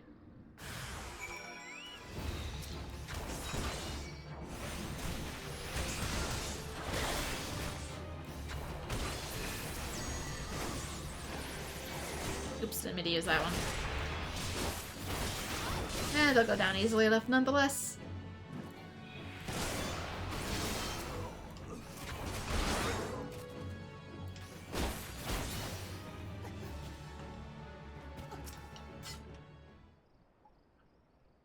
You alright? I don't know why this bar takes so long. Probably so you can't accidentally trigger it mid-fight.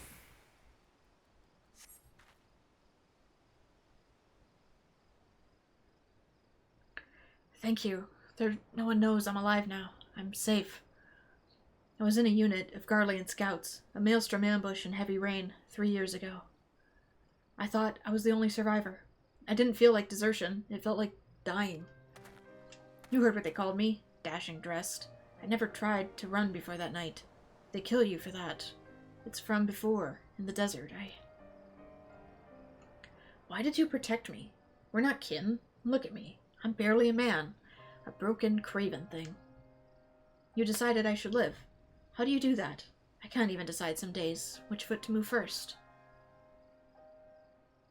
Do you think I can be well again? Decide to live? Not just be afraid to die? It all begins with the first step. And therapy. True. I hadn't thought things through in a long time. Not since my homeland fell to the Empire. Home isn't somewhere I can buy a fare to. It's not a sack of gil or answers I need, but questions. Why does it hurt? How do I feel? I will see my children again, but it's not the time yet. I think, though, it will come. That's a start.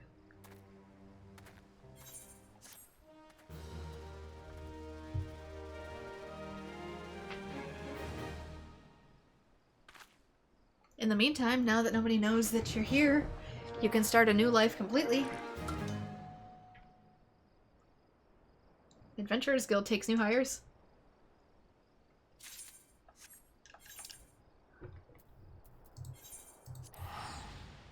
Yeah, it is a depressing quest. Yeah, if they're burning trash, they're not supposed to, which is illegal here, but good luck getting anybody to enforce it. I am very allergic to certain, like, burned metals and stuff, too. So plastics, metals, you know, stuff you really, really shouldn't be burning. Next is Guildmaster, Prelate and Plot. Bren, my little lackey, your timing is perfect, Kubo. Look what I just found, crumpled up at the bottom of... look what just popped into my post bag. It's an official epistle from the doughty defenders of Ul'dah. The brass blades, needless to say, it must be delivered without delay.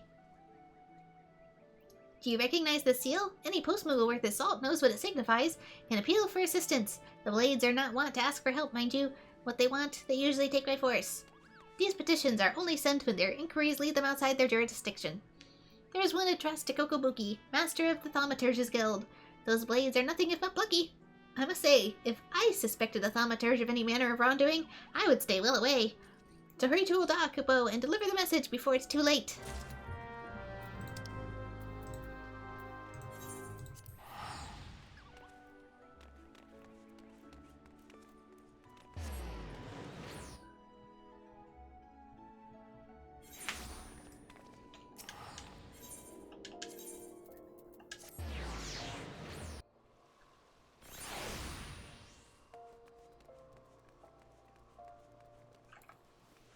Must be further in. Yeah, towards the back. I kind of thought since it was her on the letter, that's who I would give it to, but guess not. Ah, you've returned. Do you seek to delve into still more deeply the fathomless realms of the unreal? No, I sense your desires are altogether more worldly. A letter, you say?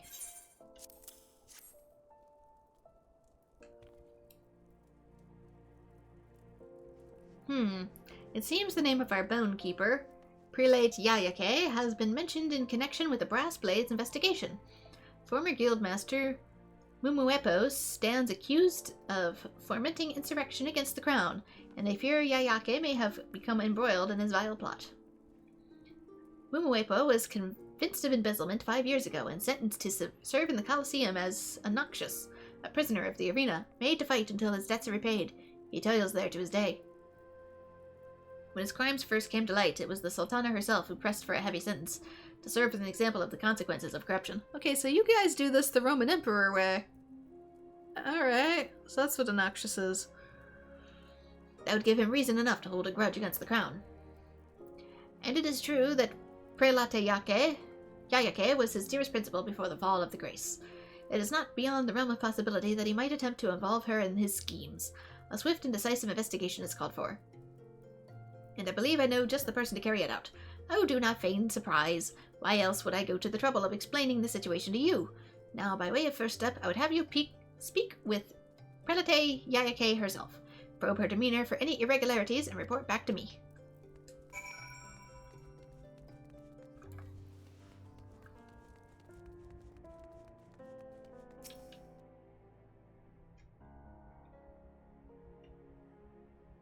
How dare you speak to me like that? Get out of my sight before I give you reason to regret your presumption.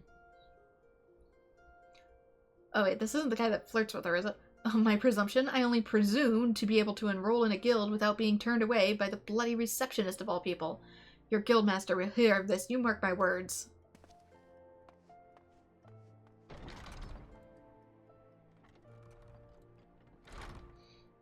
Can I totally off topic point out that I love this bookend that looks like a frog? Oh, Bran, I'm sorry you had to bear witness to that ugly scene. Such altercations must seem unspeakably petty to a person of your experience. I find I'm quite at a loss for how to deal with this latest crop of initiates. Most are wholly oblivious to the dangers of thaumaturgy. They imagine our art a pastime, and we blindly embark on the path to oblivion without a moment's hesitation. If only they knew. I was here long before the brothers who serve as guildmasters today. For nigh on 15 years have I stood at this desk, ushering unsuspecting novices into the abyss. I have seen too many souls corrupted by powers they do not understand, and could not control. So I have taken a stand. Any aspiring initiate who I adjudge to a lack of necessary aptitude, I turn away. If that goes beyond the prelate's prerogative, then so be it. Too often have I seen the spark of enthusiasm in a novice's eye turn into a conflagration that consumes him. I cannot simply continue to stand by and do nothing. You may report my conduct to the guildmaster if you wish. I believe that what I have done is right, and will take full responsibility for my actions. If it is the council of guildmasters to decide whether or not my conduct goes against the dikta of the guild, final judgment on the matter will fall to the eldest of brothers, Master Kokobezi, I think. Can't even remember your own guildmaster's name?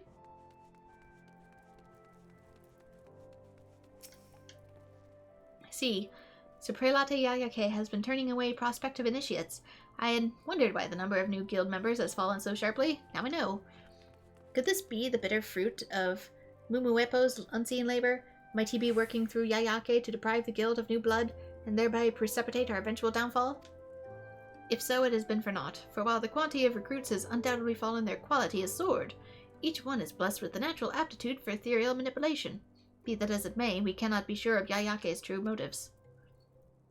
We must learn more of her recent behavior. Pray speak with the others around the ossuary, and glean what clues you can. Prelate Yayake, she's been in the guild longer than any of us, and yet she's still only a bone keeper, propping up the reception desk. I wonder why she refuses promotion so stubbornly. She was a loyal supporter of the previous guildmaster, you know, right up until he was thrown out in disgrace. I suppose her feelings towards my brothers and I must be complicated, to say the least. That may explain why she still can't seem to get our names right. I mean, you all do start with Coco. I had always imagined it a simple lapse of memory, but now that I think about it, I can't help wondering if it might signify something. Could it be that, in her heart of hearts, she's just yet to accept us as her guildmasters?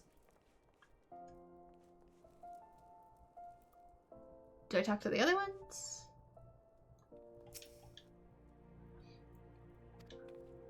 No? That's other people up front.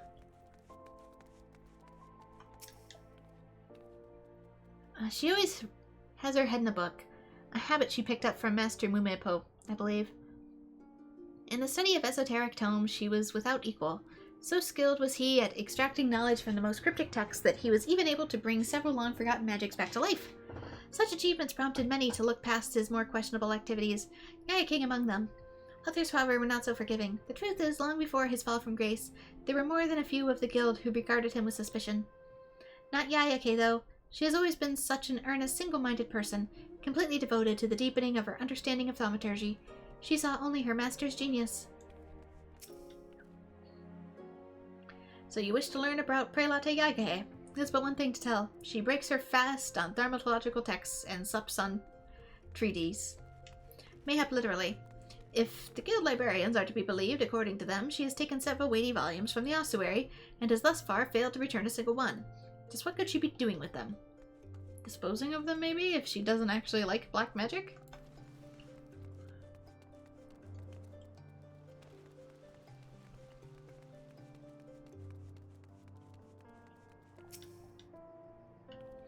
Oh gods. I'm good for the money, I swear. Just give me a few more days. What, you want to know if I've seen Prelata Yanake? No? Alright, yes. I've seen her a couple of times, heading through them doors over there, looking all shifty. Stuck out like a sore thumb, she did. That's a way back to the Coliseum, see? And she didn't look like no fighter. Takes you down to where they lock them up in the noxious fellers, I think. Maybe she's been paying one of them a visit. Alright then. Where am I? Oh, I just returned back this way. I thought it was gonna have me go down that way. So you're supplying maybe your old guild master with books? Maybe you don't think the other ones are up to the task?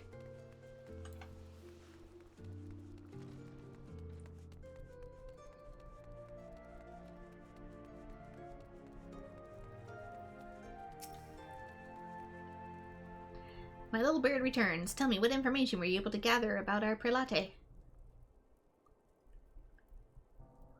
I see. It seems Yadike was more deeply enthralled to our predecessor than I first assumed, and the business of these missing tomes do not bode well.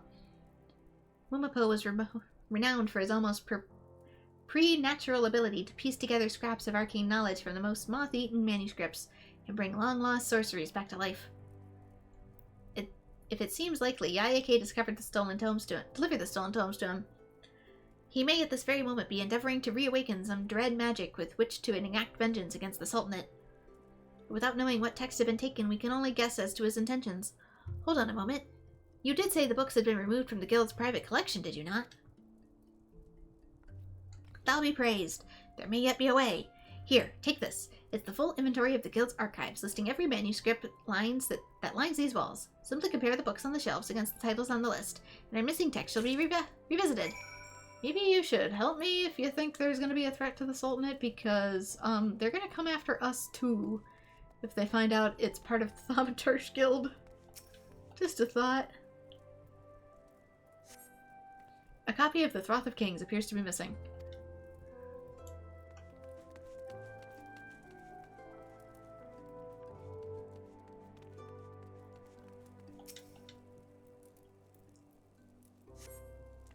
A copy of the Cry of the Depths appears to be missing.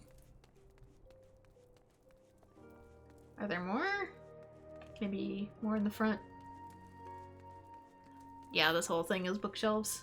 You'd think they'd keep them behind the desk, not just where people can walk in and, you know, swipe them. The Lesser Key of Thel, very funny. Instead of Lesser Key of Solomon.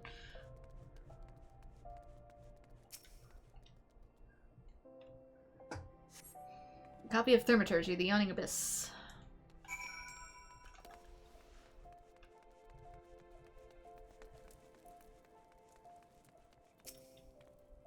Is it done? Quickly, then show me which titles are missing.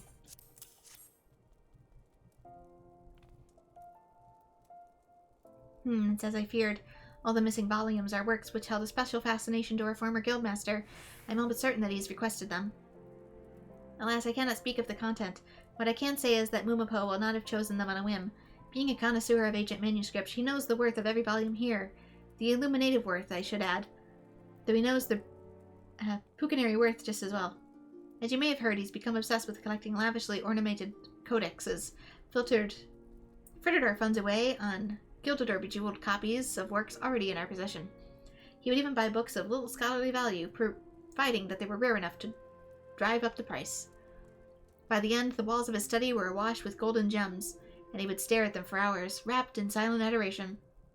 In his lust for luster, he emptied his first guild's coffers, then his own, being driven at last to the felonious peculation that would have proved to be his undoing. I mention this because the volumes which Yayake took were wholly without ornament, meaning that Mumuepo desired them for their content and not their form. I fear something terrible lurks in those pages, something which Mumuepo alone may be capable of discovering. There's nothing for it. The prelate must be made to talk. The end of Yayake's shift draws near. I suppose we lay a trap for her. Lie in wait outside the rear entrance of the Colosseum. I will talk to her from the shadows, and then when we have her cornered, we close the net.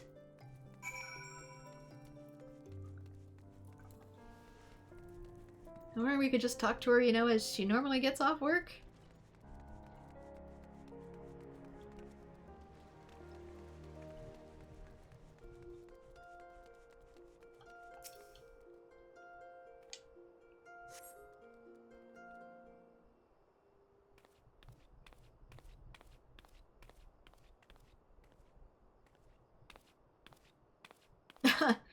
Excuse me, heading back to the guild so soon, prelate? What, Master Kokobo? Kokobuki. Prelate Yayake, you stand accused of treason. The brass blades have passed certain information to me which suggests you've been conspiring with Mumuepo to incite rebellion against the crown.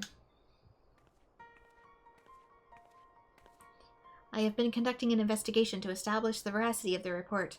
Ren here has been assisting me in my inquiries. Treason? No, I will admit that I have sought to meet with the Master Mumepo, but he has yet to agree to speak with me. And what of the manuscripts you took from the guild? Do you claim that you removed them, not at your former master's behest, but upon your own initiative? I do, though I know it was wrong. I thought that if I could show him some of the texts he used to love so much, it might help to rekindle the passion he once felt for his studies. But at the time I realized how low he had sunk, though his lust for gold, it was too late. If I had only paid more attention, if I hadn't been so absorbed in my own studies, I owe it to him to help in whatever way I can. This weight has been on your heart for a long time. I failed my master in his hour of need, but I've been attempting to make amends for it ever since. It's not your failure when someone else falls to some kind of addiction, honey. I've neglected my own advancement and devoted myself to investigating what caused Master Mumepo to stray from the path of enlightenment. In secret, I began to study the careers of every new initiate, hoping to identify such corrupting factors. In doing, I felt I've gained an instinctive sense of which aspirations will bring honor to our noble art, and which would stand at risk of being lost to the void. And so you began to turn away those applicants whom you deemed unsound, hoping to prevent future thaumaturges from following your former master down a path of self-destruction. That was my intent, yes. Yet search as I might, I've been unable to find any precedent for my supposed predictive instinct in the ancient texts. Mayhap I've been deceiving myself along with everyone else. The texts contain the accumulated knowledge of those who have gone before us. They do not preclude us from adding to our own. The map of the void is ever incomplete. It is our duty to delve into the unknown reaches and bring back new insight for the guidance of future generations. The ability to divine a man's nature at a glance would make a valuable addition to the thaumaturge's arsenal. It warrants investigation. Can I rely on you to research this matter further? Should you find evidence to support your claims, it would of course require that you systematize the process. This shall be your atonement, Yayake, and a fresh opportunity to resume your studies. Though the mistakes of the past cannot be undone, mayhap through the mistakes of the future cannot be prevented. Yeah, it is a good idea to background check your applicants before they learn how to fireball. I don't care that the hallway's crowded, I cast fireball. Thank you, Master. If I can be of any assistance to the guild, I shall devote myself to this research with all my heart. Thank you, Bren, for helping to bring the truth of this matter to light. Rest assured that I shall instruct the brass blades of their suspicions regarding Prelate Yayake are completely unfounded. But for now, let us return to the ossuary. It's past time that the fruits of Prelate Yayake's labors were shared with the guild, not only for the benefit of the thaumaturges today, but for the thaumaturges yet to come.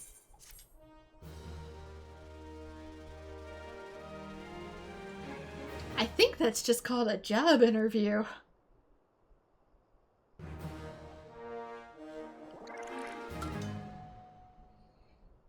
Level carrier 17. Alright, one more for this patch, and then that's the last one for the night. Then I'll do the other ones in another stream, possibly tomorrow. Because I really want to gun this to the end.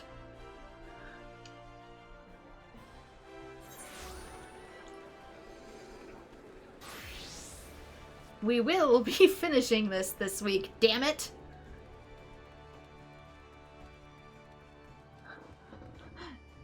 Job interview? Don't worry about it. It's to become a black mage. The past is a story we never tell. My trusty comrade! I have an interesting delivery for you. A regular missive for an irregular addressee. A traveling merchant, Kupo. This Mao Liza ranges alone through the realm. I used to take the letters to her mother, but I hear she is quite ill again. This time of the year, Malinzet likely plies her trade on Sweet Bloom Pier in the East Shroud. Best check there first, Kupo!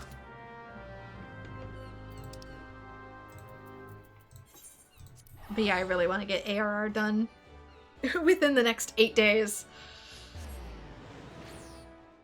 Because that's how long my subscription is, and I don't want to renew it during a time of pure absolute chaos of a new patch releasing. We get this done this week, or else.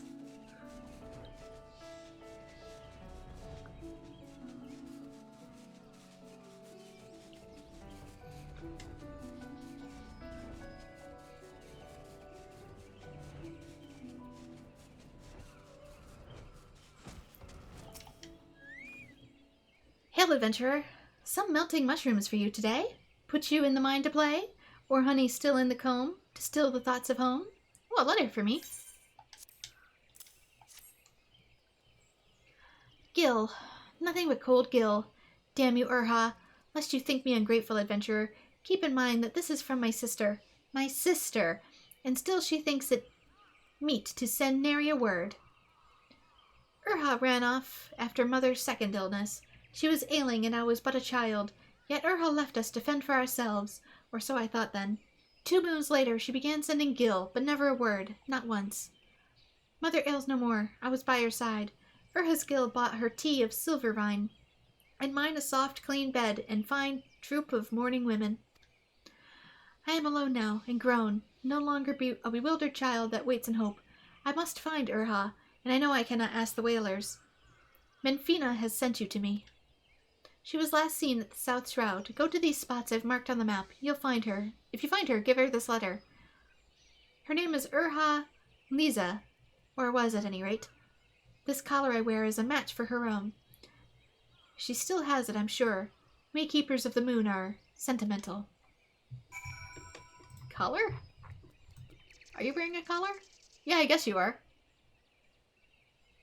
Looks like it has a heart locket on it.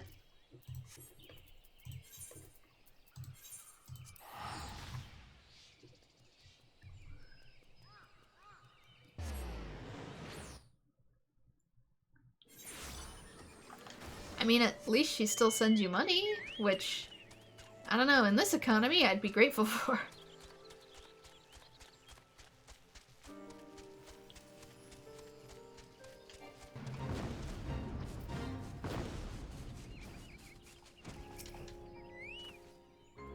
Oh, what if she joined the Corals?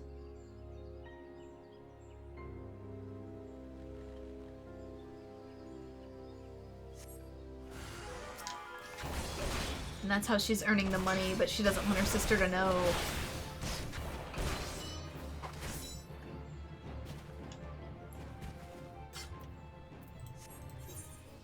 Ooh, that's a big radius, actually.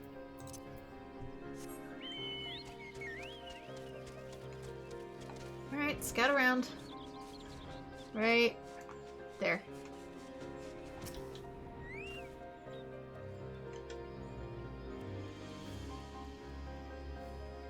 Sister's turned to life a crime, and she probably doesn't want her other sister involved in it or getting arrested over it.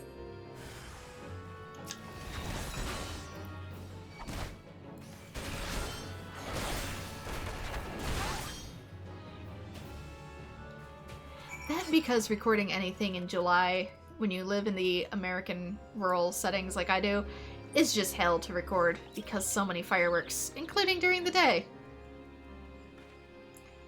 It's a hell month, I hate it. I hate July.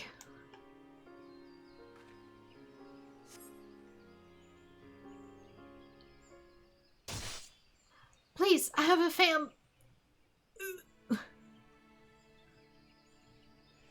Die wailing, little Lancer. We recognize no laws, neither of men or of elementals. What we want, we take. That is freedom. That is our way.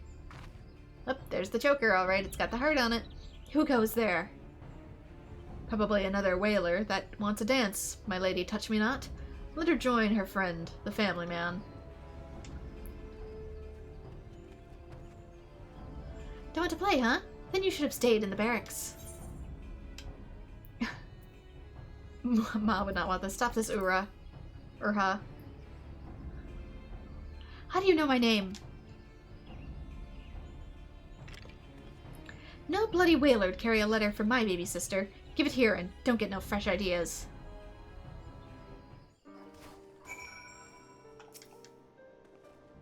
Come on, give me the letter from Ma. Mua.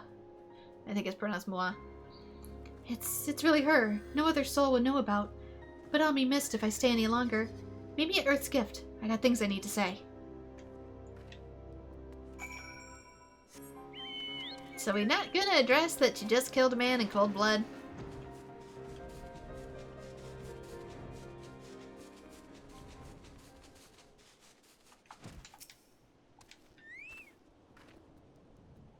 There you are. Have to sneak about a bit because it wasn't clear.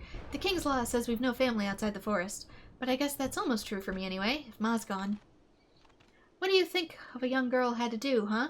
Defeat a bedridden Ma and a sister barely out of swaddling clothes. Bad things, adventurer. Bad for me, then bad for them. I was beautiful, then I was brutal, like a beast. A whaler caught me at my trade. Pink-cheeked little miss. All she saw was a thieving strumpet to drag before the herders. So I took the roses from her cheeks, made them bloom on her fine green doublet. 'Twas worth it, for Ma never knew what I was. But I couldn't go home for that day, nor never since. I hid in the forest, near starved. A city girl don't know how to hunt. And then he found me, the king. I killed a wood whaler, and that was my ticket into the Coral Claw poachers, you see. And my beauty pleases his highness. A man is a man, in alleys or glades, huh? Mua says she knows what I've done, that she loves me still and wants us to be a family again. But the Coral Claws allow no family outside the gang, and I'm wanted by the law. But to go home again? I've done right by Ma, and if I need have no secrets from Mua, my heart fills to break.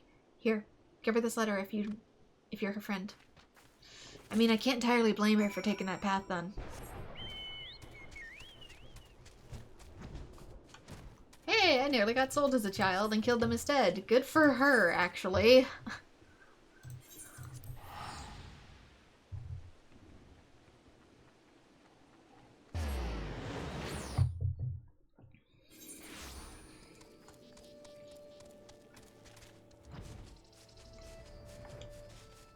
I don't agree with her current path, but I sure damn agree with the past one.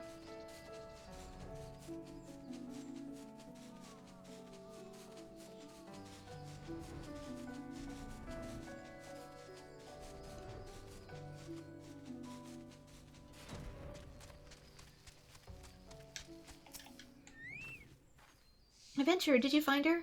A letter? She sends word? Urha wants to see me.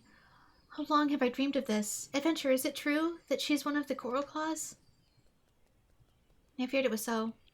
That man, the one who calls himself the King of the Coral Claws, King Poach, grows fat on stolen game, stolen family. The men of the Keepers of the Moon live a wanderer's life, for they're at their best in small doses.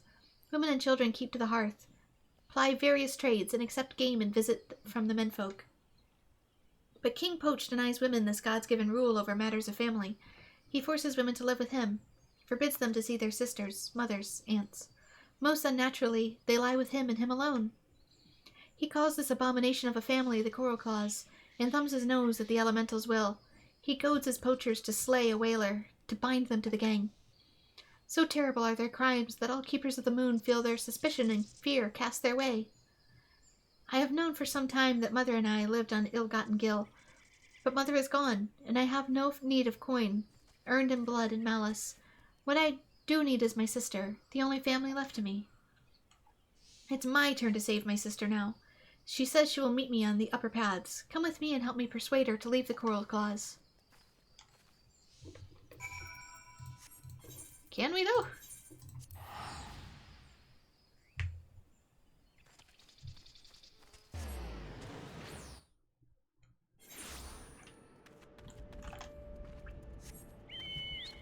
Or will you end up joining too instead? Where will you go? Maybe someplace like Ul'dah? Or heck, work in Lenosha, for all I care. Be pirates. Or deckhands. Mua, is that really you? How you've grown. You look just like Ma. I'm sorry you had to go through that alone. You could have come to us, Ra. Ma would have understood. Everything you did for us. I know it. It doesn't matter what happened. We have each other. I couldn't have Ma, no. I became a thief and a killer. Just so I didn't have to be that. What a world, huh? But it's all right now. Yeah, it is, Ra. I can take care of you now. I've no debts thanks to you, and even have a little put by. We'll travel together, go where no one knows the past. All you have to do is come with me right now, that's all. Be free of the past and live again. I'll take care of everything else. Hush, adventurer. We're being watched. Take it over there. We Coral Claws don't forgive divided loyalties. Mua, I've got to get you out of here. Adventurer, they don't leave this clearing, you understand? We'll make for Eastern Thanaland. Come find us after.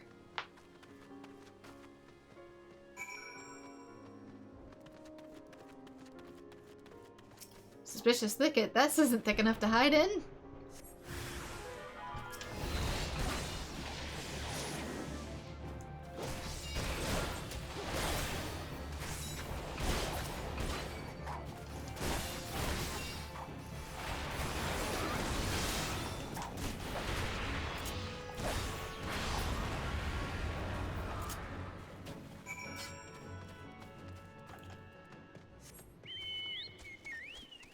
Their name should have commas?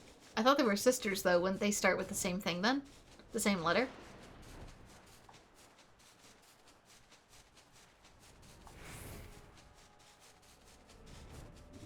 Maybe since they're sisters of the moon, they don't have tribes? Like they said, they're just small family units?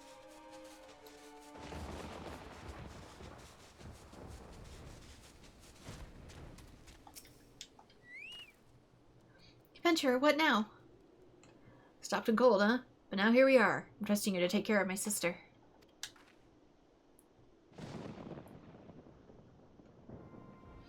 You there. I name you as one of the Coral Claws. Balsam Rose, also known as Blood Rose, also known as the Thornless, also known as Lady Touch-Me-Not. We get it. No, I'm not those things, I swear it.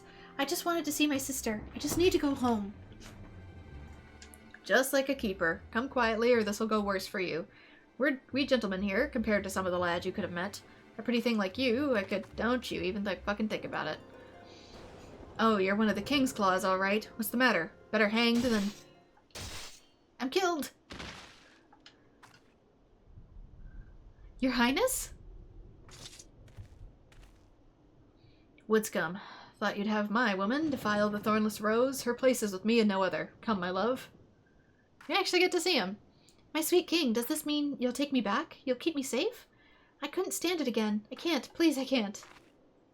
Maybe you two actually do like each other. I don't know. Of course I'll take you back, Urha. Nobody would ever misuse you again, if you accept my protection. You are a flower, and flowers must be rooted in one place. Now come. No, Ra, look what he's taken. You don't even have a name anymore. Not your own and not the one Ma gave us. Oh, maybe Urha isn't her original first name. Come home, Urha Lizen. Come home to me. Careful, adventurer. Little sister there has a pert face. I could cut it off before you say gods of mercy. Baby sister, you see how it is. If I went with you, I'd blight your life sure as 7 hells. I've done bad things for so long. I've got nothing good to give. You are good, Ra. Loving and brave to keep sneaking us the money when I didn't know you had more than whalers to fear. Please, there must be a way. My place is with him, Moa. He's the only one who can keep me safe from worse things. Going home, it was just a dream. As long as I'm with the king, nobody will touch me again. See? She has the right of it, young one. We're free spirits here. Not that either of you would understand. Go back to your ledgers and duties. You have my leave. Adventurer, you'll guide her out of these parts? Muwa, you're the only good thing I've had a hand in. Oh wait, Muwa, you're the only good thing I've had a hand in. Just remember that. Goodbye, baby sister.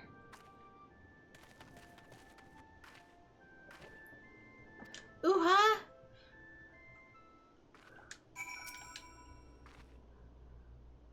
And Fina be good. Does she think he loves her? How can she? No, I cannot judge her. The look in her eyes when the whaler mocked her. All the women in the Coral Claw gang, the king's harem. Did they all seek shelter from worse things? A roof of bone, walls of blood. Ma used to say that we can't see the moon while the sun is in the sky, so it might be with the King Poach, I think. If he were taken, Urha will see that there are other lives, better loves. It must be that, if I'm to save my sister, I need skills in arms. Whaler or poacher, I'll not stand helpless against while a man talks of how I shall suffer for his pleasure. Keep killing poachers, adventurer. I will put the king of the Coral Claws in chains and free Urha from hers. I swear it on my mother's grave and on my sister's broken heart, and ask the elementals to bless this pledge.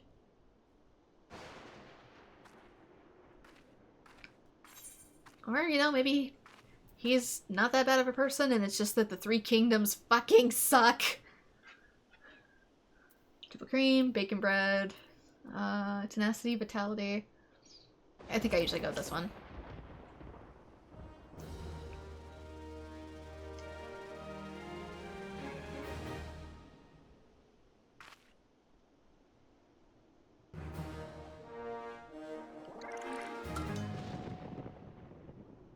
Attain letter carrier level 18.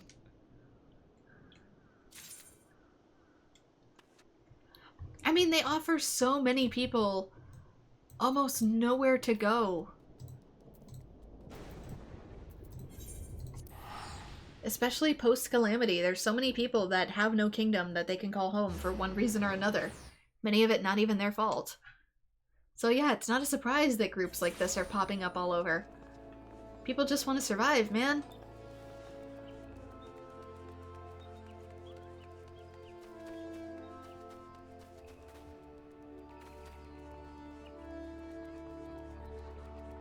If anything, the best thing for her sister is to just live her own life. But for now, this is where we're gonna have to call it because I am out of time to do much more. We still have some to do. I finished this group, so there is still 1, 2, 3, 4, 5, 6, 7 left, and that'll probably be in the next video. And then that's it for Deputy Post Moogle, and we'll either do weapon stuff, because I figure I can get that done in a video, or we'll move on to MSQ and do the weapon stuff after. We'll see. We'll see. I don't know how much MSQ I have left, but I'm pretty sure I'm getting close to the end. But I want to see if I can do this in 8 days, so I don't have to renew a subscription during a time when I won't really be able to play anyways. So for now, this is where I'm going to call it. Thank you so much to everyone who has joined, and I hope to see you all in future videos. Bye-bye!